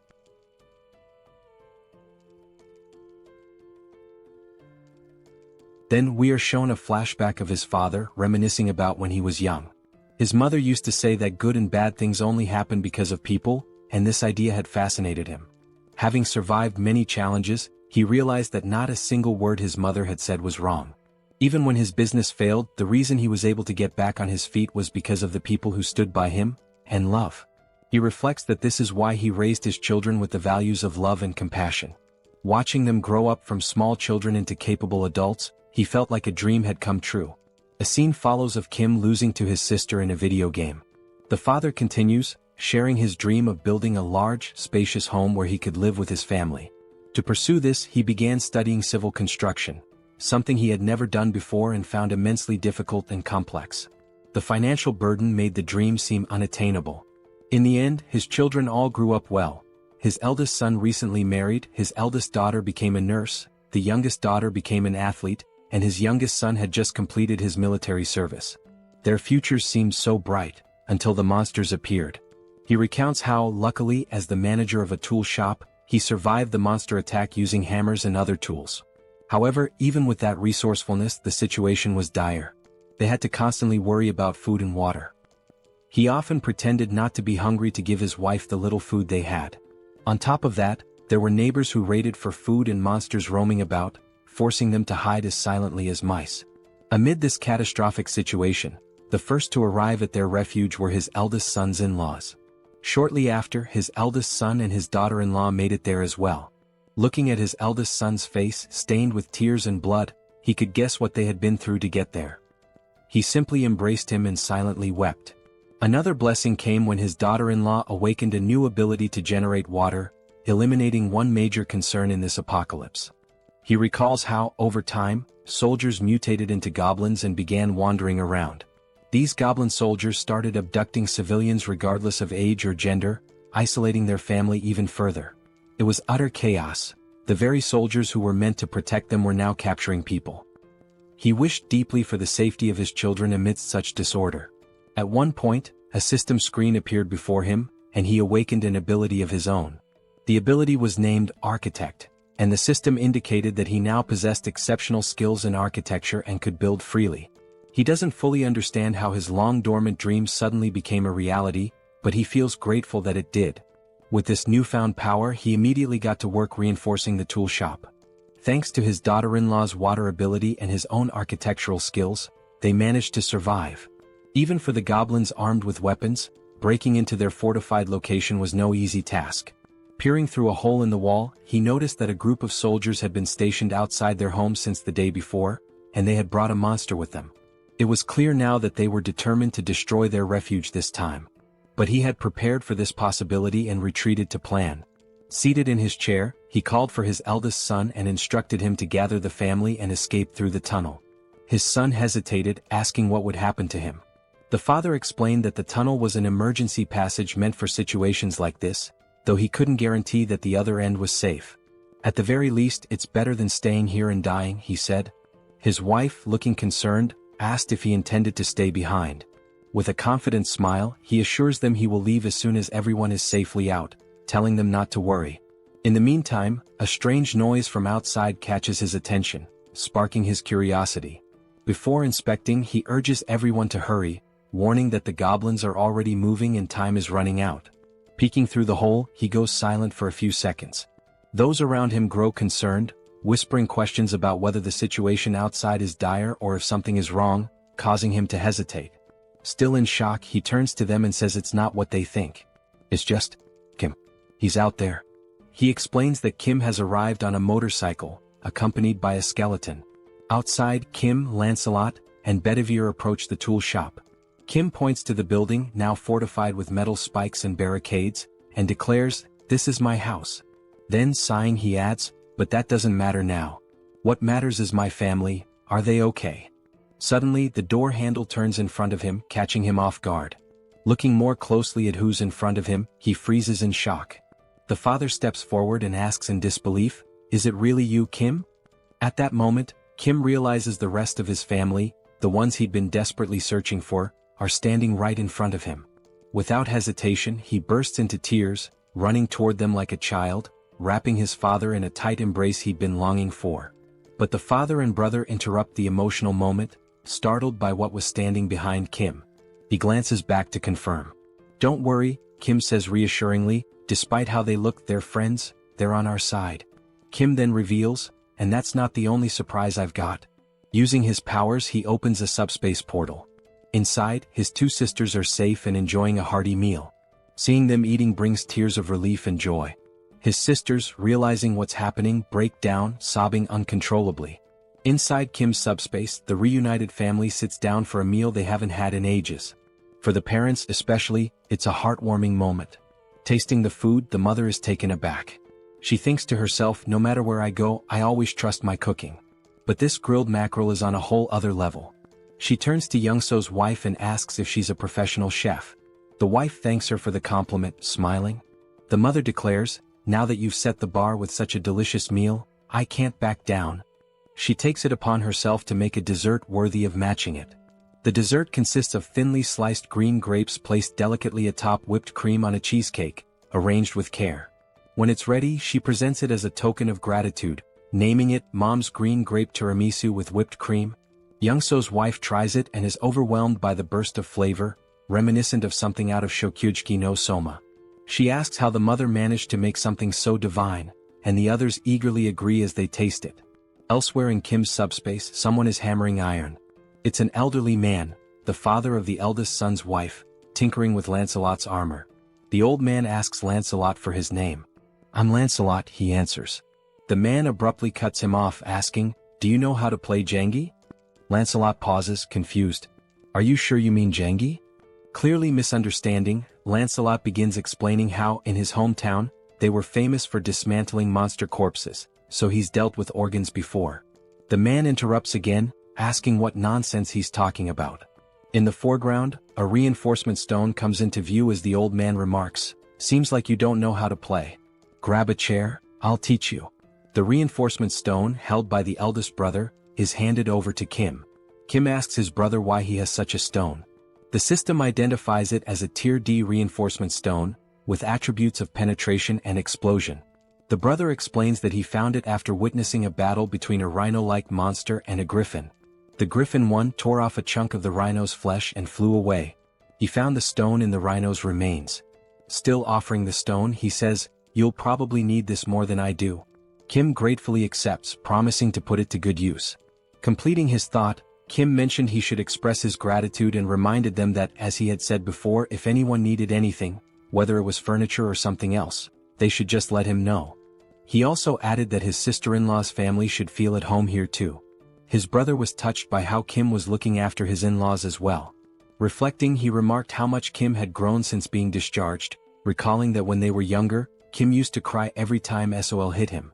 Laughing, Kim admitted he would probably still cry if Seoul hit him now. His brother joked that the best thing about being born before Seoul was avoiding her wrath. He thanked Kim sincerely before excusing himself, saying he was going to check in with his in-laws. As Kim noticed the scar on his brother's face, he commented on how they had managed to survive so far with the help of their father's and sister-in-law's abilities. He couldn't imagine how hard it must have been. Suddenly, someone approached Kim from behind. Turning, he realized it was his father.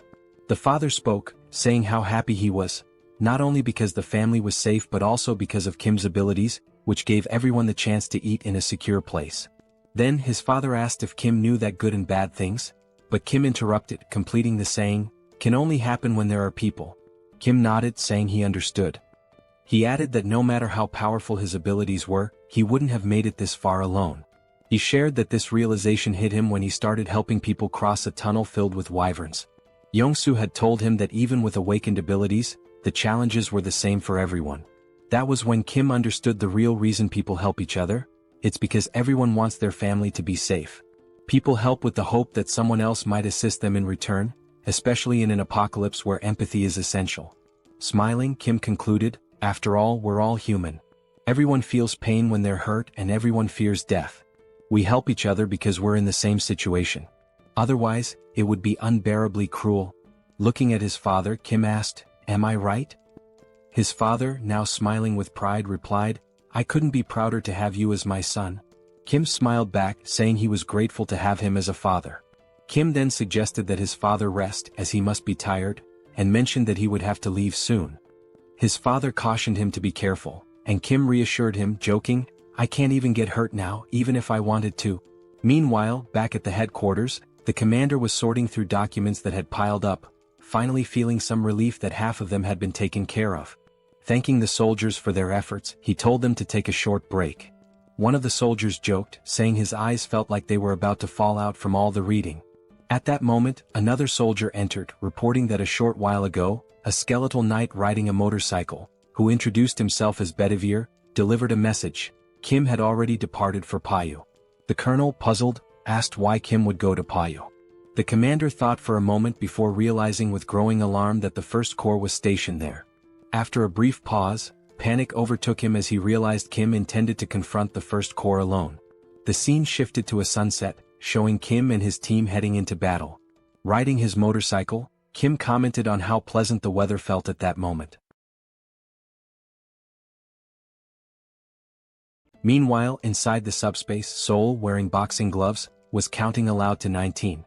Her eyes glinted with determination as she trained tirelessly. She lunged forward with speed, unleashing a flurry of punches on a punching bag while vividly imagining an opponent before her. Like a skilled fighter, she rotated her torso flawlessly, channeling all her strength into a powerful kick that landed squarely on the bag. Wasting no time, she followed up with a devastating punch that shredded the punching bag, sending its remains flying several meters away. The count of 19, as it turned out, referred to the number of punching bags she had already destroyed. Frustrated, she called out to Pax, demanding he bring another bag and chastising him for being too slow. Nearby, her eldest brother, joystick in hand, observed the scene while Pax muttered that the speed of requests was set by Kim.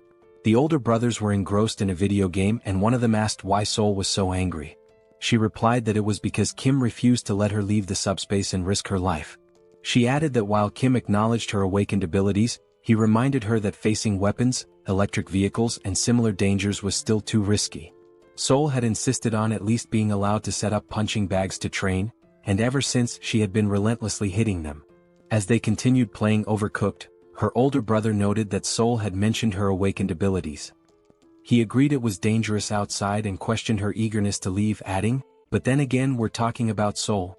Joyeon chimed in, agreeing, and mentioned that she'd overheard Kim talking about a scar on their brother's face. Touching his face, the brother dismissed it as nothing to worry about. Suddenly he heard a faint buzzing sound. As he touched the scar, he noticed something unusual. Alarmed, he realized the scar was gone, as if he had woken from a dream. Joyeon teased him, remarking that the scar wasn't that bad but that the bruise was a bit over the top. Still shocked, he insisted that the wound had been significant, pointing out that the scar had still been there yesterday. Smirking, Joyeon mockingly told him he shouldn't act injured, recounting how scared she had been when she was in the hospital. She also recalled a certain chief of internal medicine named Jin Sung-hak who had used his powers to manipulate and brainwash the hospital staff. Angrily recalling the ordeal, Joyeon admitted that it made her tread carefully with every action out of fear of being controlled too.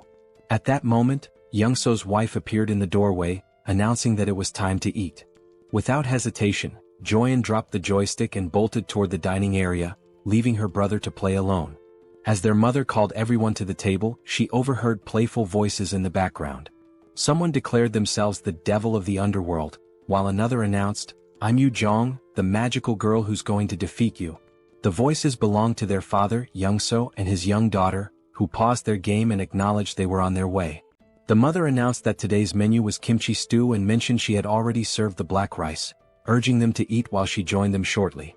She turned to ask where Grandpa was, and the father replied that he likely wouldn't be eating just yet.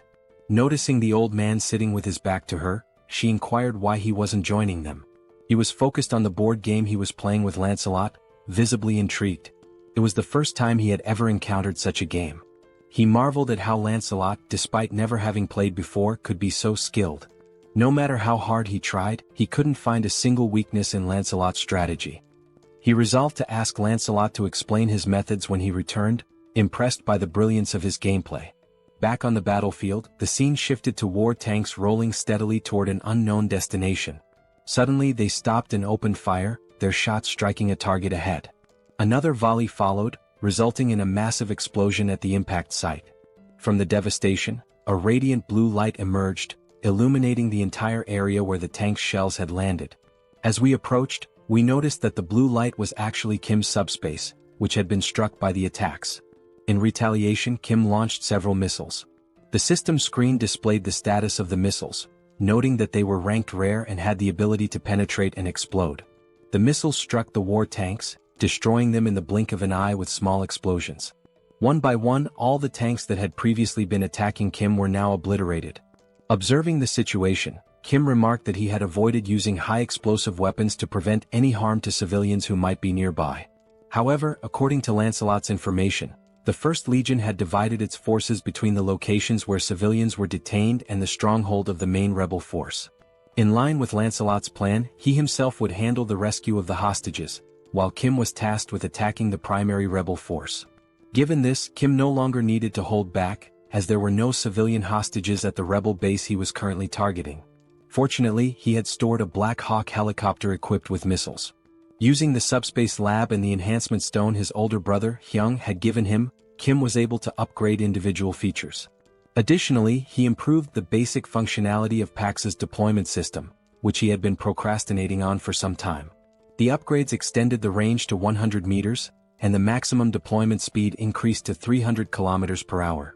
What was already powerful now packed even more destructive force. Inside the subspace, as he studied the system screen, Kim realized that while the missiles were already powerful on their own, they could be upgraded to become far stronger. With this level of power, he could gather numerous magic stones in the blink of an eye. Looking again at the system display, he saw that 10,000 magic stones were required to upgrade the subspace to level 4. By now, he calculated he should have collected 2,000 magic stones. But when the system displayed the actual count, it showed only 1,890 stones. Puzzled, Kim questioned why the number was so low, insisting he should have more. The system then displayed a message stating that, according to the platform's terms and conditions, 45% of the revenue was deducted as a fee paid to Tonatiuh from the Mexica dimension. Additionally, the regulations required that 25% of the magic stones acquired be allocated to Priest Bongsu. Confused, Kim remarked that the names Tonatiuh from the Mexica division and Priest Bongsu sounded familiar. At that moment, he recalled a conversation with Lancelot in which Lancelot had revealed that the goblins had made contact with a high-ranking entity known as Tonatiuh. This memory startled Kim as he began piecing together the facts they had uncovered earlier. Suddenly, something appeared before him. It was Lancelot, addressing Kim as "my lord" and reporting that he and Bedivere had destroyed all the fields. Lancelot mentioned that Bedivere was helping people escape and that he had come alone for now. He asked if Kim was injured. Kim thanked Lancelot for his excellent work and assured him he was uninjured. Turning to Lancelot, Kim brought up the earlier conversation where Lancelot had mentioned a high-ranking entity named Tonatiuh that had contacted the rebels. Lancelot confirmed this and asked why Kim brought it up. Kim explained that both Tonatiuh and Priest Bongsu were taking his magic stones. He added that Tonatiuh was from the Mexica division and asked Lancelot what the Mexica division was. Lancelot explained that Mexica likely referred to the name of the planet or civilization from which Tonatiuh originated, using the example that their own location was referred to as the Earth dimension. He further stated that Priest Bongsu was sacrificing people to other planets and noted that a traitor was worse than someone betrayed. The scene then shifted to show a mutant goblin from behind, with a system screen open in front of it, displaying the same message Kim had just seen. The goblin tinkered with the system, questioning what he was doing to sound so crazy, remarking that this behavior was unusual. As he continued to look at the system, he wondered how the magic stones could be deposited into the dimensional account so quickly. He also mentioned that there had been massive explosions some time ago. The scene shifted to reveal where the goblin was, a setting resembling a sacrificial altar. He muttered that he hadn't heard the sound of helicopters or jets, much less any gunfire, which made him question where such powerful weaponry had come from. As a light approached him, He commented that, despite everything, none of his soldiers had come to report anything amiss. That light turned out to be a missile launched by Kim, which pierced the goblin's body like a donut. Due to the upgraded missile speed, the goblin had no time to react. After being struck, the goblin was hurled backward, landing hard on the ground. Moments later, Kim arrived, calling the goblin by his name, Priest Bongsu. Lancelot and Kim climbed to the altar, with Kim exhausted and joking that the stairs had nearly killed him. Kim also remarked that he had long wondered who Bongsu was, then asked if he was the commander of the legion. The goblin lay on the ground, pierced like a donut, with smoke rising from the hole left by the missile. While writhing in pain, the smoke seemed to have a regenerative effect, beginning to heal the goblin's wounded body. Kim, astonished by the sight, asked what was happening. Lancelot explained that the goblin was recovering from his injuries. As the goblin rose to his feet, Lancelot remarked that he had been curious about the blackish red smoke that had been rising throughout the camp.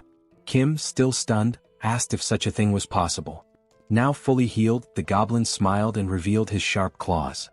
He yelled at the two, saying this was more surprising than he had imagined. In front of him stood a human and a skeletal knight, with the latter being loyal to the former. Kim, equally surprised, remarked that he didn't know goblins could talk. The mutant goblin responded, saying that they must have already encountered his goblin soldiers. He explained that the goblins had recklessly consumed magic stones, transforming themselves into goblins. This transformation was a side effect of trying to gain power too quickly before their bodies could adapt. He added that he had given them guidelines, but their greed had led them astray. The goblin then speculated that since Kim had a dimensional account, he must be an 8th level hierarchy user. He questioned where Kim had obtained all the investment for it and proposed a deal. The deal was simple. Kim and his allies should cease their destruction and leave the area, and in return the goblin would refrain from harming them. Brimming with arrogance, the goblin declared that, as they had seen, they couldn't kill him. If he wanted, he could kill both Kim and Lancelot right now. However, the only reason he hadn't done so yet was that it would cost him some damage. Priest Bongsu concluded by saying that fighting at a time like this was nothing but a waste of time. Lancelot retorted that the goblin couldn't kill them either, let alone leave a scratch, and invited him to try if he wanted. Meanwhile, Kim was deep in thought, pondering the sudden offer of peace. He questioned whether he could truly kill the goblin or not. If he couldn't, it was likely due to the mysterious smoke. Staring at the goblin, Kim wondered about the true nature of the smoke, suspecting it might be a remnant of human sacrifices. He recalled that Lancelot had mentioned seeing the smoke at the camp, though he hadn't seen it himself. If he had, perhaps he could have deduced its principles. Looking beyond the goblin, Kim noticed a strange hum and a dark red smoke gathering in the sky. He glanced upward, questioning why the smoke was also in the sky. The heavens glowed a deep scarlet, resembling a scene that signified the end of the world. As Kim stared upward, he was caught off guard by something that made his eyes widen and his body tremble with fear. In the sky, a massive sphere appeared, resembling a glowing, terrifying red eye, unlike anything he had ever seen before. The smoke enveloped the sky, particularly around the enormous eye. Kim stood frozen, overwhelmed and unsure of what to do as he gazed upon such a colossal and awe-inspiring sight. Looking up at the sky, Kim wonders what exactly he is seeing. Still in shock, chills run down his spine as he questions whether the entity before him is truly a high-ranking being. Priest Bongsu smirks, clearly amused by Kim's reaction. The goblin remarks that it must be Kim's first time encountering such a creature, as they usually never appear due to classification restrictions. However, he explains that Lord Tonediu is different from other beings. Unlike them, Tonediu will descend in person. Placing a hand on his chest, Bongsu claims that he alone has the power to make this happen. Still grinning mockingly, he taunts Kim, pointing out how foolish he has been. Despite that, he decides to grant Kim a chance, but only because of his abilities, which he finds too intriguing to waste. But there is a condition. Kim must kneel, beg for forgiveness and plead for his life. Only then will he be granted the honor of becoming Bongsu's right-hand man. Before he can finish speaking, Lancelot dashes forward, delivering a powerful strike that slices through Bongsu's neck in an instant. Lancelot is enraged that a mere goblin dared to place himself above his master.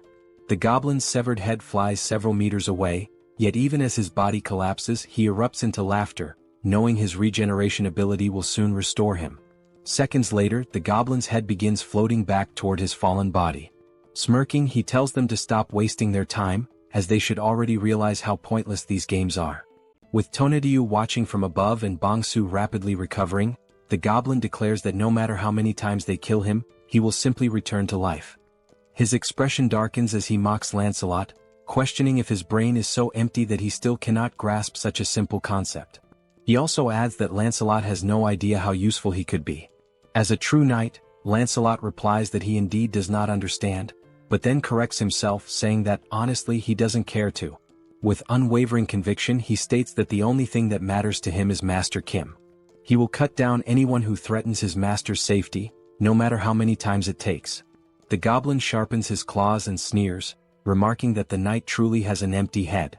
Without hesitation, the goblin lunges forward, inviting Lancelot to attack him as many times as he wants. Watching Bongsu's reckless charge, Lancelot reconsiders his approach. Instead of drawing his sword, he clenches his fists and decides that if cutting won't kill him, he will simply pummel him into dust instead. With lightning-fast speed, Lancelot lands a devastating punch to the goblin's face. Bongsu has no time to react.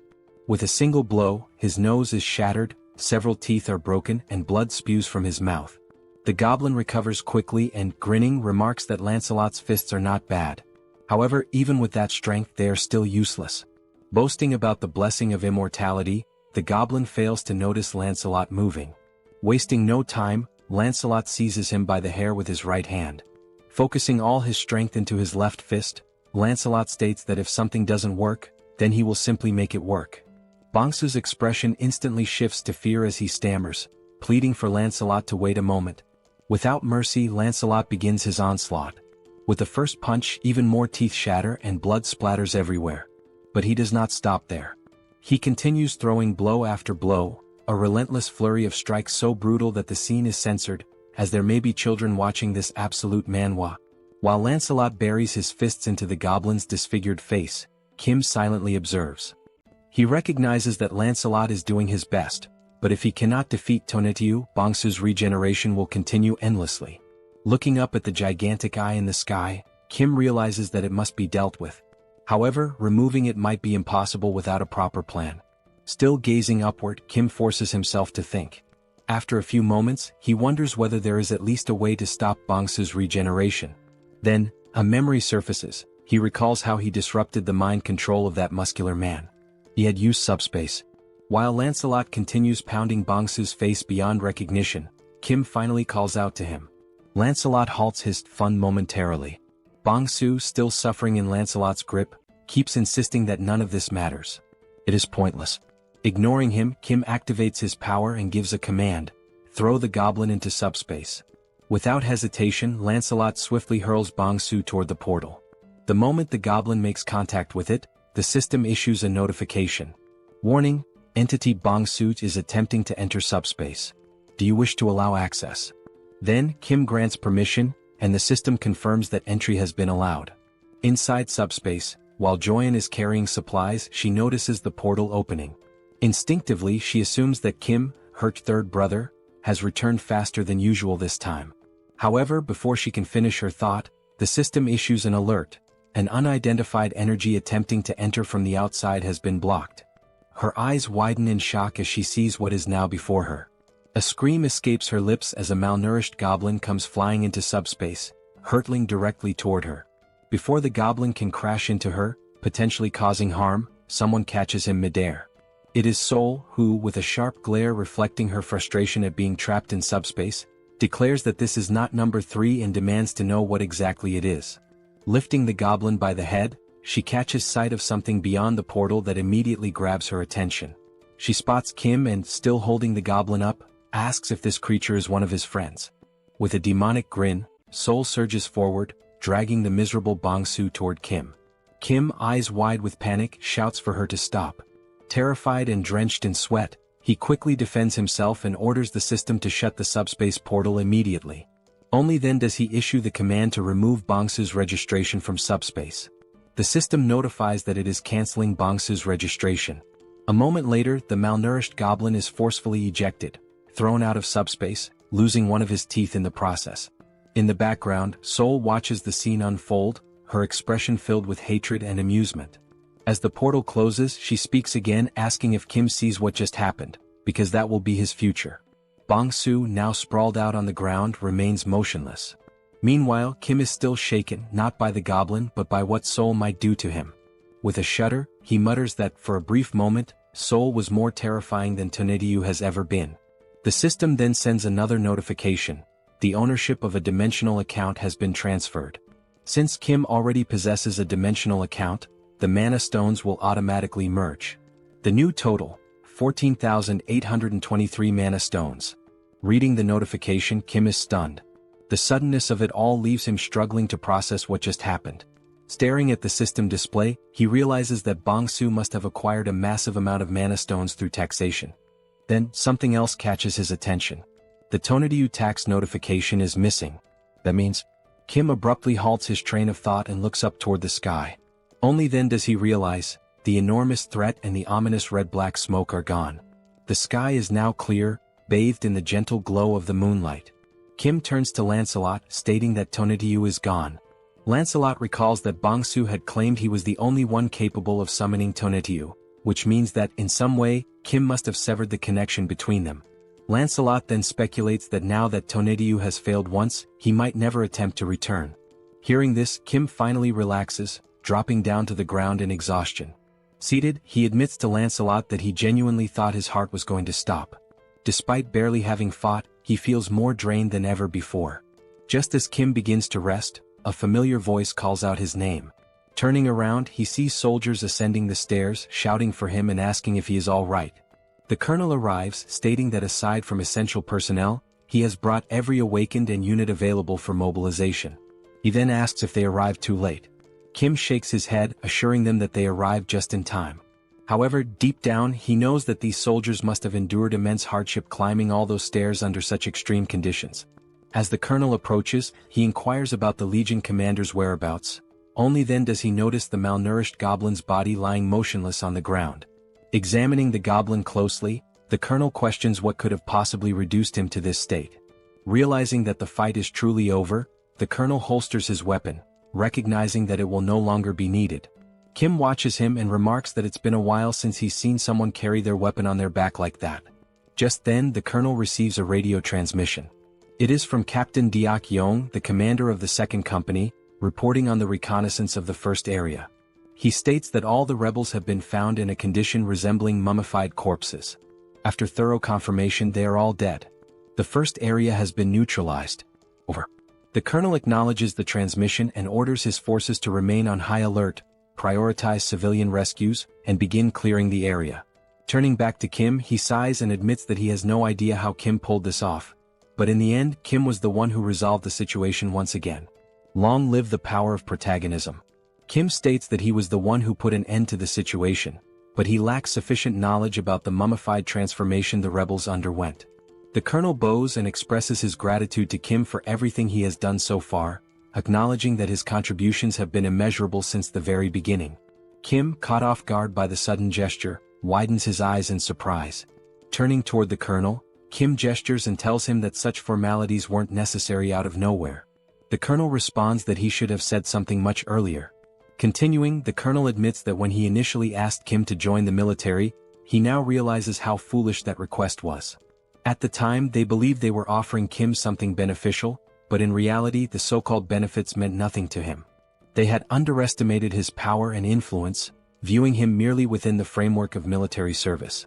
As Kim decides to stand up, the colonel continues, stating that the military should not have been this incompetent. Even if it is shameful to admit, he remains bowed and asks if Kim is still willing to help the people, even though requesting such aid now is undeniably disgraceful. Many people are still in dire situations. Some have lost loved ones, others are gravely injured, and many remain anxious due to their inability to awaken their abilities. Kim extends his hand, and the colonel firmly affirms that the damage was worsened by the government's incompetence, which is precisely why he seeks Kim's help. With the composure of a gentleman, Kim clarifies that this is not a deal, but a voluntary act of assistance. He insists on doing it from the front lines without any intention of joining the military. Moreover, whether he chooses to help or not is his own decision. He adds that he only says this to make everything clear, all while keeping his hand extended toward the colonel. Upon hearing this, the colonel smiles, realizing the depth of Kim's kindness. his willingness to help without expecting anything in return. Only then do the two shake hands, signifying mutual agreement. The colonel reassures Kim that he doesn't need to worry. Reaching for his radio, the colonel pauses before activating it and asks Kim to wait for a moment, promising to ensure that he will always have military support whenever needed. Activating the radio, the colonel makes an official announcement to the troops. In recognition of Kim's significant contributions to strengthening the armed forces and neutralizing the rebel army, he declares through this broadcast that Kim Jeong-gyeom is now granted the title of honorary colonel. As Kim listens, he becomes increasingly uncertain about everything being said over the radio. The colonel continues, stating that from this moment forward, all military personnel without exception must show full respect to the newly appointed honorary colonel, Kim Jeong-gyeom, and cooperate with him whenever necessary. He adds that a response is not required, but whenever possible, everyone who hears this message should pass it along to others. Over. Still in shock, Kim mutters that there was no need to take things this far. Then, the colonel salutes Kim and, with a cheerful tone, states that the soldiers will handle the cleanup and resolve the rest of the situation. He then orders Kim to rest, noting that it is getting late. Hearing this, Kim's face flushes red, and he protests, saying that he is not a soldier, so there is no need for such formalities. The colonel responds that if it makes him uncomfortable, he should simply ignore it, but reiterates once again that Kim has done an outstanding job.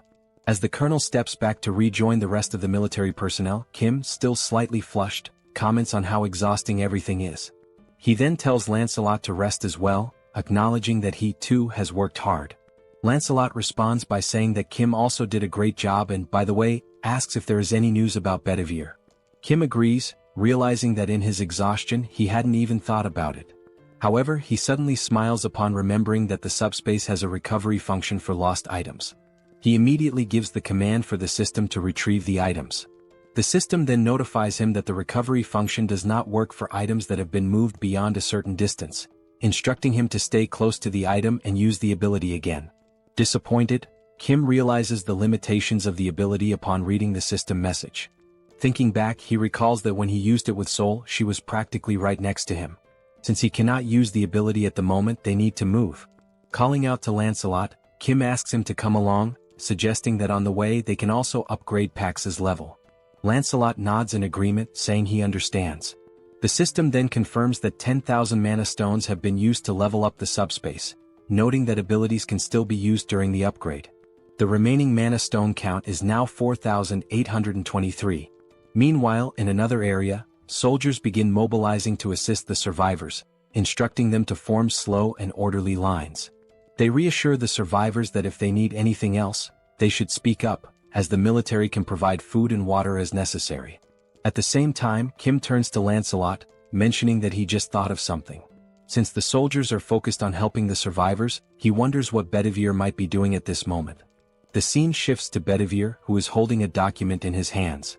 While examining it, he mutters that he has found it, admitting that it was a good idea to change routes. After all, who would have guessed that entering a random building out of boredom would lead to the discovery of documents like these? Now crouching as he reads through the papers, Bedivere remarks that Kim will definitely be pleased when he brings these findings back.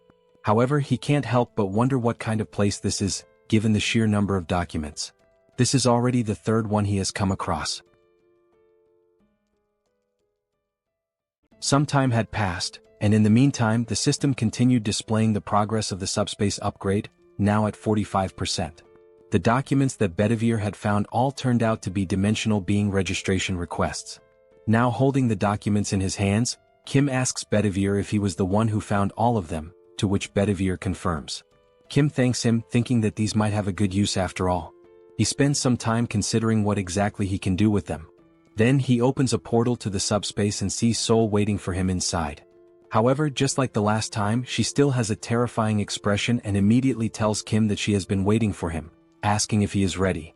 Joyeon, noticing Seoul's intent, urges her to hit Kim, saying that he left everyone worried. Seoul smiles and agrees to do just that. Kim quickly tries to calm them down, presenting the dimensional being registration document to Seoul, who at first does not understand what it means. Kim explains that he prevented her from leaving and kept her confined because he feared she might get hurt.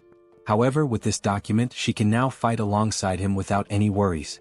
He also adds that he wants to see her kicking the monster's asses, making it clear that he didn't keep her locked up just to provoke her. As Seoul listens and reads the document, Kim feels relieved, thinking that saying this to her might have just saved his life. After reading it, Seoul points out a problem. For her to obtain the registration, she needs a dimensional account. Kim immediately acknowledges that she is right. As Kim admits that he had forgotten this detail, a fist slams into his chin before he can even finish his thought. Seoul punches him with full force, sending him flying and spinning through the air. But it doesn't stop there. Before Kim can even hit the ground, Seoul charges after him. Kim catches himself with one hand on the ground, preparing to run.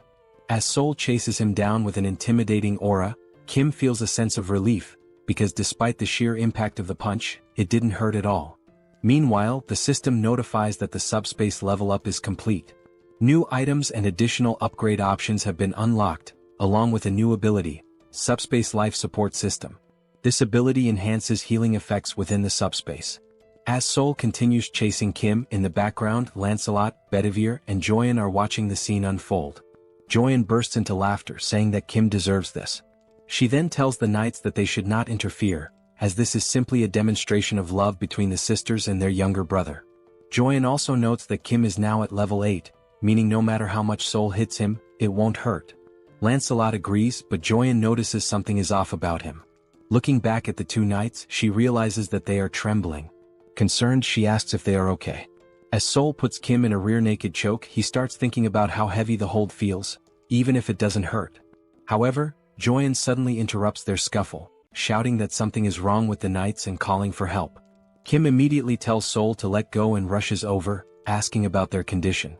The knights are so weakened that they can't even stand. Lancelot places his hand on the ground, and soon after, both he and Bedivere are overwhelmed with pain. Seeing Lancelot and Bedivere collapsing, Kim and Seoul rush over, asking if they are okay and what happened so suddenly. Lancelot struggles to respond, saying that he has no idea what is happening. He also mentions that suddenly, his entire body started itching uncontrollably and burning. Joyeon immediately asks what kind of itching he is feeling. Bringing his hand to his head, Lancelot admits that he has actually been feeling this itch for a while, but now it has become much worse. Joyeon wonders what it could be, noting that such intense itching and stinging are not normal. She suspects that something might be poisoning them. Seoul then recalls that when she was bitten on the neck during the fight against the Skull King, her neck also itched. But now, it has completely healed. As Seoul describes how unbearable the itch was back then, Kim starts thinking hard, trying to figure out what could have caused the poison. Kim recalls the system messages, where it indicates that there is a slight healing effect applied within the subspace. It also states that external objects that fit into the subspace category can be registered. However, a separate registration fee is charged based on the value, size, or weight of the object. Another message regarding the completed subspace level up appears, stating that new, previously unknown items and additional upgrade options are now available. Additionally, it confirms the activation of a new subspace support ability, which slightly enhances healing effects within the subspace. Upon remembering this last part, Kim is shocked, realizing that the healing effect might be restoring the knights. Looking at them on the ground, he begins to wonder if this form they are in is not their original state and questions what he should do, since leaving them outside the subspace may not be the right choice. As he contemplates, Lancelot suddenly mentions the name Camelot, leaving Kim confused. Lancelot then says that he feels a little better whenever he is in Camelot. The system then displays a skill called Blood Ritual, which allows him to generate random enhancement stones by either aging or extracting the vitality contained within them. Now in Camelot, the red ceiling emits a strong glow. A stone falls from above, hitting Lancelot on the head before dropping to the ground. The knights immediately kneel in reverence before Master Kim, and Kim kneels as well to pick up the white stone that had just fallen. Now holding two stones, Kim observes that the white stone appears to have just been created, whereas a blue stone, already lying on the ground, seems to have been there for some time. The system displays the statuses of both stones. The white stone has a resistance option, while the blue stone possesses electric attributes along with penetration and shock effects. The two knights speculate that the blue stone must have been there for a while. Now holding both stones, Kim realizes that the Camelot ability, Blood Ritual, does not only activate manually but also functions automatically. He also thinks that it was a good decision to keep sisters number 1 and number 2 away from here. Still deep in thought, he notices that he does not feel any itching or stinging sensation, leading him to believe that the blood ritual effect does not apply to the owner of the item. Still kneeling, Lancelot apologizes to Master Kim, expressing shame for showing such a weak side as a knight. As Kim stands up, he reassures them that there is no need to worry, acknowledging that they must have been in great pain. He also states that he should be the one apologizing for being careless. Kim then asks if they feel better when inside Camelot, to which Lancelot firmly confirms that it is definitely much better.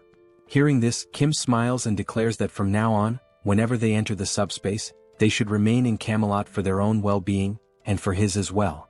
Lancelot, realizing that simply resting there allows them to be of help, expresses his happiness, while Bedivere also gives his gratitude. Seeing both knights kneeling before him, Kim asks them to stop with the formalities, stating that he is the one who is truly grateful for everything. Looking at the stones in his hands, Kim reflects on how the subspace life support system and Camelot's vitality extraction, two systems with completely opposite properties, somehow create a fantastic harmony of perpetual motion. Closing his hands around the stones, he comes to an exciting realization. He now has the ability to produce enhancement stones infinitely, increasing his abilities as he strengthens these superpowered capabilities and expands their applications. He then remembers Tonediu in the sky with that enormous red eye, and acknowledges that he is still not strong enough to deal with it. Kim understands that he must become stronger to defeat higher-level enemies. Furthermore, he needs to fully understand his abilities and learn to use them effectively. Determined, he sets off, thinking that now that the subspace level has increased, he should check what new functions were added in this upgrade. Meanwhile, outside the subspace, in the real world, two military officers are having a conversation.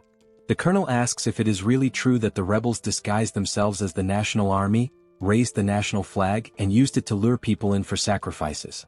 The other soldier confirms that it is indeed true, adding that they even had a reward system, offering magic stones to those who brought in more sacrifices. The colonel remarks that it is fortunate Colonel Kim handled the situation, as it was on the verge of a coup, and only now does he realize it. The colonel also states that he will inform Kim about the additional supplies as listed and that the essential troops should be selected while the rest are sent back. The other man agrees, salutes and leaves. After that, something catches the colonel's attention. Looking toward the horizon, he sees a bright light descending from the sky. It is only then that he realizes morning has arrived, and there is still much work to be done. At that moment, the system screen appears before him, prompting him to read it. The system displays a notification from the multidimensional Chamber of Commerce, announcing that recent activities have included free exploration, internal and external projections within Earth's dimension. Additionally, Earth has generated 13,117 new cases of internal projection blessings, and the same message appears on Seoul's screen, continuing with the information that, through 17 cases of induced negative growth targeting free merchants, Earth's dimension has demonstrated sufficient growth and profit potential for the multidimensional realm. Seoul wonders aloud what this message means by multidimensional. The system continues, stating that, as a result, the multidimensional Chamber of Commerce has evaluated Earth's growth as grade BB-. Based on this assessment, the second exploration proposal has garnered significant attention. Another message reveals that, according to the detailed opening strategy of the multidimensional Chamber of Commerce, an official bidding competition for all regions of Earth will be held in 7 days. Seoul turns to Joy and asks what this means. The messages continue, explaining that residents from other dimensions and from Earth who participate in the proposal will select representatives for each region, who will then compete for potential profits according to the rules established in the bidding competition. It seems this system message has appeared for everyone, as even a mother cooking in the kitchen has received it. The system further states that if other dimensions win, they will install portals in the corresponding regions to facilitate future exploration. However, if Earth's residents win, they will receive separate rewards. Additionally, it is revealed that more detailed information about the bidding competition will be announced 24 hours before the event begins in each respective region. Finally, the multidimensional Chamber of Commerce awaits Earth's support and participation. Upon reading this, Kim tells everyone that, in other words, they are planning to come in full force. It is all pointing in that direction. The two sisters question whether this is some kind of joke, to which Kim replies that it is not, pointing out that the document that elevated him to an 8th-level entity was also issued by the multidimensional Chamber of Commerce. The mother, now visibly frustrated, asks if all the monsters sent so far could be the work of this Chamber of Commerce. She grows even more irritated, demanding to know who they are to send monsters like this and questioning if they are aliens. She continues, expressing her indignation at how they dare to talk about rights to exploration, bidding, and competition over Earth. Both Kim and Joy smile, and Kim admits that he does not know much about it either, but what he does know is that the multidimensional Chamber of Commerce does not take anything seriously, treating everything like project proposals, bidding contests, and so on. Realizing this, it becomes clear that the bidding competition, structured with these rules, is essentially a kind of game that will take place across the entire Earth. At that moment, the system reappears, but this time only for Kim, announcing that he has been identified as the entity with the highest profit in the Seoul region during the free exploration period. It further states that if he accepts the position of regional representative, he will gain access to more detailed information about the competition. However, if he refuses, the selection authority will be transferred to the second highest profit-generating entity. Reading this message, both Kim and Joy are taken aback, and Joy questions what it means, pointing out that she did not receive the same message. Kim's older brother then explains that if Kim accepts the role of Seoul's representative, he will be participating in the bidding competition. The mother asks what exactly this competition entails, to which the older brother admits he does not fully understand, but judging by the context and system messages, it is likely that they will be competing against alien life forms from other dimensions. Upon hearing this, everyone in the room falls silent, their expressions shifting as their eyes widen in shock, creating a tense yet electrifying atmosphere in the room. The system reappears before Kim, stating that if he accepts the position of representative, he will be able to select up to 100 members, including himself, to participate in the bidding competition. It then asks if he accepts the role of representative. Standing alongside his sisters and looking at the message, he ponders whether he should truly accept and take on this responsibility. Then, with a determined look, it seems that Kim has made his decision.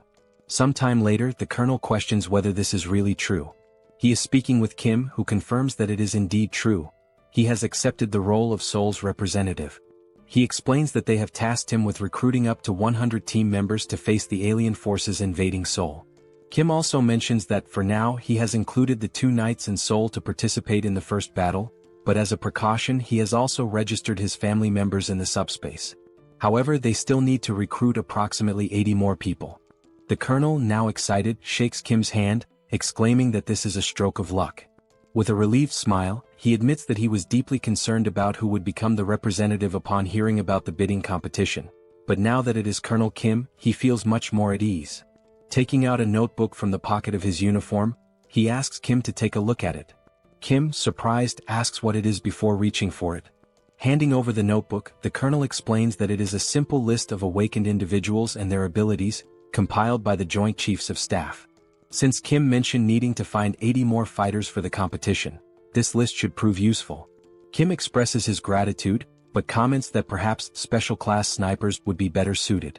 The colonel, caught off guard, asks if he heard that correctly. Kim confirms, stating that it is exactly as he said, regardless of whether they are awakened or not.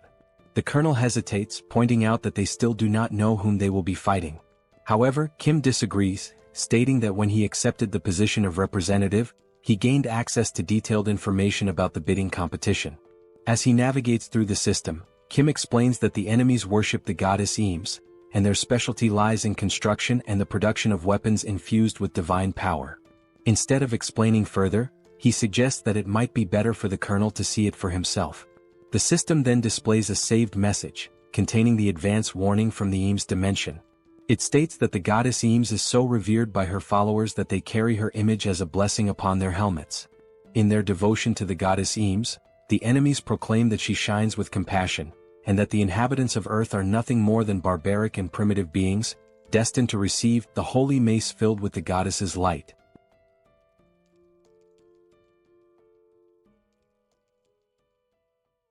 After Kim shows the video to the colonel, he opens another system screen to display the list of participants from the Eames dimension. The list includes 4 8th-rank knights, which means that the participants from Eames are not weak.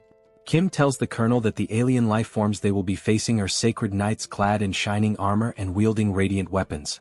The colonel then asks how they are supposed to fight against these alien lifeforms. Kim begins explaining the details of the bidding competition, which he confirmed when accepting the position of representative while reviewing the information alongside his sisters. He starts summarizing what he saw, stating that 1 hour before the bidding competition begins, both sides will take their positions and enter a combat readiness phase. During this period, a barrier will be formed, making it impossible for either side to attack.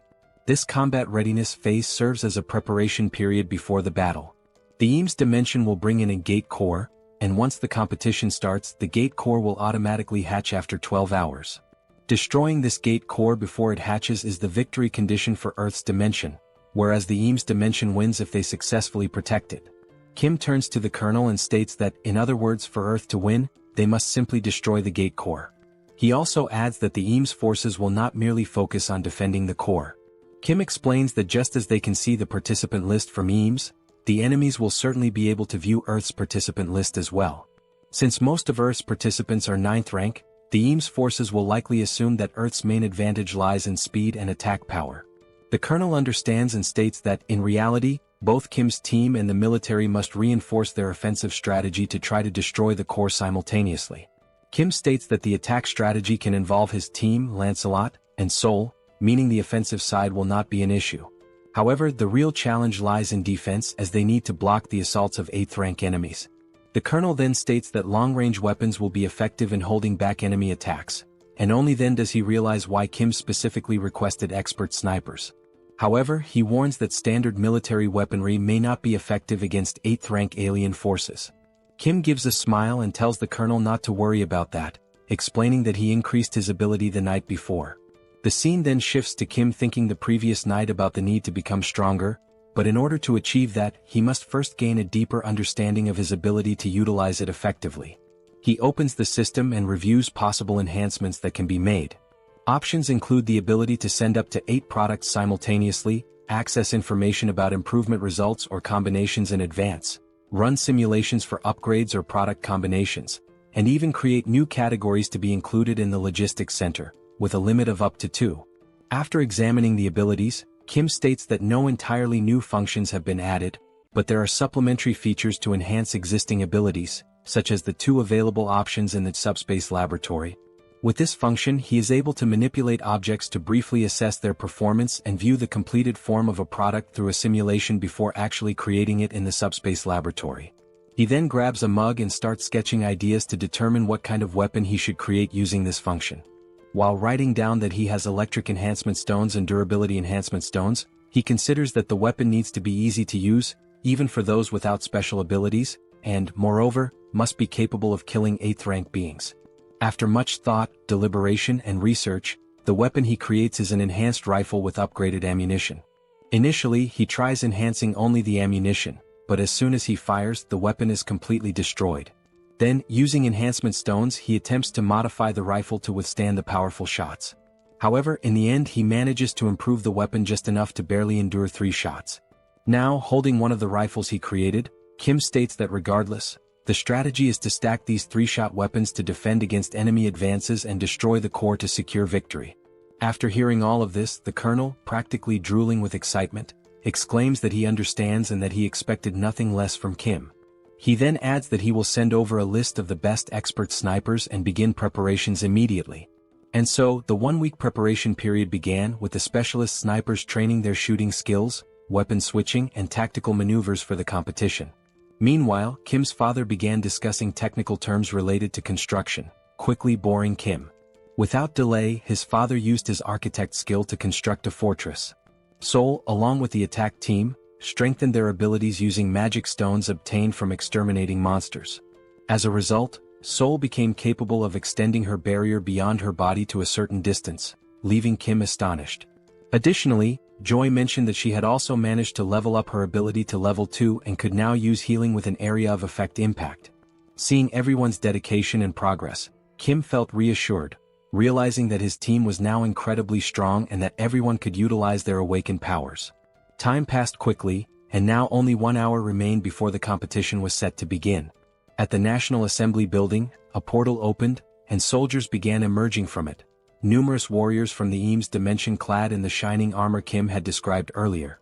However, among them, one soldier held the gate core, the key element that would determine the winning side in this battle. Observing from a distance through binoculars, Kim carefully analyzed the scene and concluded that the glowing orb was indeed the core. His father asked what he was seeing, and Kim responded that it was exactly as shown in the video he had displayed earlier, except for one odd detail.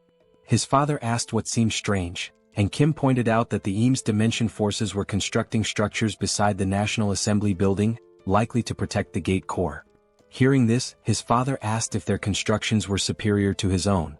Kim, however, simply considered the fact that the competition would begin in just an hour and questioned whether it made any sense to build something now, as there was no way they could complete it in such a short time.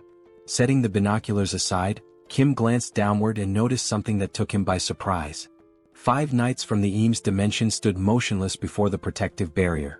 The leader among them began speaking, stating that he had reviewed Earth's participants and found that while there were a few at the 7th and 8th ranks, the majority were at the 9th rank.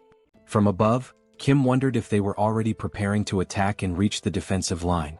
The knight then declared that the goddess Eames had spoken of mercy and salvation for the weak and that, in her name, they would grant such mercy and salvation to Earth. Suddenly, the knight's expression twisted into one of hatred as he proclaimed that their mercy would come in the form of tearing out the tongues of Earth's people while they were still alive, ensuring that no one could ever speak ill of them again. Their salvation would be granted by allowing them to repent for their sins through hard labor. From his vantage point above, Kim observed the scene and noted that it was quite the impressive speech, fitting for holy knights, but, glancing at the system screen, he commented that they were underestimating them simply because they were ranked 9th. The system screen then displayed a notification indicating that the bidding competition was about to begin. Down below, the leader of the Eames Knights gave the order to advance. Like primitive warriors, they charged forward, shouting that their actions were in the name of the goddess Eames. The colonel, seeing the enemies advance, immediately commanded all soldiers to open fire. The troops, armed with the rifles Kim had developed, took their positions and began shooting. A barrage of gunfire struck the approaching Eames Knights, the bullets carrying electric attributes. The shots pierced through their armor, leaving the knights stunned and confused as they struggled to understand what was happening. One of the soldiers, bewildered, questioned how it was possible for 9th-rank fighters to accomplish such a feat. Another knight shouted an order to use their shields for protection and continue advancing. One among them activated a barrier skill to block the gunfire and called for everyone to deploy their Eames barrier abilities. Their leader bellowed that, although they had no idea what kind of weapons they were up against, their shields were undoubtedly stronger. He ordered them to hold their ground and maintain their defenses. Believing himself to be insightful and strategic, one of the knights remarked that since their enemies were relying on long-range weapons, they would eventually run out of ammunition. If they could endure long enough, victory would belong to the Eames dimension. Meanwhile, up above, countless rifles were lined up, ready for use as the soldiers assisted each other in switching weapons after each rifle broke from firing its 3 allotted shots. The pile of discarded weapons had grown massive, prompting the military to inform Kim via radio that approximately 20% of the total weapon stock had already been used. Hearing this, Kim put away the radio and remarked that things were going much better than expected. He instructed them to keep up the momentum, as the attack team would soon begin their advance. The attack team, consisting of Lancelot, Seoul, and Kim, set out on 2 motorcycles to carry out their mission. The bikes moved at such incredible speed that they passed through the knights before they even had a chance to react or block their advance. One of the knights mentioned having seen 3 individuals heading toward the gate core, but another dismissed the concern, stating that it didn't matter and should be ignored since the core wouldn't be destroyed anyway. While defending with his shield, he shouted that their current priority was to hold the line and maintain their position. He acknowledged that the enemy appeared to have far more weapons than expected but reassured everyone that, once reinforcements arrived, they would be able to advance little by little. As a way to encourage his fellow knights, he urged them to endure just a little longer, assuring them that reinforcements would be there soon. Ignoring the knights entirely, Bedivere began hurling his infamous flaming bowling balls toward the battlefield.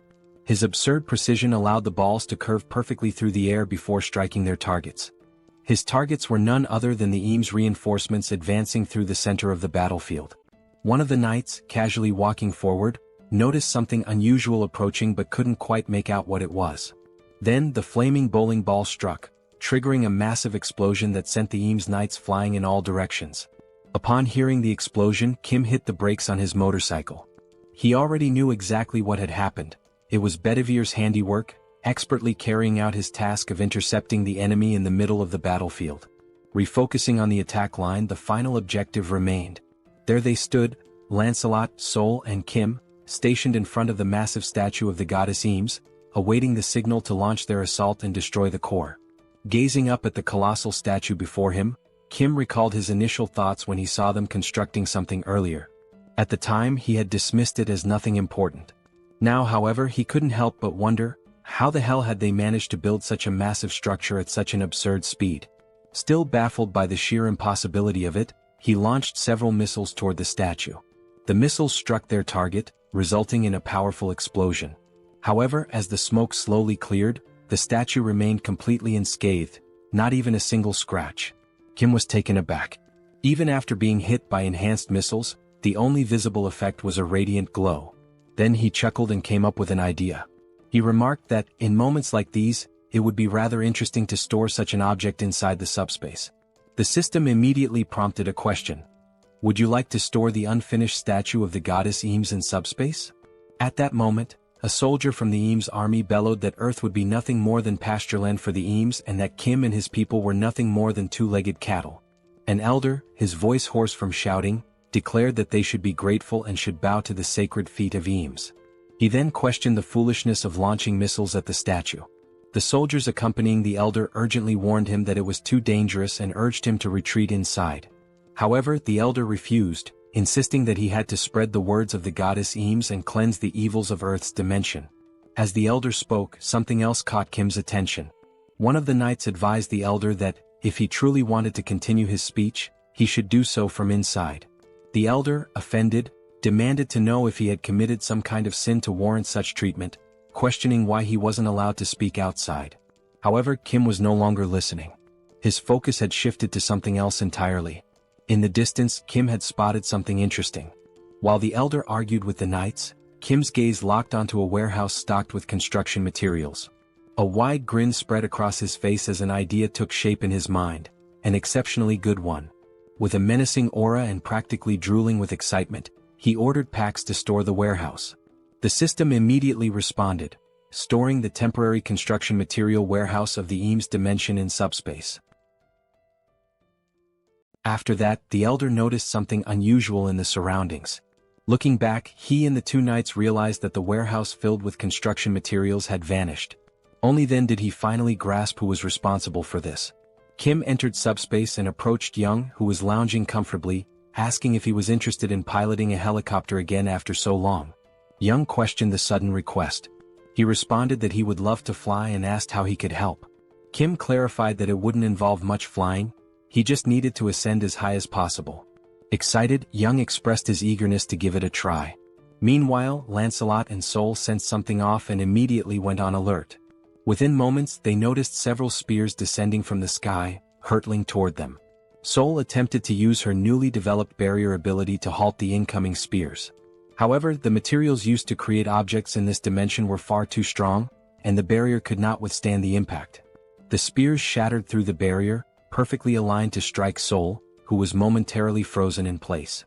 Reacting swiftly, Lancelot stepped forward, using his sword to deflect the spear that was about to hit Seoul. She turned to Lancelot, questioning whether these were no ordinary spears. She explained that her ability had evolved to the point of stopping even Kim's enhanced bullets, yet she had failed to block these. Lancelot confirmed that these were far from ordinary spears, though it wasn't a matter of enhancement. Hearing this, Seoul became puzzled and asked what made them so special. Lancelot explained that he had heard of something like this before. A certain dimension had developed a technique that produced an effect similar to item enhancement. The knights then realized that Kim's group had been the ones who looted the warehouse. Enraged, they shouted the order to attack and continued hurling spears. Preparing to defend, Lancelot explained that this technique was referred to as a blessing, and that the construction materials likely carried such a blessing, which was why they had resisted Kim's attacks. With his sword, Lancelot skillfully deflected another spear aimed at them. The deflected spear soared toward Seoul, who caught it midair. Now holding the spear in her hands, Seoul grinned and remarked that, regardless of the origin, this spear was incredibly powerful. Inside the helicopter, Kim observed everything happening below. Young noted that the number of incoming spears had decreased and announced that he was about to take off. Kim acknowledged the update and instructed him to ascend as high as possible. Still watching from the window, Kim set his sights on the enormous statue. It was undoubtedly the source of the enemy's increasing strength. As the helicopter approached the statue, he declared that he would bestow a blessing in the form of a gift to the Eames dimension. At that moment, he released the stolen construction materials from the highest altitude, naming the attack god's staff. The materials plummeted, striking the statue and obliterating it with the very essence of its own dimension. From a distance, Lancelot and Seoul observed in awe as the sheer power of these materials reduced the statue to rubble. As the dust slowly settled, something crushed beneath the debris became visible. Then the system broadcasted a message. The Earth dimension has won the bidding competition in the Seoul region by destroying the core of the Eames dimension's gate. Rewards will be distributed to all inhabitants of the dimension who participated in the competition. The rewards included dimensional accounts for all participants, 5,000 destroyed magic stones based on individual contributions, and additional items from the Eames dimension, which would be transferred and allocated accordingly. Without hesitation, the very first thing Kim did was register his entire family as 8th rank. As soon as the registration process was complete, the documents began dissolving in the hands of those receiving them. Just then, a paper descended from the sky, landing near Kim. He picked it up, puzzled by its contents and its sudden appearance. The system then issued another announcement. The commercial rights of the Lettal dimension, previously held by the Eames dimension, have now been transferred and allocated to the representatives of Seoul. With this, Kim had essentially obtained exclusive commercial rights to the Tertius region. As soon as they finished reading, a new portal, this time glowing red, appeared before them. Both his father and Seoul questioned what the portal was. Kim admitted that he wasn't sure, as he hadn't been the one to create it this time. He speculated that it might be related to the commercial rights mentioned in the document. Determined to uncover the truth, he gathered his courage and stepped forward, reaching out to touch the portal. However, a system message immediately popped up, stating, "Not a registered company. Please verify authority." Looking at the document, Kim was taken aback. Even with the rights granted to him, he still needed to register as a business entity. Opening the system, he was presented with an option. Would you like to sell the commercial rights to the multidimensional Chamber of Commerce? If sold, a total of 10,000 magic stones will be paid as the purchase price. Looking at the system message, Kim felt even more confused. He wondered what these commercial rights for the Lettal dimension really were, granted as a reward yet unusable without being registered as a company. And despite not being able to use them at the moment, the system was already offering to buy them for 10,000 magic stones. Kim pressed the option to decline the sale and grew increasingly frustrated as he read the message. To him, they were nothing but a bunch of thieves. They had given him a reward that he couldn't even use. Thinking about it further, he realized that the multidimensional Chamber of Commerce had been unfair from the very beginning. They had been forced to participate in a competition organized by the chamber itself, where every single opponent was of the 8th rank.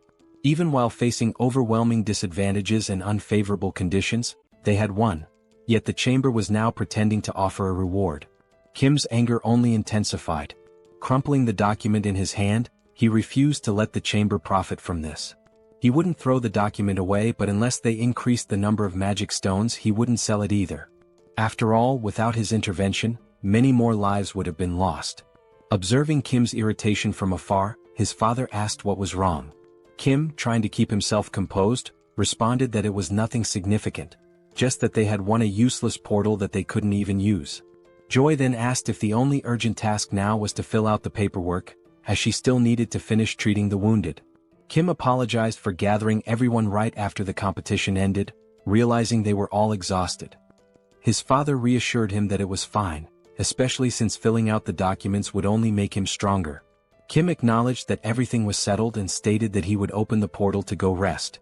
Meanwhile, Seoul mentioned that she would play around for a bit to test her new spear and told him to call her if he needed anything. Kim simply nodded in understanding. Young said he planned to finish some games he hadn't completed on his console, while his father decided to rest as well, complaining that his body ached from all the effort put into building the base. Just then, his father's eyes widened as he noticed the newly acquired construction materials. There were now several high-quality options available. Still in awe, he began listing them: bricks, drywall, beams, and even rebar. At that moment, Kim realized he had forgotten to mention them. But the real shock came when Kim casually revealed that all these construction materials were infinite. Kim had anticipated that this revelation would leave his father speechless. As he entered the portal, another thought crossed his mind. He wondered about the results of the competition in other regions. Given the 12-hour time limit, the results might be available by nightfall. When night finally arrived, the competition results were displayed, confirming that the event had concluded. The system then announced the final rankings for the Earth region's bidding competition. The results for South Korea showed that out of 5 competitions, there were 4 victories and only 1 defeat. Then, another system message revealed the global outcome. Out of 761 competitions, there had been only 113 victories and a staggering 648 defeats. Based on these results, the multidimensional Chamber of Commerce decided to downgrade Earth's growth potential from BB to CCC. This message was broadcast to everyone. Kim immediately recognized how disastrous this was, while Young admitted he hadn't expected the competition's overall results to be so terrible. Kim analyzed the data and noticed that some areas had an equal ratio of wins and losses, but the majority had suffered significantly more defeats. As a result, the global situation was dire. Even though he had anticipated this, he hadn't expected it to be this severe. The colonel pointed out that, fortunately, South Korea's situation wasn't as bad. If it came down to Incheon, they could quickly resolve the issue by concentrating their forces. He also mentioned that Incheon was nearby, so they could deploy as soon as they were ready. At that moment, a soldier rushed in, apologizing for interrupting the meeting. He handed a report to the colonel, informing him that they had just received an urgent radio transmission from the 17th Division in Incheon and that the colonel needed to read the report immediately. Scanning the document, the colonel asked why Incheon had contacted them. The report stated that they had been defeated and were transmitting urgent engagement information. The enemy force was identified as the Lizard Men from the Sabros dimension, and their portal was currently located in Chinatown. These Lizard Men appeared to be a highly trained military force, engaging in both ground and aerial combat simultaneously, demonstrating superior mobility, and completely annihilating Incheon's team. The battle had ceased approximately 2 hours before the end of the competition, and after the fighting had stopped, the Lizard Men began organizing their forces, with even more troops emerging from the portal. Additionally, they had deployed a team for reconnaissance and securing access routes, which suggested a large-scale troop mobilization was underway. The reason for the urgent transmission was that, based on their movements, their next target was Seoul, which was exactly what the colonel confirmed in the report. Kim was surprised that they were heading directly for Seoul. Hearing this, Young found it highly unusual, reasoning that it was unlikely they were targeting Kim, as no one knew his exact location. Seoul remained deep in thought, while Young pointed out that furthermore, there was no bounty on Kim's head. Looking at the map, Lancelot noted that, given the proximity of the two cities, the Lizard Men were already close. Kim turned back to the system interface, where a new message appeared. From this moment onward, the names of the regional representatives who had emerged victorious in the Earth Dimensions competition would be displayed above their heads. Seoul also read the message and questioned what it meant, commenting on how random this was. If this actually happened, then Kim's name would appear above his head, and she wondered if there was any kind of badge instead. Kim instinctively looked up, trying to see if a name was displayed above him, but found nothing. He then questioned whether he was truly the regional representative. However, Lancelot countered, stating that if Kim wasn't the representative, then the entire competition made no sense. Kim, still confused, asked why it wasn't visible if that were the case. Seoul reread the system message and another announcement appeared. Starting now, 7th rank beings were partially allowed to travel through all installed portals on Earth. Furious, Seoul clenched her fists. She had just reached the 8th rank, yet this rule was exclusively for those of the 7th rank, meaning she would be trapped inside the subspace again. The system message continued, stating that dimensions that had acquired commercial rights by winning the competition could now establish portals in the corresponding regions to eliminate the Earth Dimension's regional representative. Everyone read the new rule and immediately felt outraged. This was incredibly unfair. The colonel then spoke, stating that from now on, they would have to face 7th rank beings and that the regional representatives would likely be the primary targets of these attacks.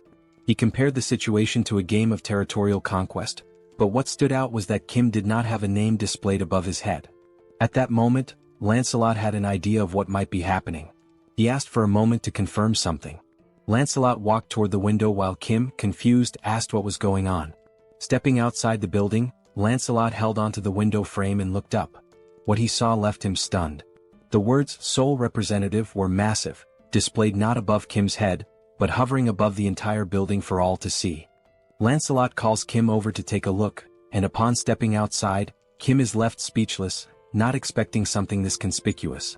Realizing what had happened, Kim remarks that the tag wasn't missing. It was just so high up that no one had noticed it. Seoul points out that something this massive makes it the perfect target for the Lizard Men, with Kim himself being the obvious objective.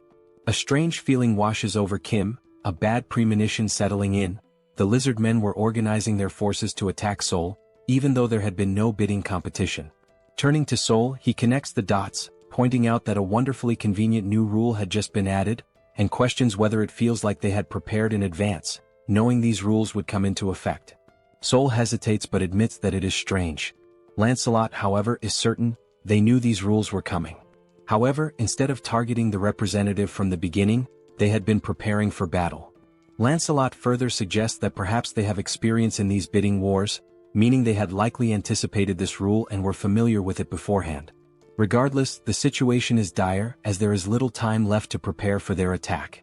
Kim, running a hand through his hair, admits that he had a bad feeling about all of this, but he never expected them to be this experienced.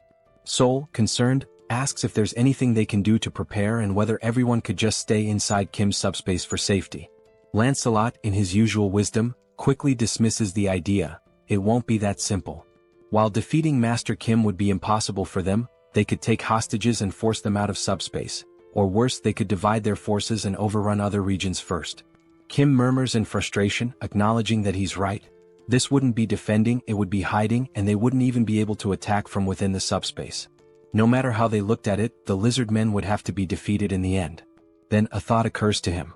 If he himself were the target and his location were exposed, it would undoubtedly draw them in. In that case, he could lure them into a place where they would be at a disadvantage. A heavy silence falls over the group as they contemplate possible strategies.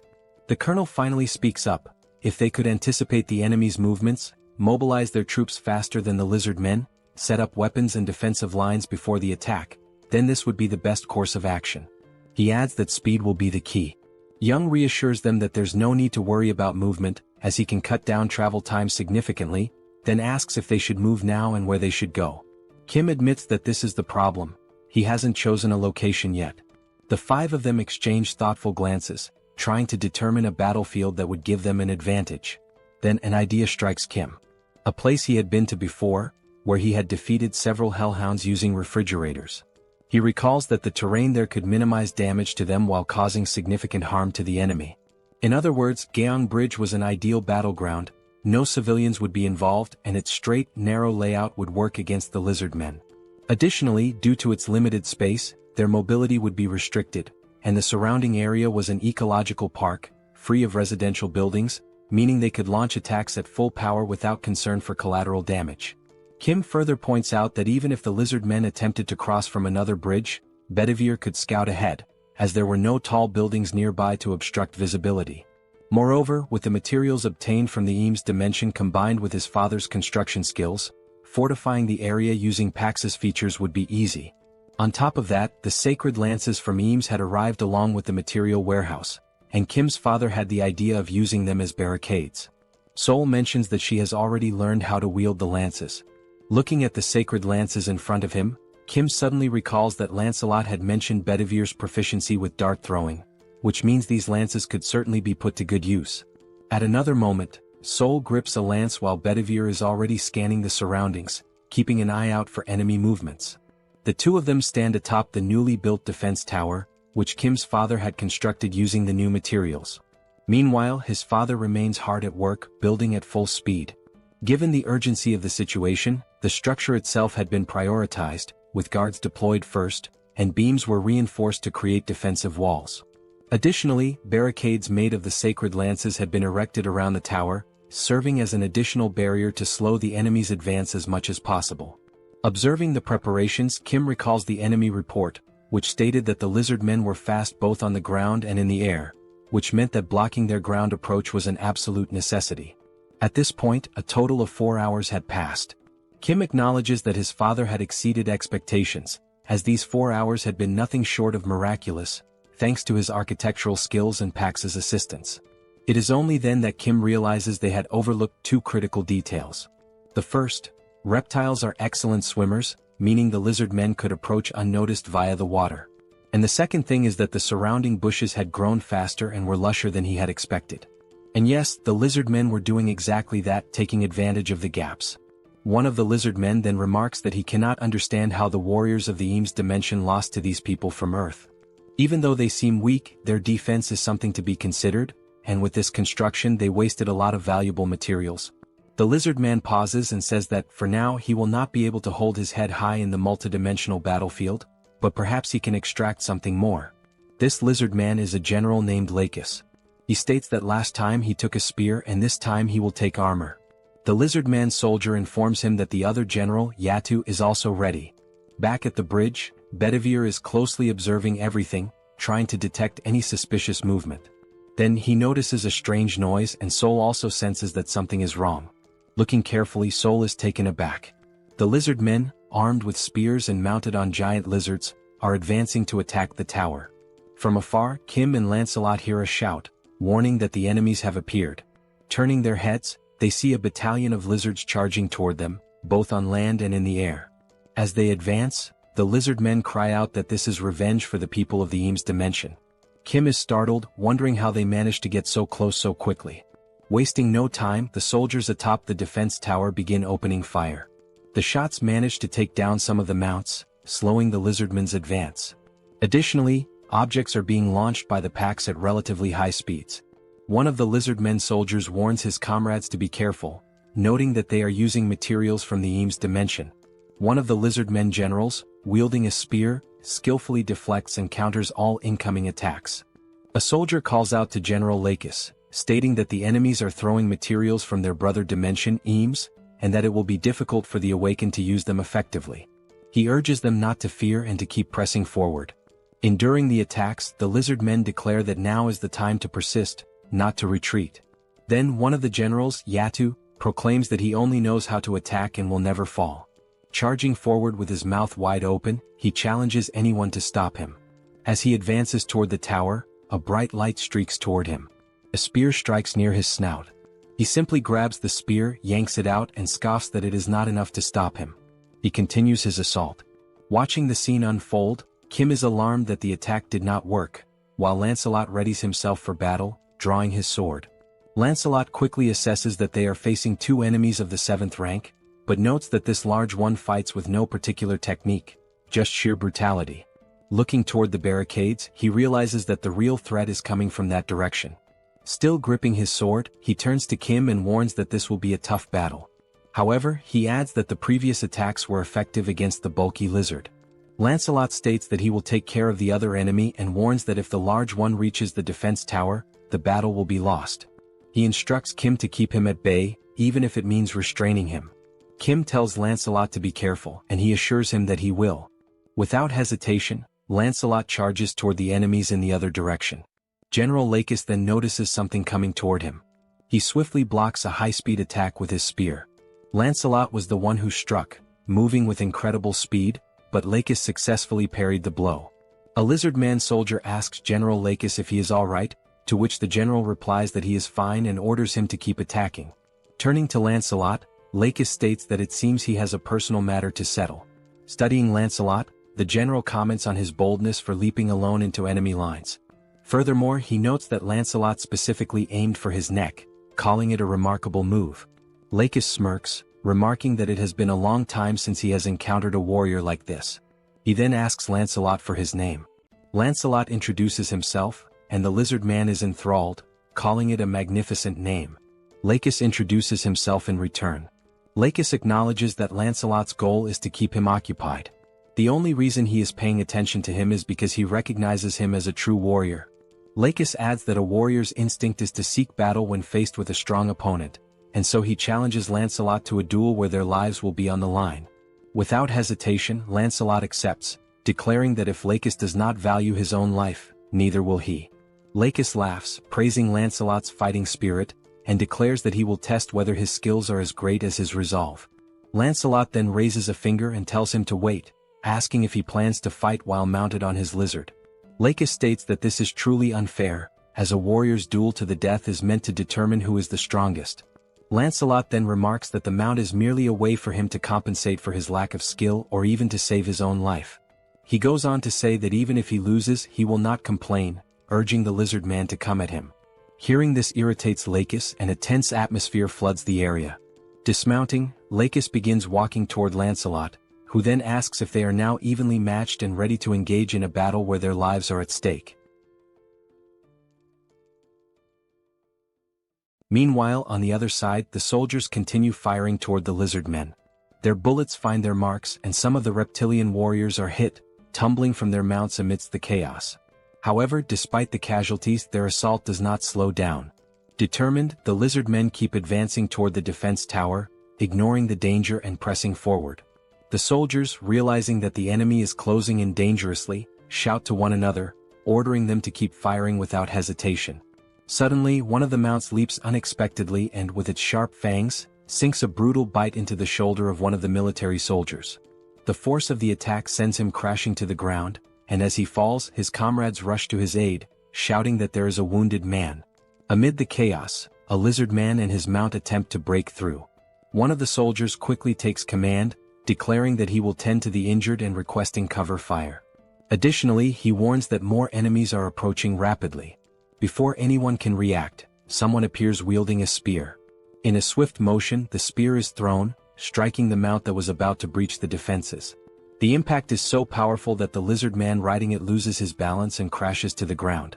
He barely has time to process what happened before Seoul appears and, without hesitation, slams his head into the ground with a devastating strike, leaving him no chance to react.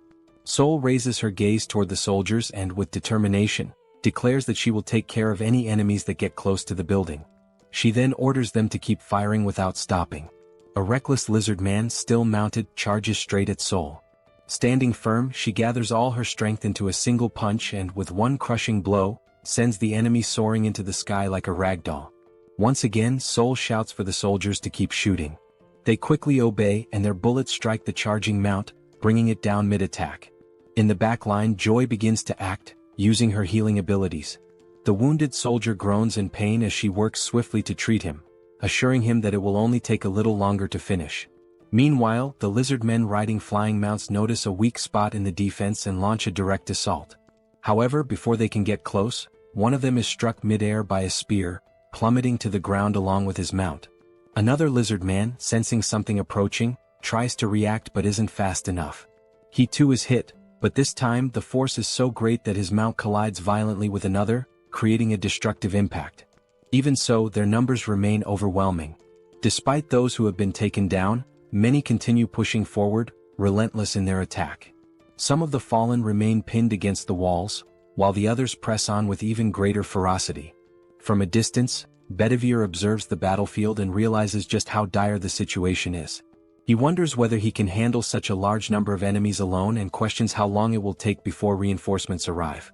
Elsewhere on the battlefield, Yatu, the brute among the lizard men, slowly pushes forward, trying to defend himself against Kim's attacks. His body is already riddled with wounds, but he continues moving, grinning as he remarks that these attacks are quite impressive. Amused by the fight, he declares that this is excellent and asks if Kim has an even stronger attack that might actually affect him. Without hesitation, Kim launches several sturdy beams, the same ones he obtained during the battle in the Eames dimension. Yatu, however, merely blocks them, showing little concern. With each new strike, Kim hears Yatu commenting from afar that this continuous barrage leaves him no opening to advance. Hearing this, Kim realizes that Yatu is a complete idiot. He had been using the same automated attack from the very beginning, yet, for some reason, Yatu believed it to be a new tactic. Even as the beams continue firing relentlessly, Yatu seems increasingly impressed. Kim, on the other hand, recognizes that he has effectively trapped him. Now he must decide what to do next. He wonders whether he should maintain this strategy and wait for Lancelot to return or take a different course of action. Scanning the battlefield, Kim tries to assess Lancelot's fight. However, he quickly realizes that waiting might be too risky. Even so, he wishes there were a way to help Lancelot. At that moment, a distinct sound rises above the battlefield. A series of rapid strikes cut through the air with tremendous force, creating a loud, slicing noise. Kim immediately identifies the source. It's coming from Lancelot's fight. The sound originates from the sacred spear wielded by Lakis. The power of the spear is so immense that, even when Lakis swings and Lancelot manages to dodge, the impact completely shatters the ground beneath them. Right now, Lancelot is focused entirely on evasion. He knows that the spear is incredibly powerful and that facing it head-on would be a fatal mistake. Noticing this, Lakis taunts him, questioning how long he intends to keep running. He remarks that he thought Lancelot was a true warrior, but perhaps he had been mistaken. Lancelot puts some distance between himself and Lakis, reflecting on his words. He wants to respond to the provocation, but in some way Lakis isn't wrong. The truth is that his weapon is overwhelmingly powerful, and Lancelot realized this before it was too late. Observing closely, Lancelot confirms that the power of this spear surpasses that of the spears from the Eames dimension. Moreover, he recognizes that it possesses additional properties, making it far more dangerous than he initially expected. Lancelot interrupts his thoughts and remarks that, upon further reflection, the lizard men refer to the Eames dimension as their sister dimension. He then inquires whether the spear was created in Eames. In response, Lakis immediately denies it and adds that the spear was actually forged in the Suburos dimension. However, he explains that the people from Eames provided a special enhancement to it. Lancelot states that he suspected as much and then mentions that he has a proposal. However, he quickly corrects himself, calling it a question instead, which causes Lakis to hesitate momentarily. Without missing a beat, Lancelot then taunts Lakis by questioning whether that weapon is merely a means to conceal the lizardman's lack of skill. Hearing this, Lakis gives a faint smile and calmly states that he is not foolish enough to fall for Lancelot's provocation a second time. Without a moment's hesitation, Lakis charges forward, aiming to strike Lancelot with his spear. Lancelot evades the attack with ease. However, in the midst of his assault, Lakis abruptly alters the direction of his strike. Yet, as if anticipating this maneuver, Lancelot is already prepared and successfully defends against the blow. The sheer power of the spear proves overwhelming, pushing Lancelot several meters back upon impact. Not allowing him a chance to recover, Lakis presses the attack, determined to prevent Lancelot from regaining his footing. However, Lancelot is already prepared, kneeling on the ground with his sword pointed forward in defense. Lakis deflects the strike effortlessly with his spear. Seizing the opportunity to counterattack, Lakis declares that Lancelot may be a warrior, but his life will end here. Lancelot remains still, watching the incoming strike without any visible reaction. Just as the attack is about to land, ending the fight once and for all, something entirely unexpected occurs. The spear begins to tremble violently, as if resisting the act of striking Lancelot. With an immense effort, his face flushing red from the strain, Lakis demands to know what is happening to the sacred spear. Suddenly, the spear wrenches itself free from Lakis's grasp, leaving him utterly shocked. This has never happened before. To his astonishment, the spear then soars through the air in a completely different direction. This was Kim's doing. The spear had been pulled into subspace. A notification from the system appears, stating that 238 magic stones were used to store the spear under the category Eames Dimension Construction Materials. Kim stands momentarily stunned, realizing that his plan had actually worked under such circumstances, and that, in doing so, he had also saved Lancelot. Even so, he does not fully understand why such a powerful weapon has been classified under construction materials. Regardless, he expresses his gratitude and resolves to make good use of it. Back on the battlefield, Lancelot remains kneeling as Lakis turns his furious gaze toward Kim, struggling to comprehend what has just happened.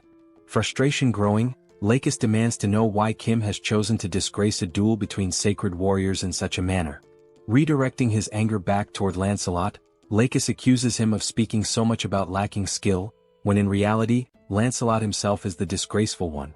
Lancelot swiftly denies the accusation and explains that Sir Kim took the spear because he clearly had a purpose for doing so. He then warns Lakis not to speak so recklessly. Lakis's irritation only intensifies. His voice dripping with anger, he asks whether Lancelot is making a joke out of this situation. With a smirk, Lakis then raises his index finger, pointing it directly at Lancelot. His voice is laced with mockery as he questions whether this so-called master whom Lancelot follows is truly so dishonorable that he does not even understand the concept of honor. Lancelot, unshaken, demands that Lakis take back his words. His tone shifting, Lancelot declares that he now fully understands his opponent. He states that the reason Lakis is so enraged is not because of the duel itself but because he fears losing his spear. However, Lancelot reassures him that there is no need to worry, after all he himself is a warrior.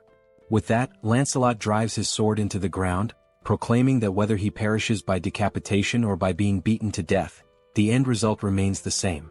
Now raising his fists, ready for a hand-to-hand battle, Lancelot asserts that one fact remains unchanged: Lakis will die. The lizard man smirks, remarking that Lancelot has quite the nerve for someone who was nearly killed just moments ago. Accepting the challenge, Lakis takes a step forward. Lancelot stands firm, calling his enemy to battle. And so, the two warriors prepare to engage in a fight to the death, this time with their bare hands.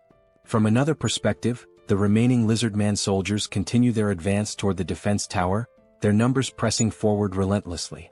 Meanwhile, following his acquisition of the sacred spear, Kim watches the system while Seoul effortlessly cuts down every lizardman that dares approach the tower's perimeter. While observing the system, Kim notices something peculiar and wonders what exactly it could be. The system then displays the spear, along with its status information. It is identified as the Lakis' Sacred Spear, Enhanced Level 3. The classification is marked as Epic, with enhancements provided by God Eames. The listed attributes include plus 31 penetration, plus 31 acceleration and purification. Reading through the details, Kim immediately realizes that this spear is on an entirely different level. The scene shifts back to the lizardman Yatu, who remains trapped within the beams launched by Kim. With a smirk, Yatu questions Kim, asking why he has suddenly stopped attacking. His gaze filled with arrogance, he assumes that Kim must have been overwhelmed by the sheer might of the great Yatu. He convinces himself that this must be the case. After all, his body is incredibly resilient. Kim must have exhausted himself trying to attack, realizing that he simply cannot bring Yatu down. He then asks Kim if he is aware that, in the 7th hierarchy, there are only two individuals, Brother Costes and the other lizardman, Lakis. They are the only ones who have ever succeeded in halting Yatu's advance. Never in his life has he encountered warriors like them. Given this, Yatu assures Kim that it is inevitable. Kim will die without ever being able to stop his advance. However, at the very least he made an attempt. Once again Yatu grins, declaring that for a warrior, death is an honorable fate. He asserts that Kim should feel proud to perish by his hands, as once the dust settles, he will end this battle swiftly. As Yatu revels in his own strength, something suddenly strikes his hands, rendering him completely speechless. His eyes widen in shock. Looking down at his now pierced hand, he stares at the wound and realizes that it is the sacred spear of Lakis embedded within it. Confusion floods his mind as he wonders why that spear is in his hands. Before he can even comprehend what is happening, multiple strikes follow. His body is pierced in several other places, leaving him unable to react. Kneeling to the ground, Yatu's strength quickly fades, and with one final breath, he collapses, succumbing to the devastating assault of the sacred spear. As his eternal rest begins in the background, Kim's subspace remains active, launching the spears at an astonishing speed. At that moment, the system notifies Kim that Yatu's dimensional account has been transferred to him. However, since Kim already possesses an account, the value is simply added to his own. Additionally, he receives a Tier D enhancement stone. This new enhancement stone does not possess any active attributes but offers the option of liquefaction. On the other side of the battlefield, the soldiers continue their relentless barrage, firing their rifles. The electric-charged shots strike down the lizardmen and their mounts one after another. Seoul observes the battlefield and realizes that only one lizardman remains standing, charging forward in a desperate all-in attack. Growing bored, Seoul notes that no more lizardmen are near the building and concludes that there is nothing left for her to do. Just then, a sound from above catches her attention. As she tries to make sense of the situation, she hears a wyvern's piercing cry from high above. Only at that moment does she remember, she had completely forgotten about Bedivere, leaving him alone up there to deal with all the lizardmen riding wyverns. Rushing up to the defense tower, the first sight that greets her is Bedivere sitting on the ground, surrounded by lifeless lizardmen, all of them pierced through by spears. Sensing someone behind him, Bedivere turns to see who it is. Locking eyes with Seoul, he calmly remarks that she is quite late. He then asks what they should do next now that there are no more lizardmen left. Back on the battlefield, the duel between Lakis and Lancelot continues. Lakis swings his tail in a powerful strike, but Lancelot effortlessly dodges, maintaining a safe distance. With swift footwork, Lancelot closes in, keeping his guard up, and delivers a solid punch to Lakis's face. Following the initial strike, Lancelot immediately plants his foot firmly on the ground, rotating his torso to throw another powerful punch, this time, landing directly on Lakis's abdomen. Still dazed from the first hit, Lakis finds himself taking blow after blow, unable to react as Lancelot's relentless barrage continues across his entire body. After a brief moment as his consciousness begins to return, Lakis finally registers another incoming punch. However, just as Lancelot's fist is about to make contact, it swings through empty air, Lakis manages to evade at the last second by ducking low to the ground. Seizing the opening, Lakis lunges forward, attempting to counterattack. But Lancelot, quick to react, drives his knee straight into Lakis's face. Now down on the ground, Lakis's thoughts race. He cannot believe that he has been brought to this state. Before he can recover, Lancelot follows up with an uppercut, striking Lakis squarely on the chin. The impact is so forceful that Lakis momentarily lifts off the ground, nearly standing upright again, only for Lancelot to deliver another crushing punch. This final blow sends Lakis flying several meters away. Lying motionless, Lakis realizes that this is the end. He has no strength left to stand. Slowly, Lancelot approaches the fallen lizard man. Standing over him, he asks if Lakis has any final words. Still on the ground, drained of all energy, Lakis calls Lancelot a true warrior and acknowledges that it was a splendid duel. Lancelot agrees, admitting that it was indeed a good fight. Summoning his remaining strength, Lancelot clenches his fist and delivers a devastating punch to Lakis's face, slamming him into the ground. The impact is so brutal that blood splatters across the battlefield. The fist of the now victorious Lancelot remains stained with the blood of his fallen enemy. From atop the tower, the soldiers observe the battlefield, and the commander, seeing the outcome, states that it is finally over. At that moment, one of the soldiers calls out to him. The soldier informs him that they have just received an urgent message from the Joint Chiefs of Staff headquarters, causing the colonel to feel a slight unease. As the battle comes to an end, Kim takes a moment to process the difficulty of the fight. The lizard men had proven to be formidable opponents, and the strategies initially devised had not worked as expected. However, what matters now is that the portal to the lizardmen's dimension remains open. As long as it stays that way, there is always a risk of more enemies returning, potentially in even greater numbers. With that in mind, the time has come to launch a counterattack. Sometime later, Kim sits inside a helicopter, his system interface displayed before him. The system indicates that he is currently using 1,000 magic stones to unlock a new ability, granting him the capacity to send up to 8 items simultaneously. Beyond that, Kim still ponders over the best way to utilize the new enhancement stone he obtained after defeating the crocodilian enemy. The stone possesses the liquefaction property, and it is becoming increasingly clear that the time has come for Camelot to begin mass-producing enhancement stones. At that moment, Youngso informs him that they are about to land, catching Kim off guard with how quickly they have arrived at their destination. Before disembarking, Kim acknowledges the urgent need for more intelligence, information regarding the exact location of the lizardmen's portal, their numbers, the defensive lines, and any other strategic details. Additionally, he also requires data to determine the ideal location for launching the counterattack. As he steps off the helicopter, one of the soldiers suddenly calls out, instructing the others to salute Colonel Kim. Watching the scene unfold before him, Kim scratches his head, feeling slightly uncomfortable. He has always found these formal salutes to be rather embarrassing whenever he receives them. A soldier steps forward, introducing himself as Park Inbo, Lieutenant Colonel and Operations Officer of the 17th Division of Incheon. He states that he has heard many impressive things about Kim, particularly how he managed to halt the lizardmen's assault without a single casualty. He mentions that he received this information directly from the Chief of Operations, who unfortunately could not be present due to urgent business matters.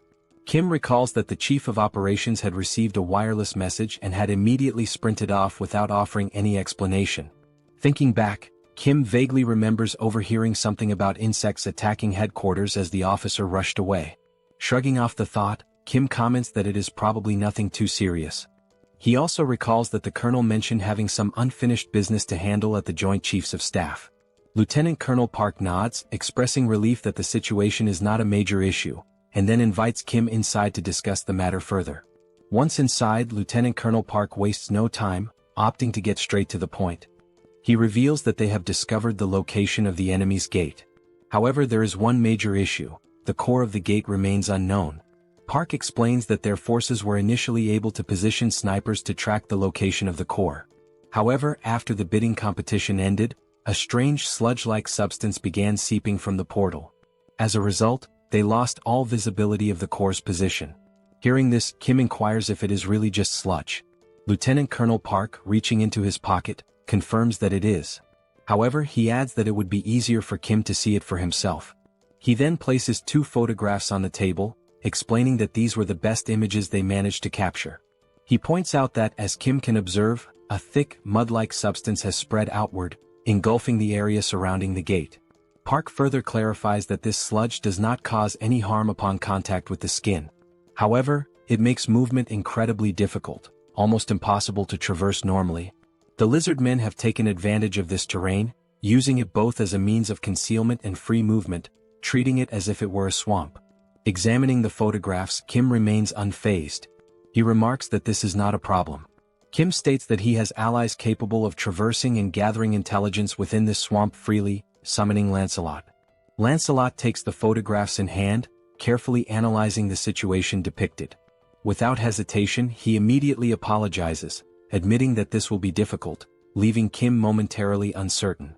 Lancelot then elaborates, explaining that movement itself would not be an issue due to the phantom effect. However, if the entire area is submerged in the swamp, their presence would be easily detected as there would be nowhere to hide. Kim acknowledges that he had not considered this factor. However, Lancelot, as always, reassures him that there is still a way. He states that he knows someone who is both swift and stealthy. Kim, curious, immediately asks who fits that description.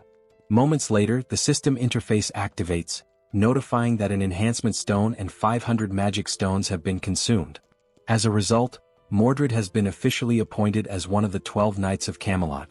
At that very instant, a portal materializes before them, heralding the arrival of a new warrior.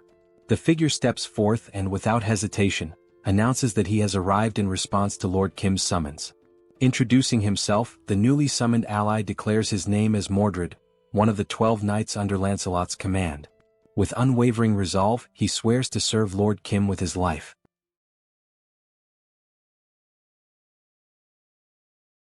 Unlike the other knights, Mordred rarely fought on the battlefield.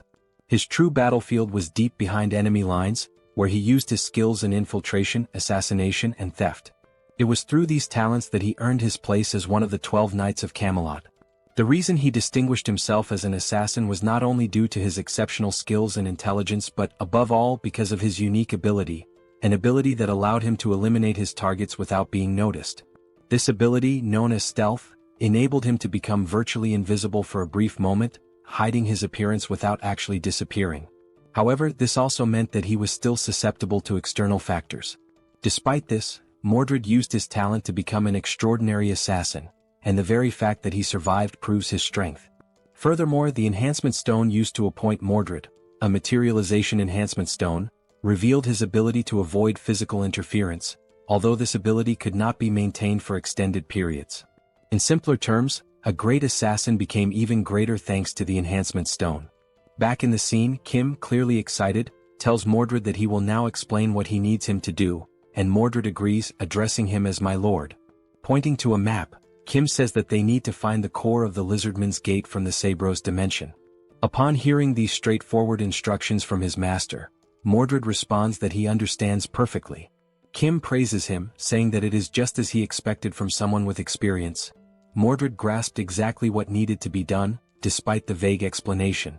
Meanwhile, Lancelot warns Mordred to remember that if he dies, the entire operation and strategy will be for nothing. Lancelot also mentions that, based on his experience fighting the Lizardmen officers, they are not enemies to be taken lightly.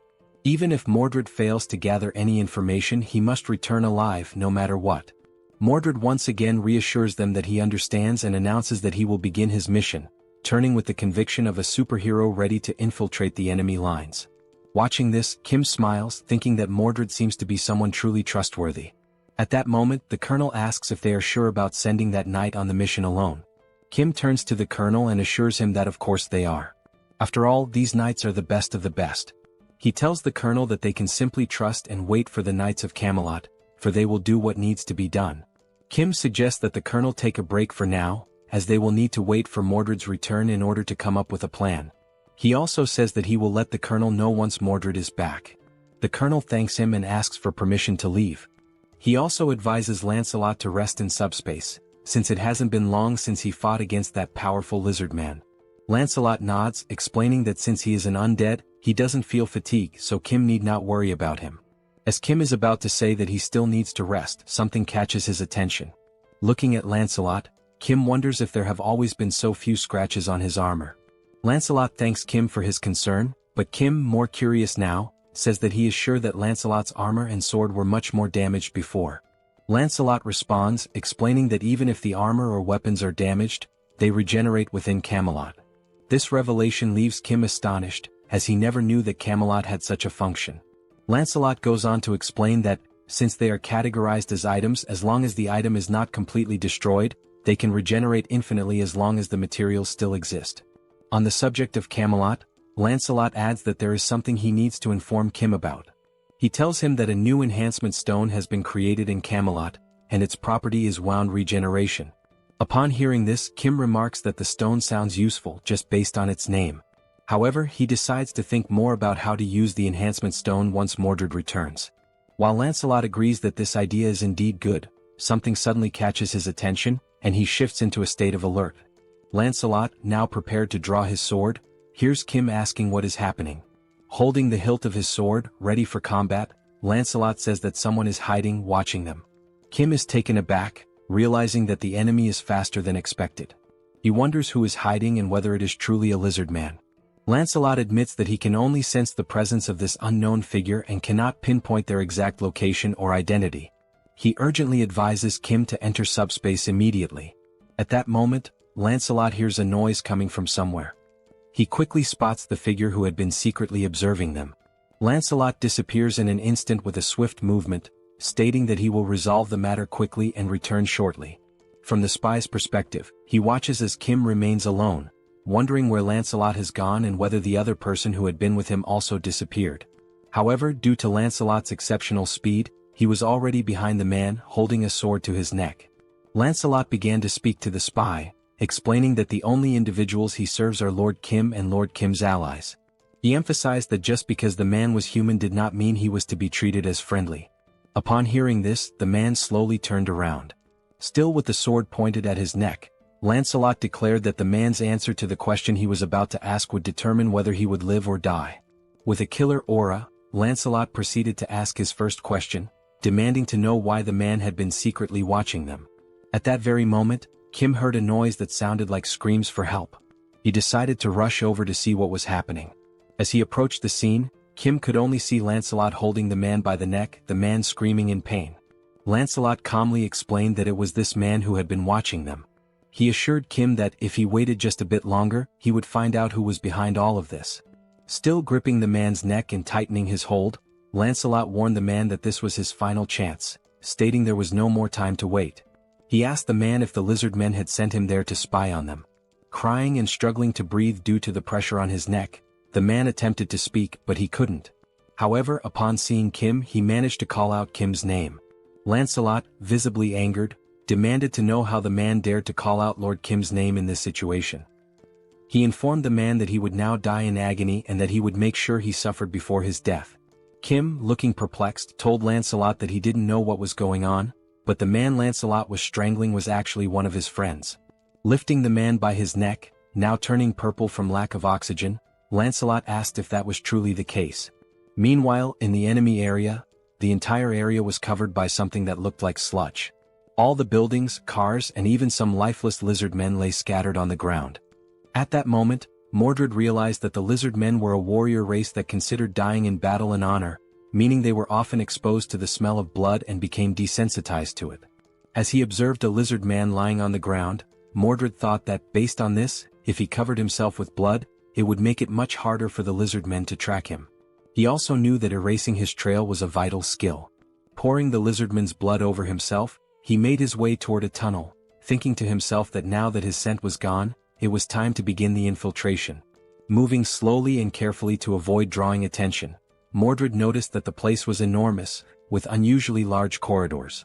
He wondered why they had built something so vast. As he ventured deeper into the area, he commented that this place seemed terribly inefficient, especially since the size of the lizard men varied greatly. Some were very large while others were quite small. Having realized this, Mordred speculated that the corridors were so large because there was one exceptionally large lizard man, and if that were the case, that giant must be a key figure. Trying his best to avoid touching anything, he thought that if this giant wasn't important, there would be no reason to create such an inefficient structure. At that moment, a lizard man stopped beside him, preventing Mordred from making any move. Realizing he had almost been discovered, Mordred was forced to use the power of the immaterialization enhancement stone. It dawned on him that this situation was truly dangerous, as if it weren't for the power of the stone, he would certainly be dead by now. And he couldn't afford to fail on his first mission. He recalled how Lancelot had been very specific about returning alive, and how his task was to find the core of the gate and return quickly. The deeper he went into the facility, the more he noticed that the lizard men seemed to be stronger and more organized. However, there was a creature unlike anything he had seen before. This new creature was purple, with an enormous round head and only one eye. Hidden and observing everything, Mordred muttered to himself that he had finally found it. He saw the one-eyed creature conversing with a bald man who was reading some kind of book. The bald elder called the creature filthy and asked if it was trying to interrupt his magical studies. The elder warned that if the creature continued to disturb him, he would be forced to imprison it. At that moment, another voice suddenly emerged, expressing irritation at the elder's words and asking if Solzen had forgotten about the agreement between them, addressing him by the name Solzen. Solzen, the elder, responded that he had only agreed to protect the core of the gate, but at no point had he agreed to allow anyone to enter there. Closing the book he had been reading, the elder said that he would seal the core of the gate without causing any damage to it. He added that if he had time to worry about the core of the gate, perhaps he should start thinking about the subordinates who had already died. The voice replied once more, stating that it understood that, a long time ago, Solzen had indeed been an incredible arcane mage, but now he had been exiled and was desperately clinging to them in order to survive. As something moved towards him, Solzen remarked that there was no need to bring up such a topic so suddenly. The thing, which resembled a tail, started wrapping around the elder's neck, and the voice spoke again, warning Solzen to understand his place, unless he wanted every bone in his body to be crushed to death.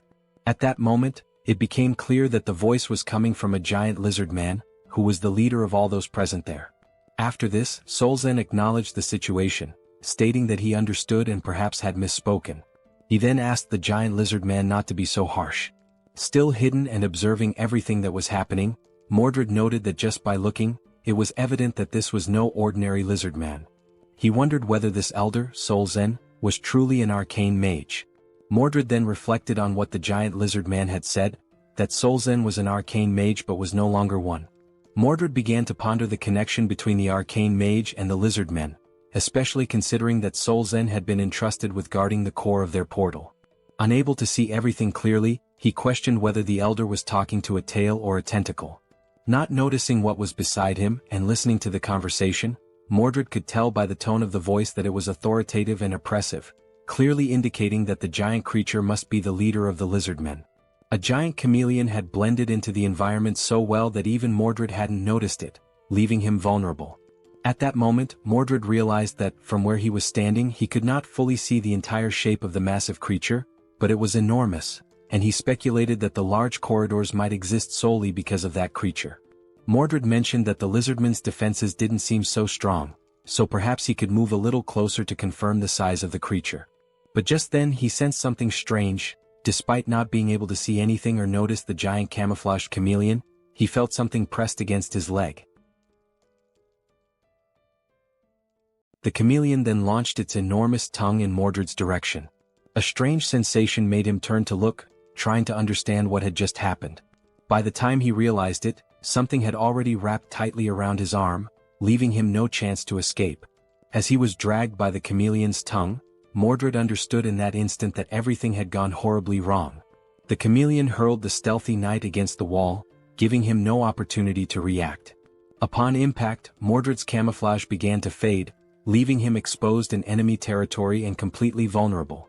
At that moment, the enemies also noticed something unusual and turned to investigate. The giant lizard called out to the arcane mage, demanding to know what was going on.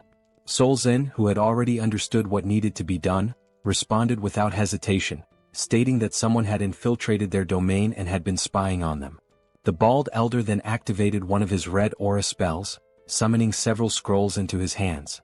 Unrolling one of them, he prepared to unleash an arcane spell. Without hesitation, he cast a magic missile, sending multiple powerful projectiles, imbued with a crimson aura, flying straight toward Mordred, who was still in the process of recovering. Seeing the attack rushing toward him, Mordred tried to react quickly. His eye gleamed, possibly as he activated his materialization ability to avoid being hit. At that moment, a flashback emerged. Kim's friend mocked his uniform, calling it pathetic and asking if he had pulled it out of the trash, pointing out how tattered it was. Kim thought back to the very first impression he had of this guy, and how it made him want to buy him a new pair of glasses. The boy laughed, making further remarks about Kim's family being poor, stating that from now on, Kim stinks and should stop talking to him. The words sparked Kim's anger. Without a second thought, Kim punched him in the face, and at that moment, the reason behind Kim's earlier thought about buying him new glasses became clear. Sometime later, the same boy was seen playing on a handheld console. He had just bought the video game the day before, yet he wondered why the other kids in the class didn't seem to care about him at all. Sitting alone in the room, the boy, comfortable in his privileged life, subtly boasted about it, trying to draw attention from his peers. However, the only thing the others could think was how annoying it was that he kept flaunting his wealth. Some even remarked that money wasn't everything, and despite his attempts, no one envied him. Kim, reflecting on the situation, considered that the boy had been young at the time, so it was understandable that he didn't know how to properly connect with his friends. But Kim also thought, I was young too, and I still found him incredibly irritating. What started as a small, random incident eventually led to something much worse. Some kids snatched his console and began fiddling with it, commenting on how he had some good games. As they took the handheld from him, they laughed, saying that since he was rich, losing something like that shouldn't be a big deal. At that moment, the boy tried to protest, saying that it wasn't right. But before he could finish, they punched him in the face, knocking him to the ground and continuing to beat him mercilessly, despite him being completely defenseless. The bullies sneered, telling him they hadn't asked for his opinion. However, one of them suddenly noticed something approaching from behind. When he turned to look, it was Kim rushing toward them with his backpack in hand.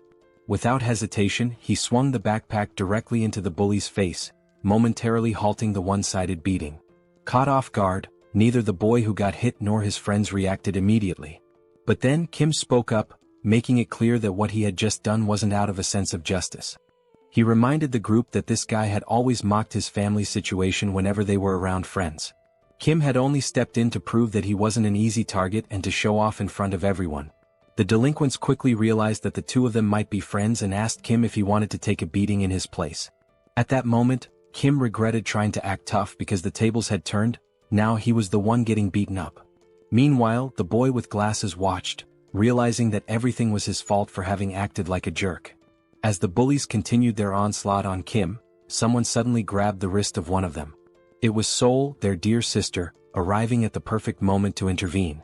Without saying a single word, her terrifying presence alone was enough to make Kim realize something.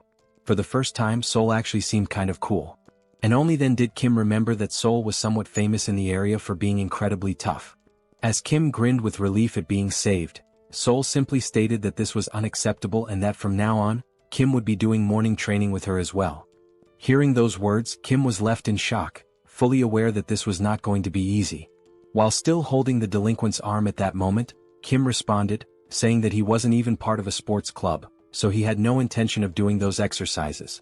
Seoul, however, dismissed his protest, stating that it didn't matter and that she would speak with the coach immediately.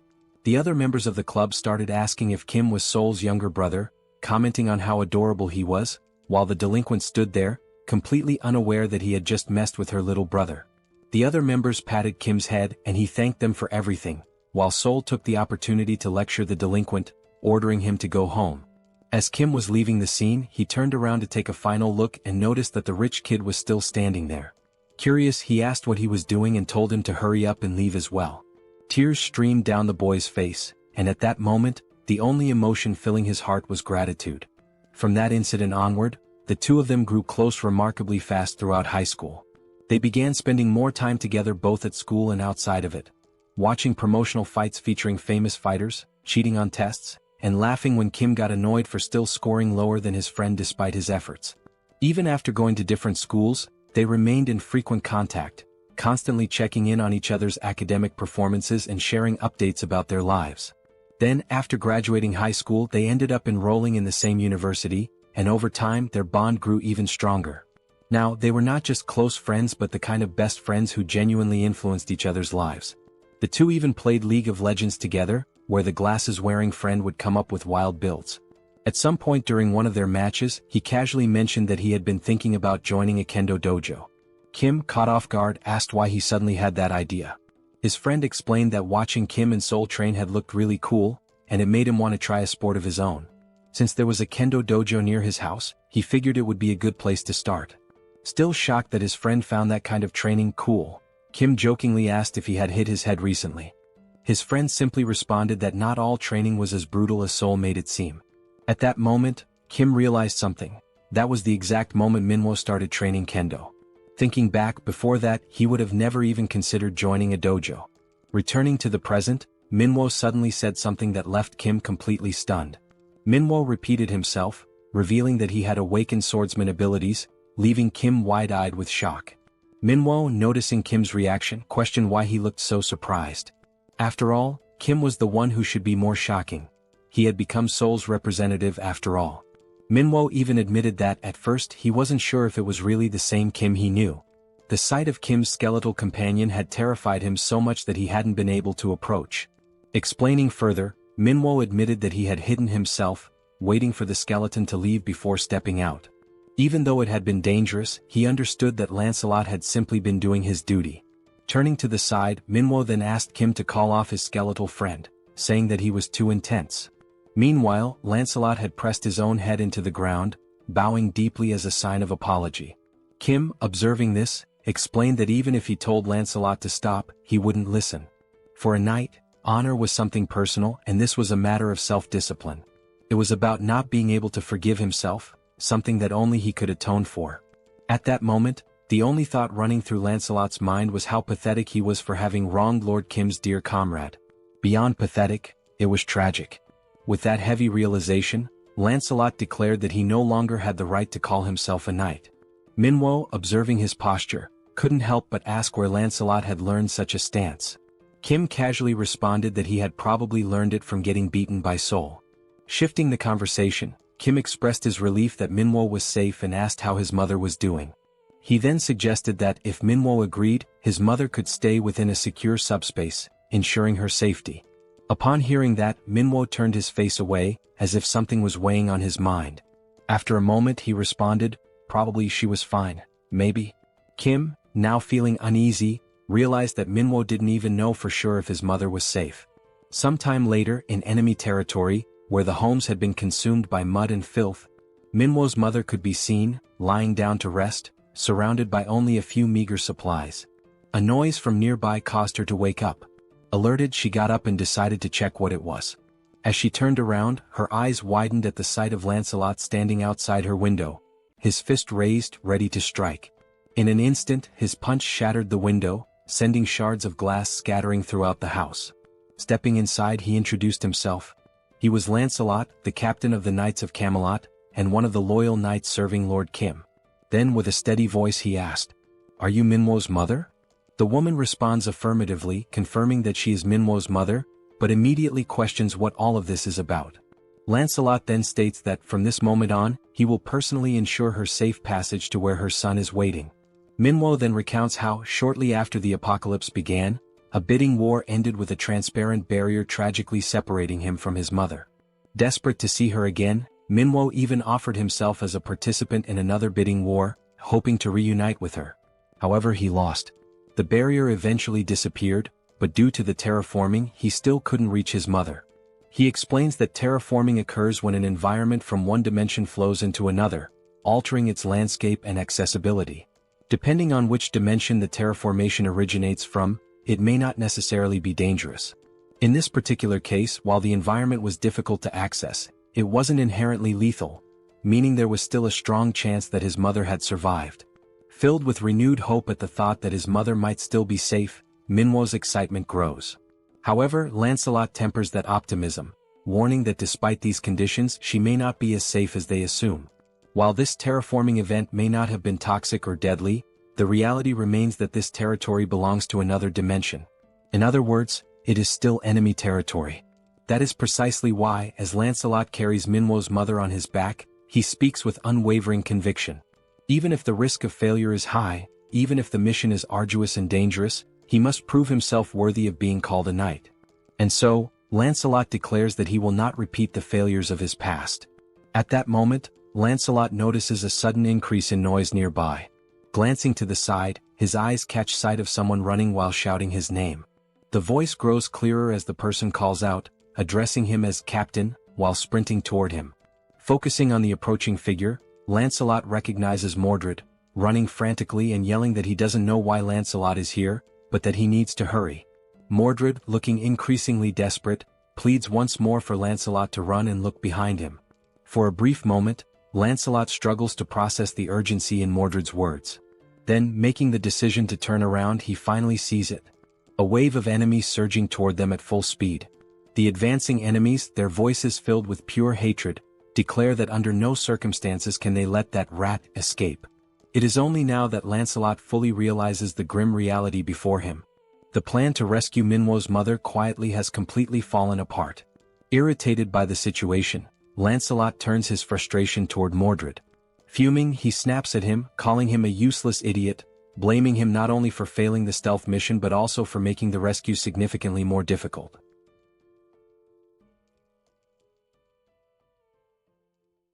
Mordred approaches, urgently requesting help from Captain Lancelot. Remaining calm, Lancelot addresses Mordred by name and asks how many of the approaching enemies belong to the 7th tier. Mordred replies that he isn't sure about the exact number, but confirms they are dangerous. Lancelot responds that he can sense that much himself, and that it's significant. In addition to an aerial assault, there are also new enemy types he has never encountered before. If the situation continues like this, escape will become impossible, as it's only a matter of time before they are overtaken. Understanding the gravity of the situation, Lancelot instructs Mordred to return immediately and deliver all the gathered intel to Lord Kim. From this point forward, Mordred will take over the mission to rescue Minwo's mother.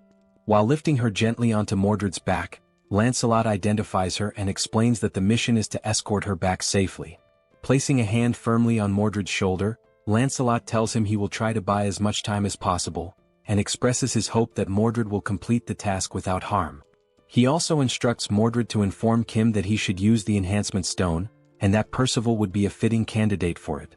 Just as Mordred is about to question something, Lancelot cuts him off, saying there is no more time and commanding him to go immediately. Mordred accepts the captain's orders and affirms that he understands.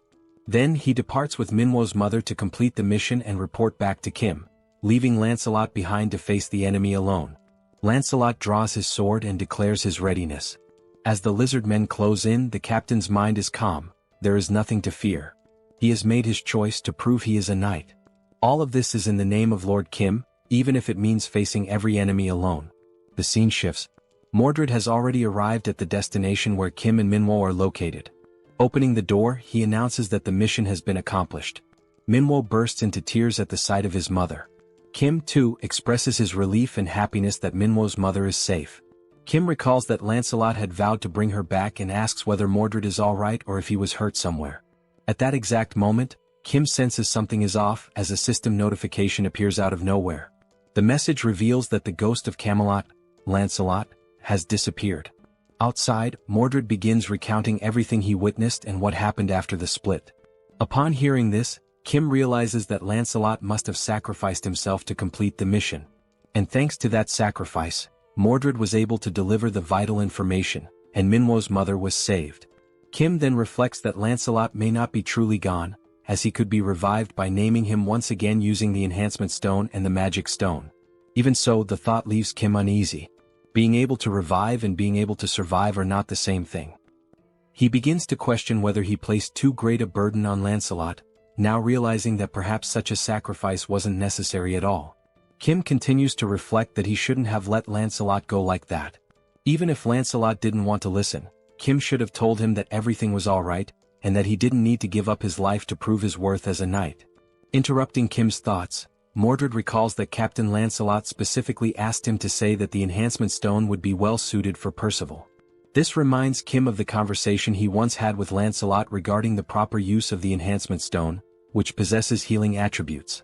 Kim acknowledges to himself that Lancelot truly thought of everything in advance, strategically and efficiently, even considering how best to use the enhancement stone. Once again lost in thought, Kim pulls himself back to the present and orders Mordred to share the rest of the information he gathered. With a look of unwavering determination, Lord Kim states that Lancelot's sacrifice will not be in vain, and that they will now formulate a plan to close the gate used by the lizard men. Back in the enemy's hideout, we see Lancelot's helmet, shattered and battle-worn, lying as the only remnant of the fierce fight that claimed his life. The bald old man, Sozen, is shown to be manipulating the helmet through the use of his magic. As he observes it closely, Sozen realizes that it belonged to an undead knight, and begins to wonder if there is a sorcerer somewhere responsible for creating such beings. While the old man is still deep in thought, he hears a voice commending him for a job well done. The voice belongs to the giant lizard man, who says that although the infiltrator was lost, they managed to capture someone else in his place. The old man responds dryly, saying that in situations like this, it's not about saying well done, but about offering a proper thank you, since it was the giant lizardman's duty to capture intruders in the first place. The lizard man admits that it's no easy task, and the old man then asks what he plans to do with the enhancement stone they obtained after capturing Lancelot. The giant lizard man says that for now he'll put the matter aside. Originally he would have handed it over to Lakis or Yatu, but since both are dead, the old man takes the opportunity to suggest that, since there's no one else to use the stone on, perhaps the stone could be invested in him instead. The lizard man then asks what he would gain in return if he were to invest in the old man. Still levitating Lancelot's broken helmet, the old man now begins levitating a scroll as well. He takes hold of the scroll and describes it as remarkable. He explains that, as the lizard man should know, scrolls can be used even by those without magical abilities, single-use items that allow anyone to cast magic. The value of each scroll, he says, depends on the type of magic imbued in it. At the very least, they're worth more than 3D tier enhancement stones. The lizard man grunts in response, stating he can vouch for that. He also says he's heard rumors that the old man crafts his scrolls by embedding living people into them, which he finds disgusting. He adds that he much prefers the weapons and armor from the Eames dimension, as they are more efficient. The old man replies that the lizard man doesn't understand the artistry of creating scrolls using uncivilized beings. The giant lizard man then questions whether he too would be considered an uncivilized brute just for not understanding the old man's customs. He declares that arcane mages are themselves uncivilized beings. He goes on to say that they're barbaric sorcerers, and asks what it feels like to be powerless and exiled. He concludes that the enhancement stones will be used to acquire equipment from the Eames dimension, while the revolting scrolls will continue to be made using the prisoners they capture. The old man accepts this outcome with a sigh and comments that the lizard men truly lack imagination. At that moment, he hears a sound coming from deeper within the hideout, something that draws his attention. Their focus turns to the entrance and soon someone begins to step through. The old man and the lizard man exchange confused looks, unsure who the newcomer could be. Then they see a knight entering, holding a shield in one hand and an axe in the other. The knight announces himself to the enemies. He is Percival, one of the 12 knights of Camelot. The old man demands to know who this man is, and once again the knight identifies himself as Percival. The old man scoffs, saying it doesn't matter, and asks if he's come to avenge his fallen comrade. Wasting no time, Sozen casts a flame spell using one of the scrolls and tells Percival to try and endure it. A fireball crashes into Percival, but after the blaze dissipates he stands completely unharmed, having blocked it entirely with his shield, without even taking a step back. Seeing the hulking figure standing firm before him, Sozen mutters that Percival is far tougher than he expected. Then, wondering whether the knight can withstand the next spell, Sozen prepares another attack, moving his fingers to control more scrolls. But nothing happens. Turning to look at the scrolls, he sees a portal sucking them all in, every last one of them at once. Sozen freezes in disbelief. This is the first time he has ever seen scrolls behave this way.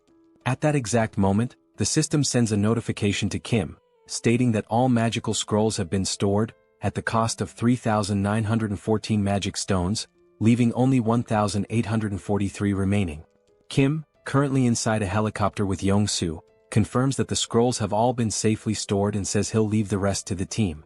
The message is transmitted to a radio device, one that is in Percival's possession.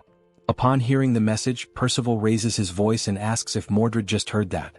The old man, completely confused, asks who this Mordred is that Percival keeps referring to, and whether he's the one who stole the scrolls. Before anyone can react, Mordred deactivates his camouflage right behind Sozen. Without wasting a moment or giving Sozen time to respond, Mordred swiftly swings his weapon, slicing the old man's head clean off with a single blow to the neck. And with a cold finality, he declares, "Mordred is the name of the one who killed you." A short while earlier, during the planning phase, Mordred had described the characteristics of the enemies they were about to face, mentioning that there was even a mage among them. That mage's name was Sozen, an old arcane sorcerer who had been exiled from Arcane. Kim then recalled how the man who used to be called the King of Knights had once mistakenly referred to Kim as an arcane. Bedivere took the opportunity to explain that arcane is the dimension of the most powerful mages. According to what he remembers, there are 3 levels of mages there, and even the lowest ranked among them is classified as 6th tier. Seoul, surprised, pointed out that if even the weakest mages from that place are ranked 6th tier, then they must be incredibly powerful. Mordred then added that, for reasons still unknown, perhaps due to his exile, Sozen, the bald old man, was unable to use magic freely and immediately. Seoul commented that if a mage cannot use magic at will, then maybe he isn't as dangerous as they had initially thought. Once again, Mordred said that Sozen certainly lost both his status and magical strength after being expelled, and that there was no reason they shouldn't be able to kill him. However, since he was unable to cast spells normally, Sozen had devised a way to use magic through the creation of scrolls. Seoul asked what exactly a scroll was. Mordred explained that a scroll is a piece of paper capable of storing magical energy. In theory, it can only contain relatively simple spells, but because it can be used by anyone, regardless of magical ability, it's considered a valuable item due to how easily it grants access to magic. He also stated that Sozen almost certainly crafted the scrolls himself and stored them in bulk, giving him a distinct advantage in battle by allowing him to unleash magic when needed without relying on real-time casting. Thinking about the situation, Kim pointed out that there were 2 key questions they needed to answer. First, whether any of the lizard men also had access to these scrolls, and second, what types of magic those scrolls actually contained. Mordred admitted he hadn't been able to determine that yet, but he mentioned that during the moment he was discovered inside the hideout, Sozen had fired some spells at him. The spells consisted of 3 red magical blasts that detonated upon impact with the wall. Mordred had been saved only thanks to the materialization of the enhancement stone. The only thought running through Mordred's mind at the time was why a mage would be so dependent on scrolls instead of simply casting spells himself. At that moment, the sound of the explosion drew the attention of a nearby lizard man, who came running and asked what was going on, inquiring whether the commander was safe. The commander, who happened to be a chameleon, responded that there was an intruder in the area. The lizard man then asked where the intruder was. The chameleon said the intruder could disguise himself and that they needed to warn the others as quickly as possible. The soldier responded with a nod, saying he understood. Mordred considered the idea of simply slipping away and escaping undetected, but he couldn't bring himself to leave without understanding why a mage wouldn't use his own magic. The lizard man stated that the first priority was to block the entrance to prevent the intruder from escaping. The chameleon agreed, saying they needed to act quickly. As soon as the chameleon finished speaking, Mordred revealed himself and swiftly decapitated the lizard man. As Mordred's camouflage gradually faded, the chameleon stared in horror, realizing that the intruder was still there. Mordred thought to himself that he needed to gain some sort of strategic advantage and gather more information. Without wasting a moment, he struck again, this time slashing the chameleon's throat with a clean swipe of his dagger. As the chameleon collapsed to the ground, convulsing and gasping for his last breath, Mordred turned his head upon hearing a voice shouting insults at the fallen lizardmen, calling them idiots and bastards. It was the bald old man, Sozen, floating in the air and ranting that the lizardmen were too stupid to catch a single intruder. Still hovering, Sozen complained that he had to take matters into his own hands and write a new scroll himself, which was a difficult task. He looked at Mordred and stated that he was also unlucky because regardless of what happened, he would eventually be caught. At that moment, Mordred didn't quite understand what Sozen meant by that. Reflecting on the past, Mordred later explained that what surprised him the most was that Sozen had been able to track him even after he'd successfully escaped the cave. It was only because of this pursuit that Mordred was able to learn the extent of both the lizardman's and Sauzen's abilities. Mordred bowed his head slightly, apologizing and admitting that the pursuit had been more intense than expected, and that as a result, Captain Lancelot had made a great sacrifice. Kim responded by telling him not to blame himself. Without Mordred, none of them would have even known there was a mage among the lizard men. Kim went on to say that Mordred had taken action not only to gather information but while being fully prepared to die in the process. No one, he added, had the right to judge that. And once again he told Mordred not to feel guilty, because it was Kim's responsibility to act and make decisions. Right now, the top priority was to shut down the lizardman's gate. Bedivere then commented that it was very likely Sozen was reluctant to produce more scrolls, possibly because they were not simple to create. Because of this, Bedivere believed the probability of scrolls being distributed among other lizardmen was quite low. The military officer then confirmed the names of the enemies and of the bald mage, stating that they were likely hiding in a cave because it would be easier to conceal the portal's core there. He went on to say that Sozen was almost certainly the main defensive force guarding the portal, which meant he would not be leaving the cave. And this indicated two things. First, that the strength of the enemy forces was insufficient, and Sozen had no choice but to step forward himself. Second, that the full power of the Guardian mission needed to be deployed, and that the leakage of any information had to be avoided at all costs. Kim then pointed out that if they could just take out the old mage, the rest of the operation would become significantly easier. The real issue, however, was figuring out how to neutralize such a mage. The officer agreed. Kim said that, in his opinion, there was a good way to deal with that, and it involved using his newly unlocked level 3 subspace abilities. He referred specifically to the category skill, which allowed all items stored in the subspace to possess their own distinct properties and to be automatically classified according to specific criteria. The categories were of a higher tier, but the downside was that it was not possible to create or edit new categories at that level. Kim remembered a time when he tried to register a car as a categorized item, but the system didn't allow it as there were no matching categories available. So, only items that already fit into one of the existing categories could be stored, and even then only by paying a cost. He also recalled that he was only able to store the Sacred Spear of Lakis because it fit under the Eames Construction Materials category. It hadn't been long since he had managed to evolve the subspace to level 4, after killing the traitorous goblin Bongso. After this upgrade, it became possible to create new item categories, though the system still limited the number of custom categories to a maximum of 2. At that moment, Kim realized that since the mage couldn't use magic freely and relied on scrolls instead, there might be a workaround. While adjusting the system, he thought about adding a new category for the scrolls, with the intention of removing Saozen's access to them. Kim mentioned that Pax's ability could be used from a relatively long distance, and that even if Sozen was hidden deep inside a cave, the ability would still be able to reach him. Once the plan was finalized, an assault group was dispatched to the cave. This group was composed of Seoul and Percival, the newly appointed tank knight. Seoul teased him, asking whether he was the leader of this operation, to which he answered affirmatively. She said she was eager to see what he was capable of, and Percival also added that he was looking forward to it. However, as soon as the action began, Percival realized that Seoul never really had a chance to take the lead, and Kim decided to keep her inside the subspace to avoid any unnecessary complications. Inside the subspace, Seoul was furious, yelling that she wanted to fight too.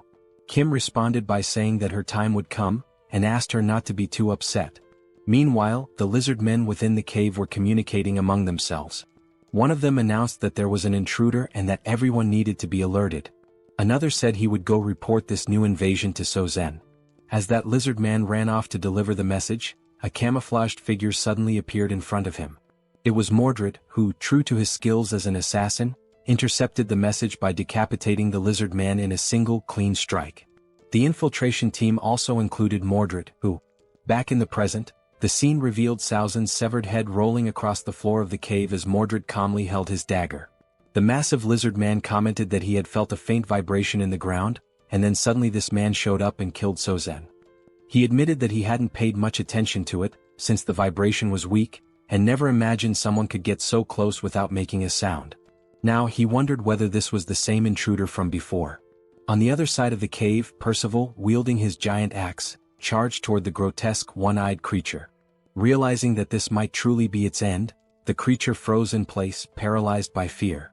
Percival leaped into the air, aiming his attack directly at the creature's enormous eye. But just before the axe could strike, something moved in front of him, blocking the blow. It was the tail of the giant lizard man, who now seemed to be more like a serpent, swatting Percival away and sending him flying after parrying the attack. Witnessing this, Mordred told Percival to hurry and destroy the gate. But he too was hit by the same tail, sent crashing to the ground. Now both Mordred and Percival lay on the ground, and it became clear that the giant lizard man was, in fact, a massive serpent. The serpent declared that the gate would not be touched.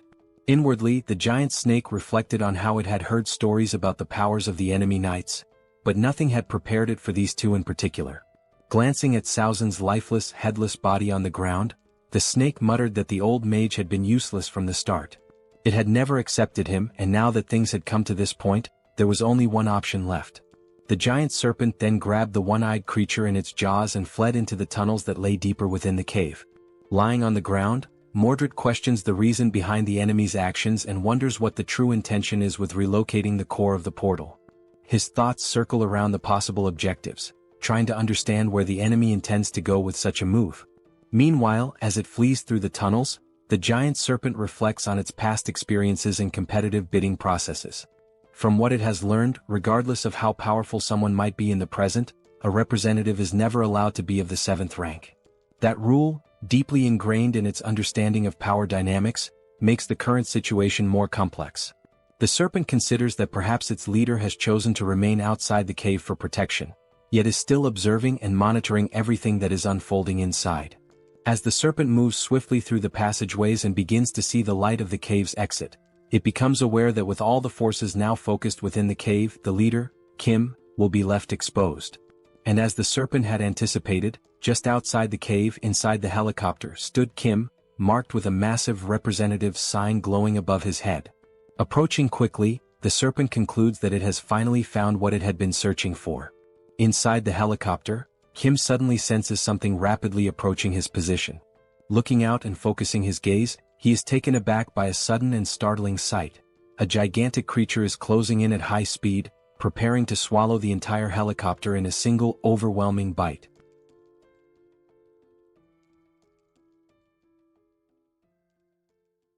Kim notices that the massive serpent is getting closer and closer. However, in some way he remains composed, perhaps due to the confidence he has in the capabilities of his powers.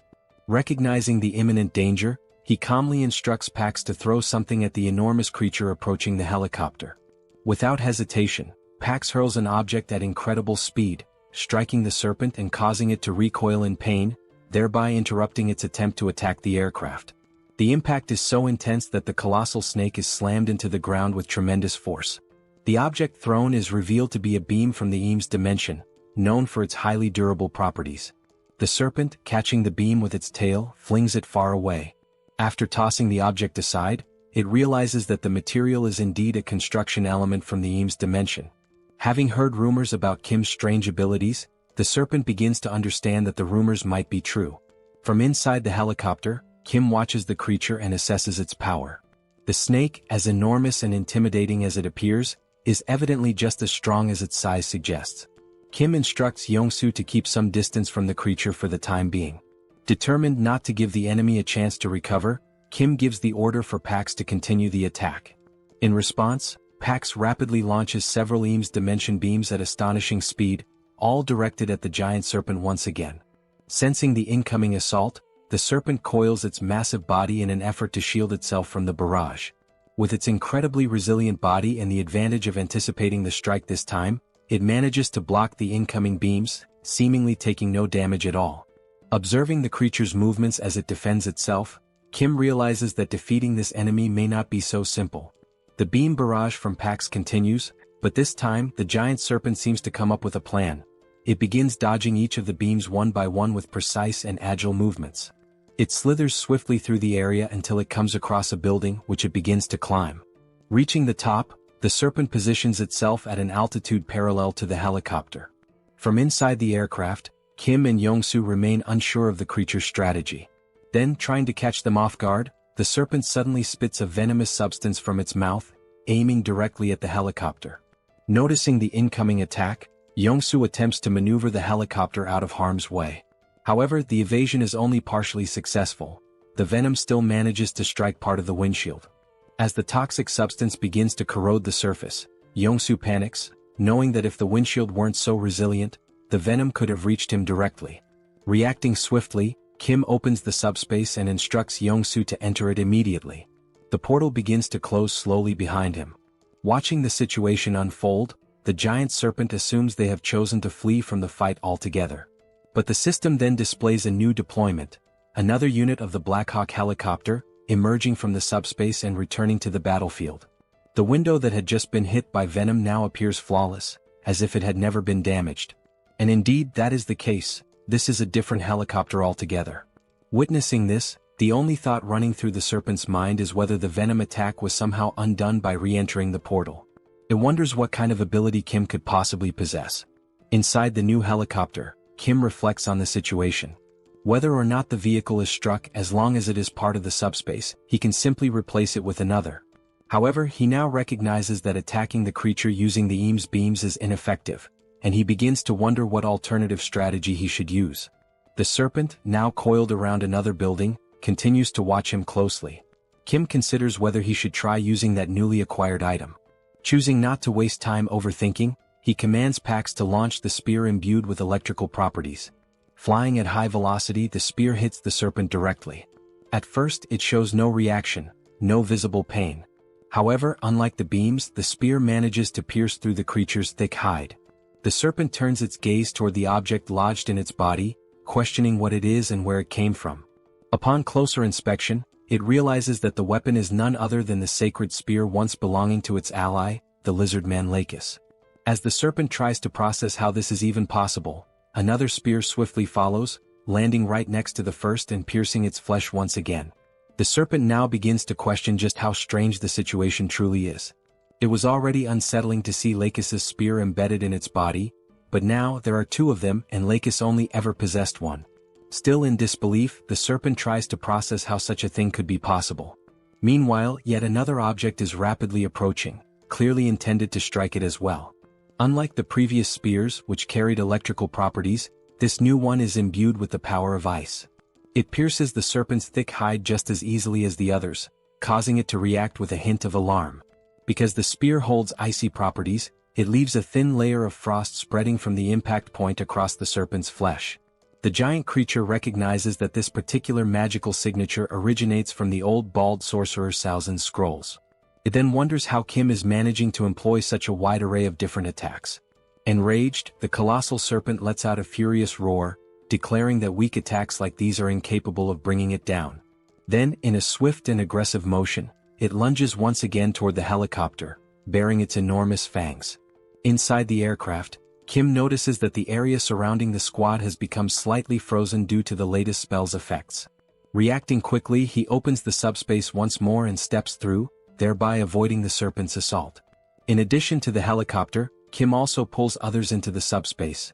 Mordred and Percival, who were still hiding, and Bedivere, who had been watching everything from afar.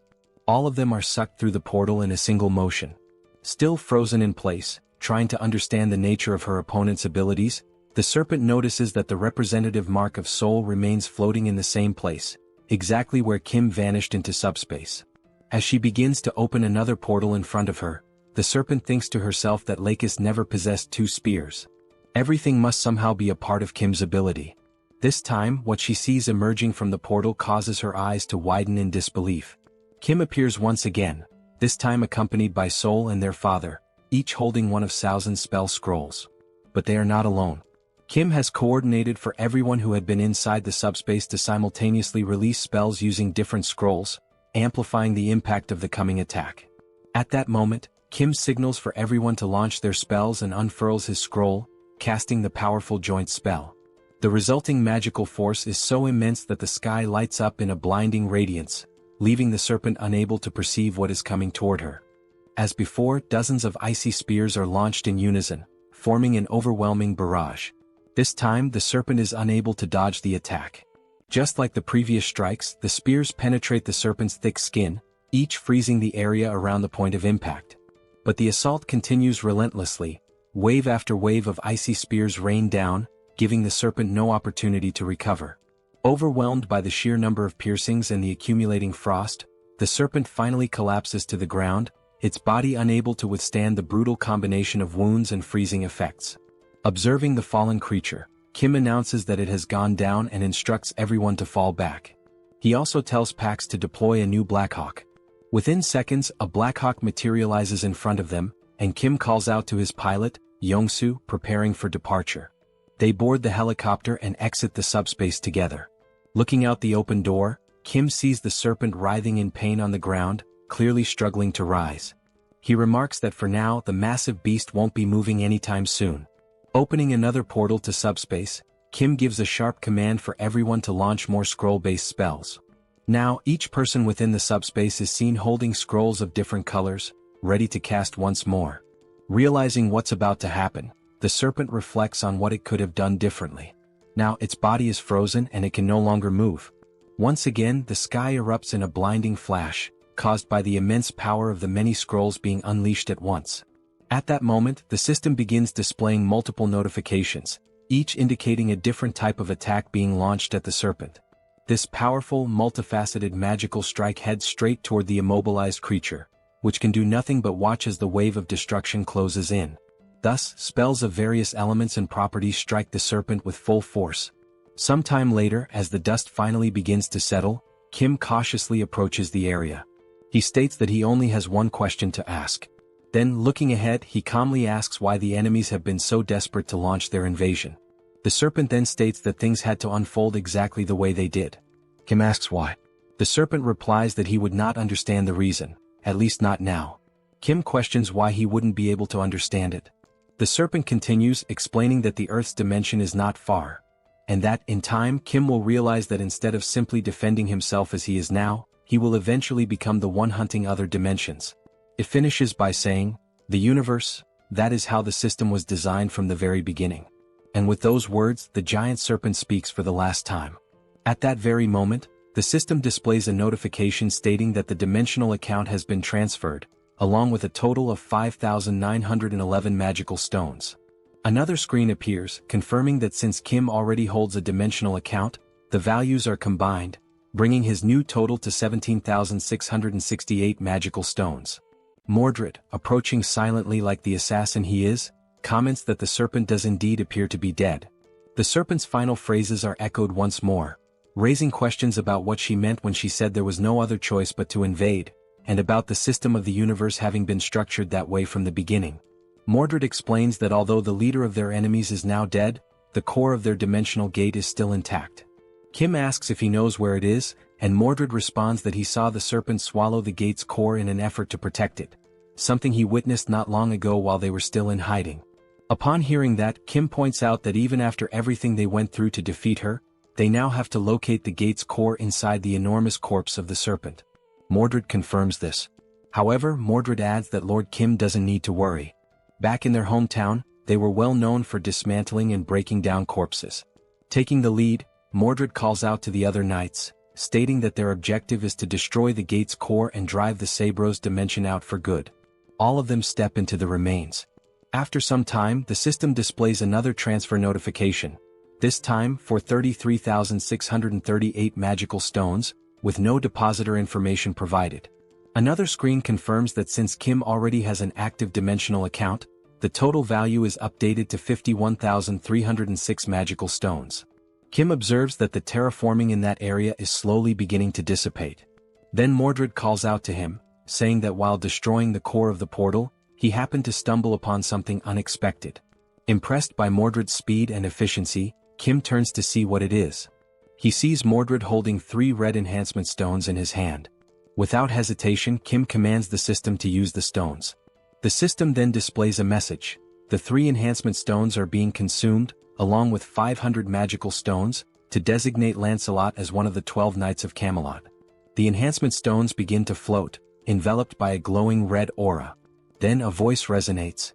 "Knight Lancelot, I swear to serve you with unwavering loyalty and devote my life to you, my lord." The system reveals Lancelot's updated stats.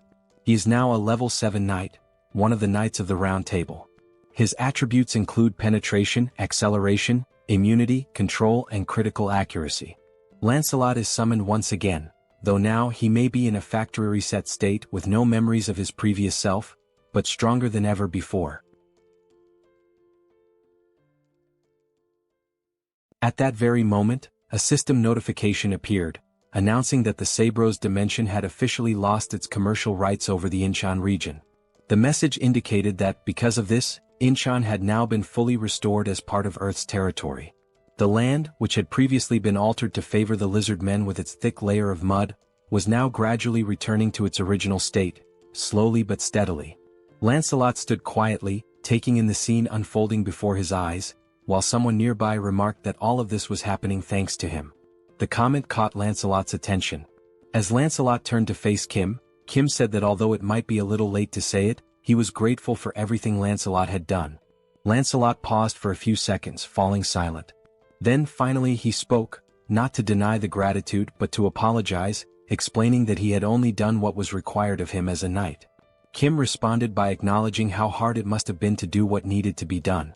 He added that, regardless of whether Lancelot was good or bad, simply saying thank you would be better than offering an apology. Lancelot seemed ready to apologize again, but he stopped himself midway and instead offered a sincere, heartfelt thank you to Kim. And in that brief moment, Kim felt a quiet joy as he realized that his friend Lancelot had truly returned. He had not been reset from scratch, but was genuinely himself once again. At that exact moment, something caught Kim's attention, prompting him to look toward the sky. There, multiple helicopters were approaching in formation, heading in their direction. The city was no longer covered in mud. Throughout Korea, only Incheon had lost the bid for territorial rights. And now that it had been recovered, it meant that all the monsters who had attempted to conquer Korea had been successfully eliminated. Of course, this did not mean that the situation was entirely safe. Primitive monsters such as orcs and wyverns still roamed the land. Those remaining threats would need to be dealt with before the country could truly resume its normal functions, and that process could take a very long time. The helicopters completed their descent and landed at the site. The head of operations disembarked and addressed Kim as Colonel Kim, a title that made Kim pause for a moment, slightly puzzled by being called Colonel. The operations chief explained that they had not arrived earlier due to the ongoing terraforming process, but now additional helicopters were on their way transporting supplies. As he looked up at Kim, who stood atop the massive serpent's corpse, the chief remarked that this enormous creature had to be the leader of the lizardmen, and asked how something that size could even exist. Kim replied that he hoped the other head of operations was doing alright, since the last time they met, that man had fled the scene, claiming he had been attacked by insects. Sometime later, within the subspace, it was finally time for a meal. Plates were being served to everyone, and Kim couldn't help but think about the strange contrast, being served Chinese food in a world where monsters still roamed the streets. He wondered where the dish had even come from. The story had begun shortly after Minwo's mother had been rescued and received care from Joy inside the subspace. Minwo's mother had mentioned that she should offer food to express her gratitude to everyone, but Joy reassured her that she was fine. She had eaten a lot lately, though she would gladly accept the offer as a kind gesture. Curious, Minwo's mother asked how Joy had managed to eat so much food in a place like that. In response, Joy asked if she really didn't know. That was how Minwo's mother came to learn about Kim's abilities, specifically his power to produce infinite ingredients. She then mentioned that she had a friend who was an excellent cook. With materials provided by PX, dishes were prepared by the owner of a renowned Chinese restaurant located in Chinatown.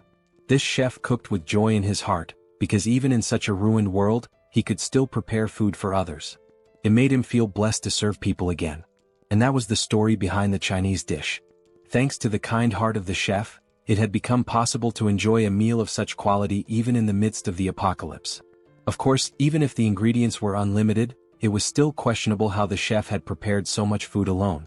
In truth, he had made only one dish, and from that single plate PX had duplicated the rest.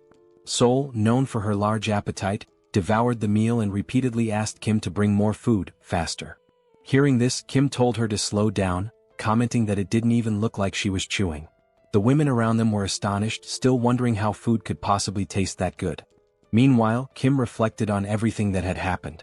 He had defeated the lizard men, reclaimed Incheon, and now, everyone was able to sit down and enjoy delicious Chinese food together, and celebrate.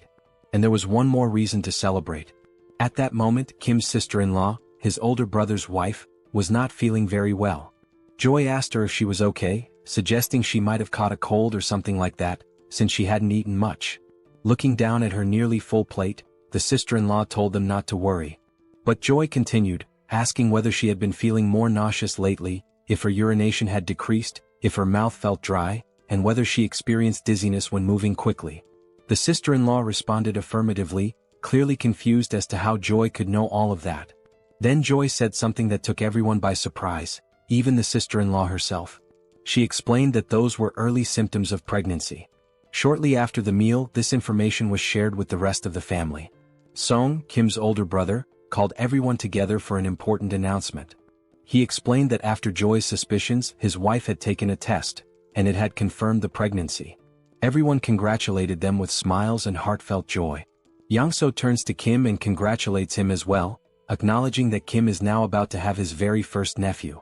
At that moment, even though the baby's gender is still unknown, Kim suddenly feels as if he has crossed into adulthood, an inner shift he wasn't expecting. As the family gathers, their thoughts begin to wander toward the future of the baby. They start wondering about what the baby will wear, whether PX includes children's clothing, and which sport the child might eventually take up.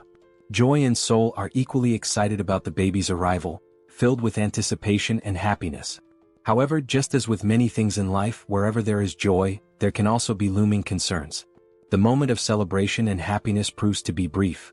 A soldier approaches Kim and speaks quietly, informing him of an urgent radio transmission coming from the chief of the Central Operations Command.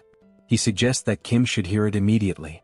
Kim heads over to the transmission line and confirms to the operations chief that he is now listening. After receiving several initial details, Kim explains that the terraforming has disappeared from Incheon and asks if the chief will be returning soon. The chief of operations then reports that, through the remaining direct communication lines with both China and Japan, he is currently sharing the developing situation among the nations. He explains that terraforming is now occurring on a large scale in those areas, and its effects are slowly spreading. He adds that the impact varies from country to country. At the moment, they are facing specific dangers. Toxic gases are pouring from the Beijing Gate, while poisonous water is erupting from the Fukuoka Gate. Kim realizes that being in Korea, China and Japan are neighboring countries, practically next door.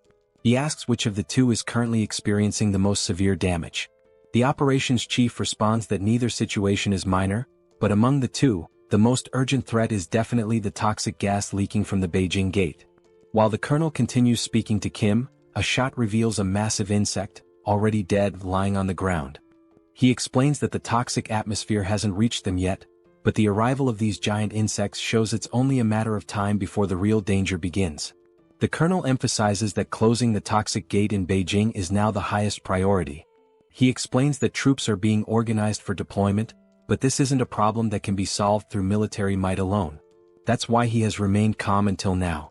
Admitting he feels a bit ashamed, the colonel says he needs to ask Kim for a favor. Kim tells him there's no need to feel embarrassed. If they do nothing, the entire Korean peninsula could soon become a living hell. Wanting to understand the situation more deeply, Kim offers to fly directly to China by helicopter and asks whether that would be acceptable. The colonel instructs him to first visit the 3rd Guard Brigade before heading to China. Kim confirms the order, says he will leave tonight, and ends the radio transmission with the colonel.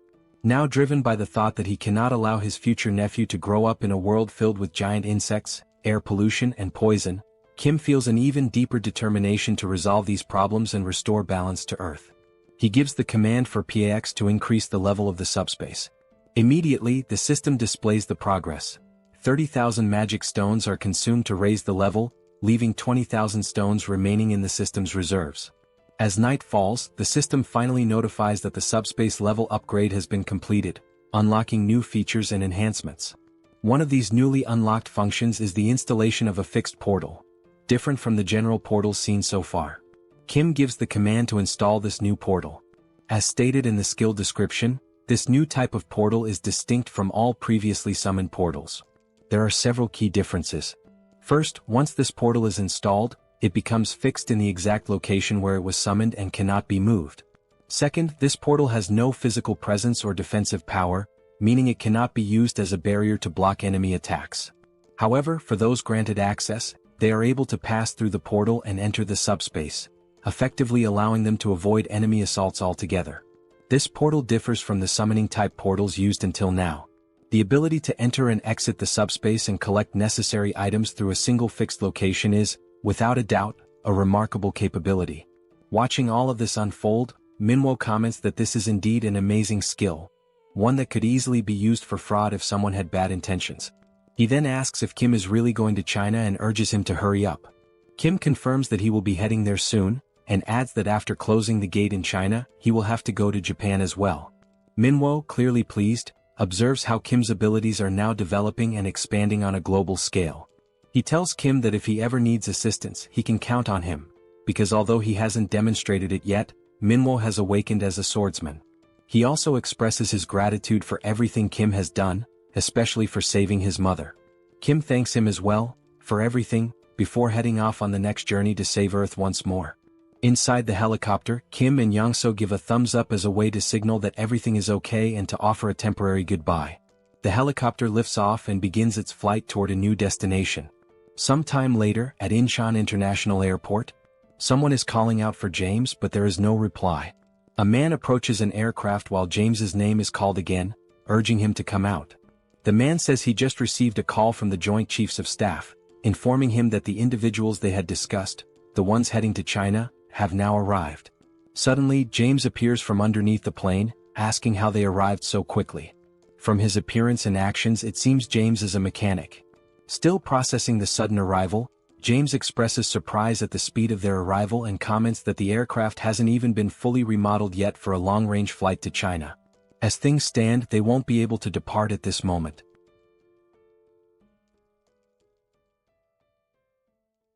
If you enjoyed this video, don't forget to give it a thumbs up, it really helps.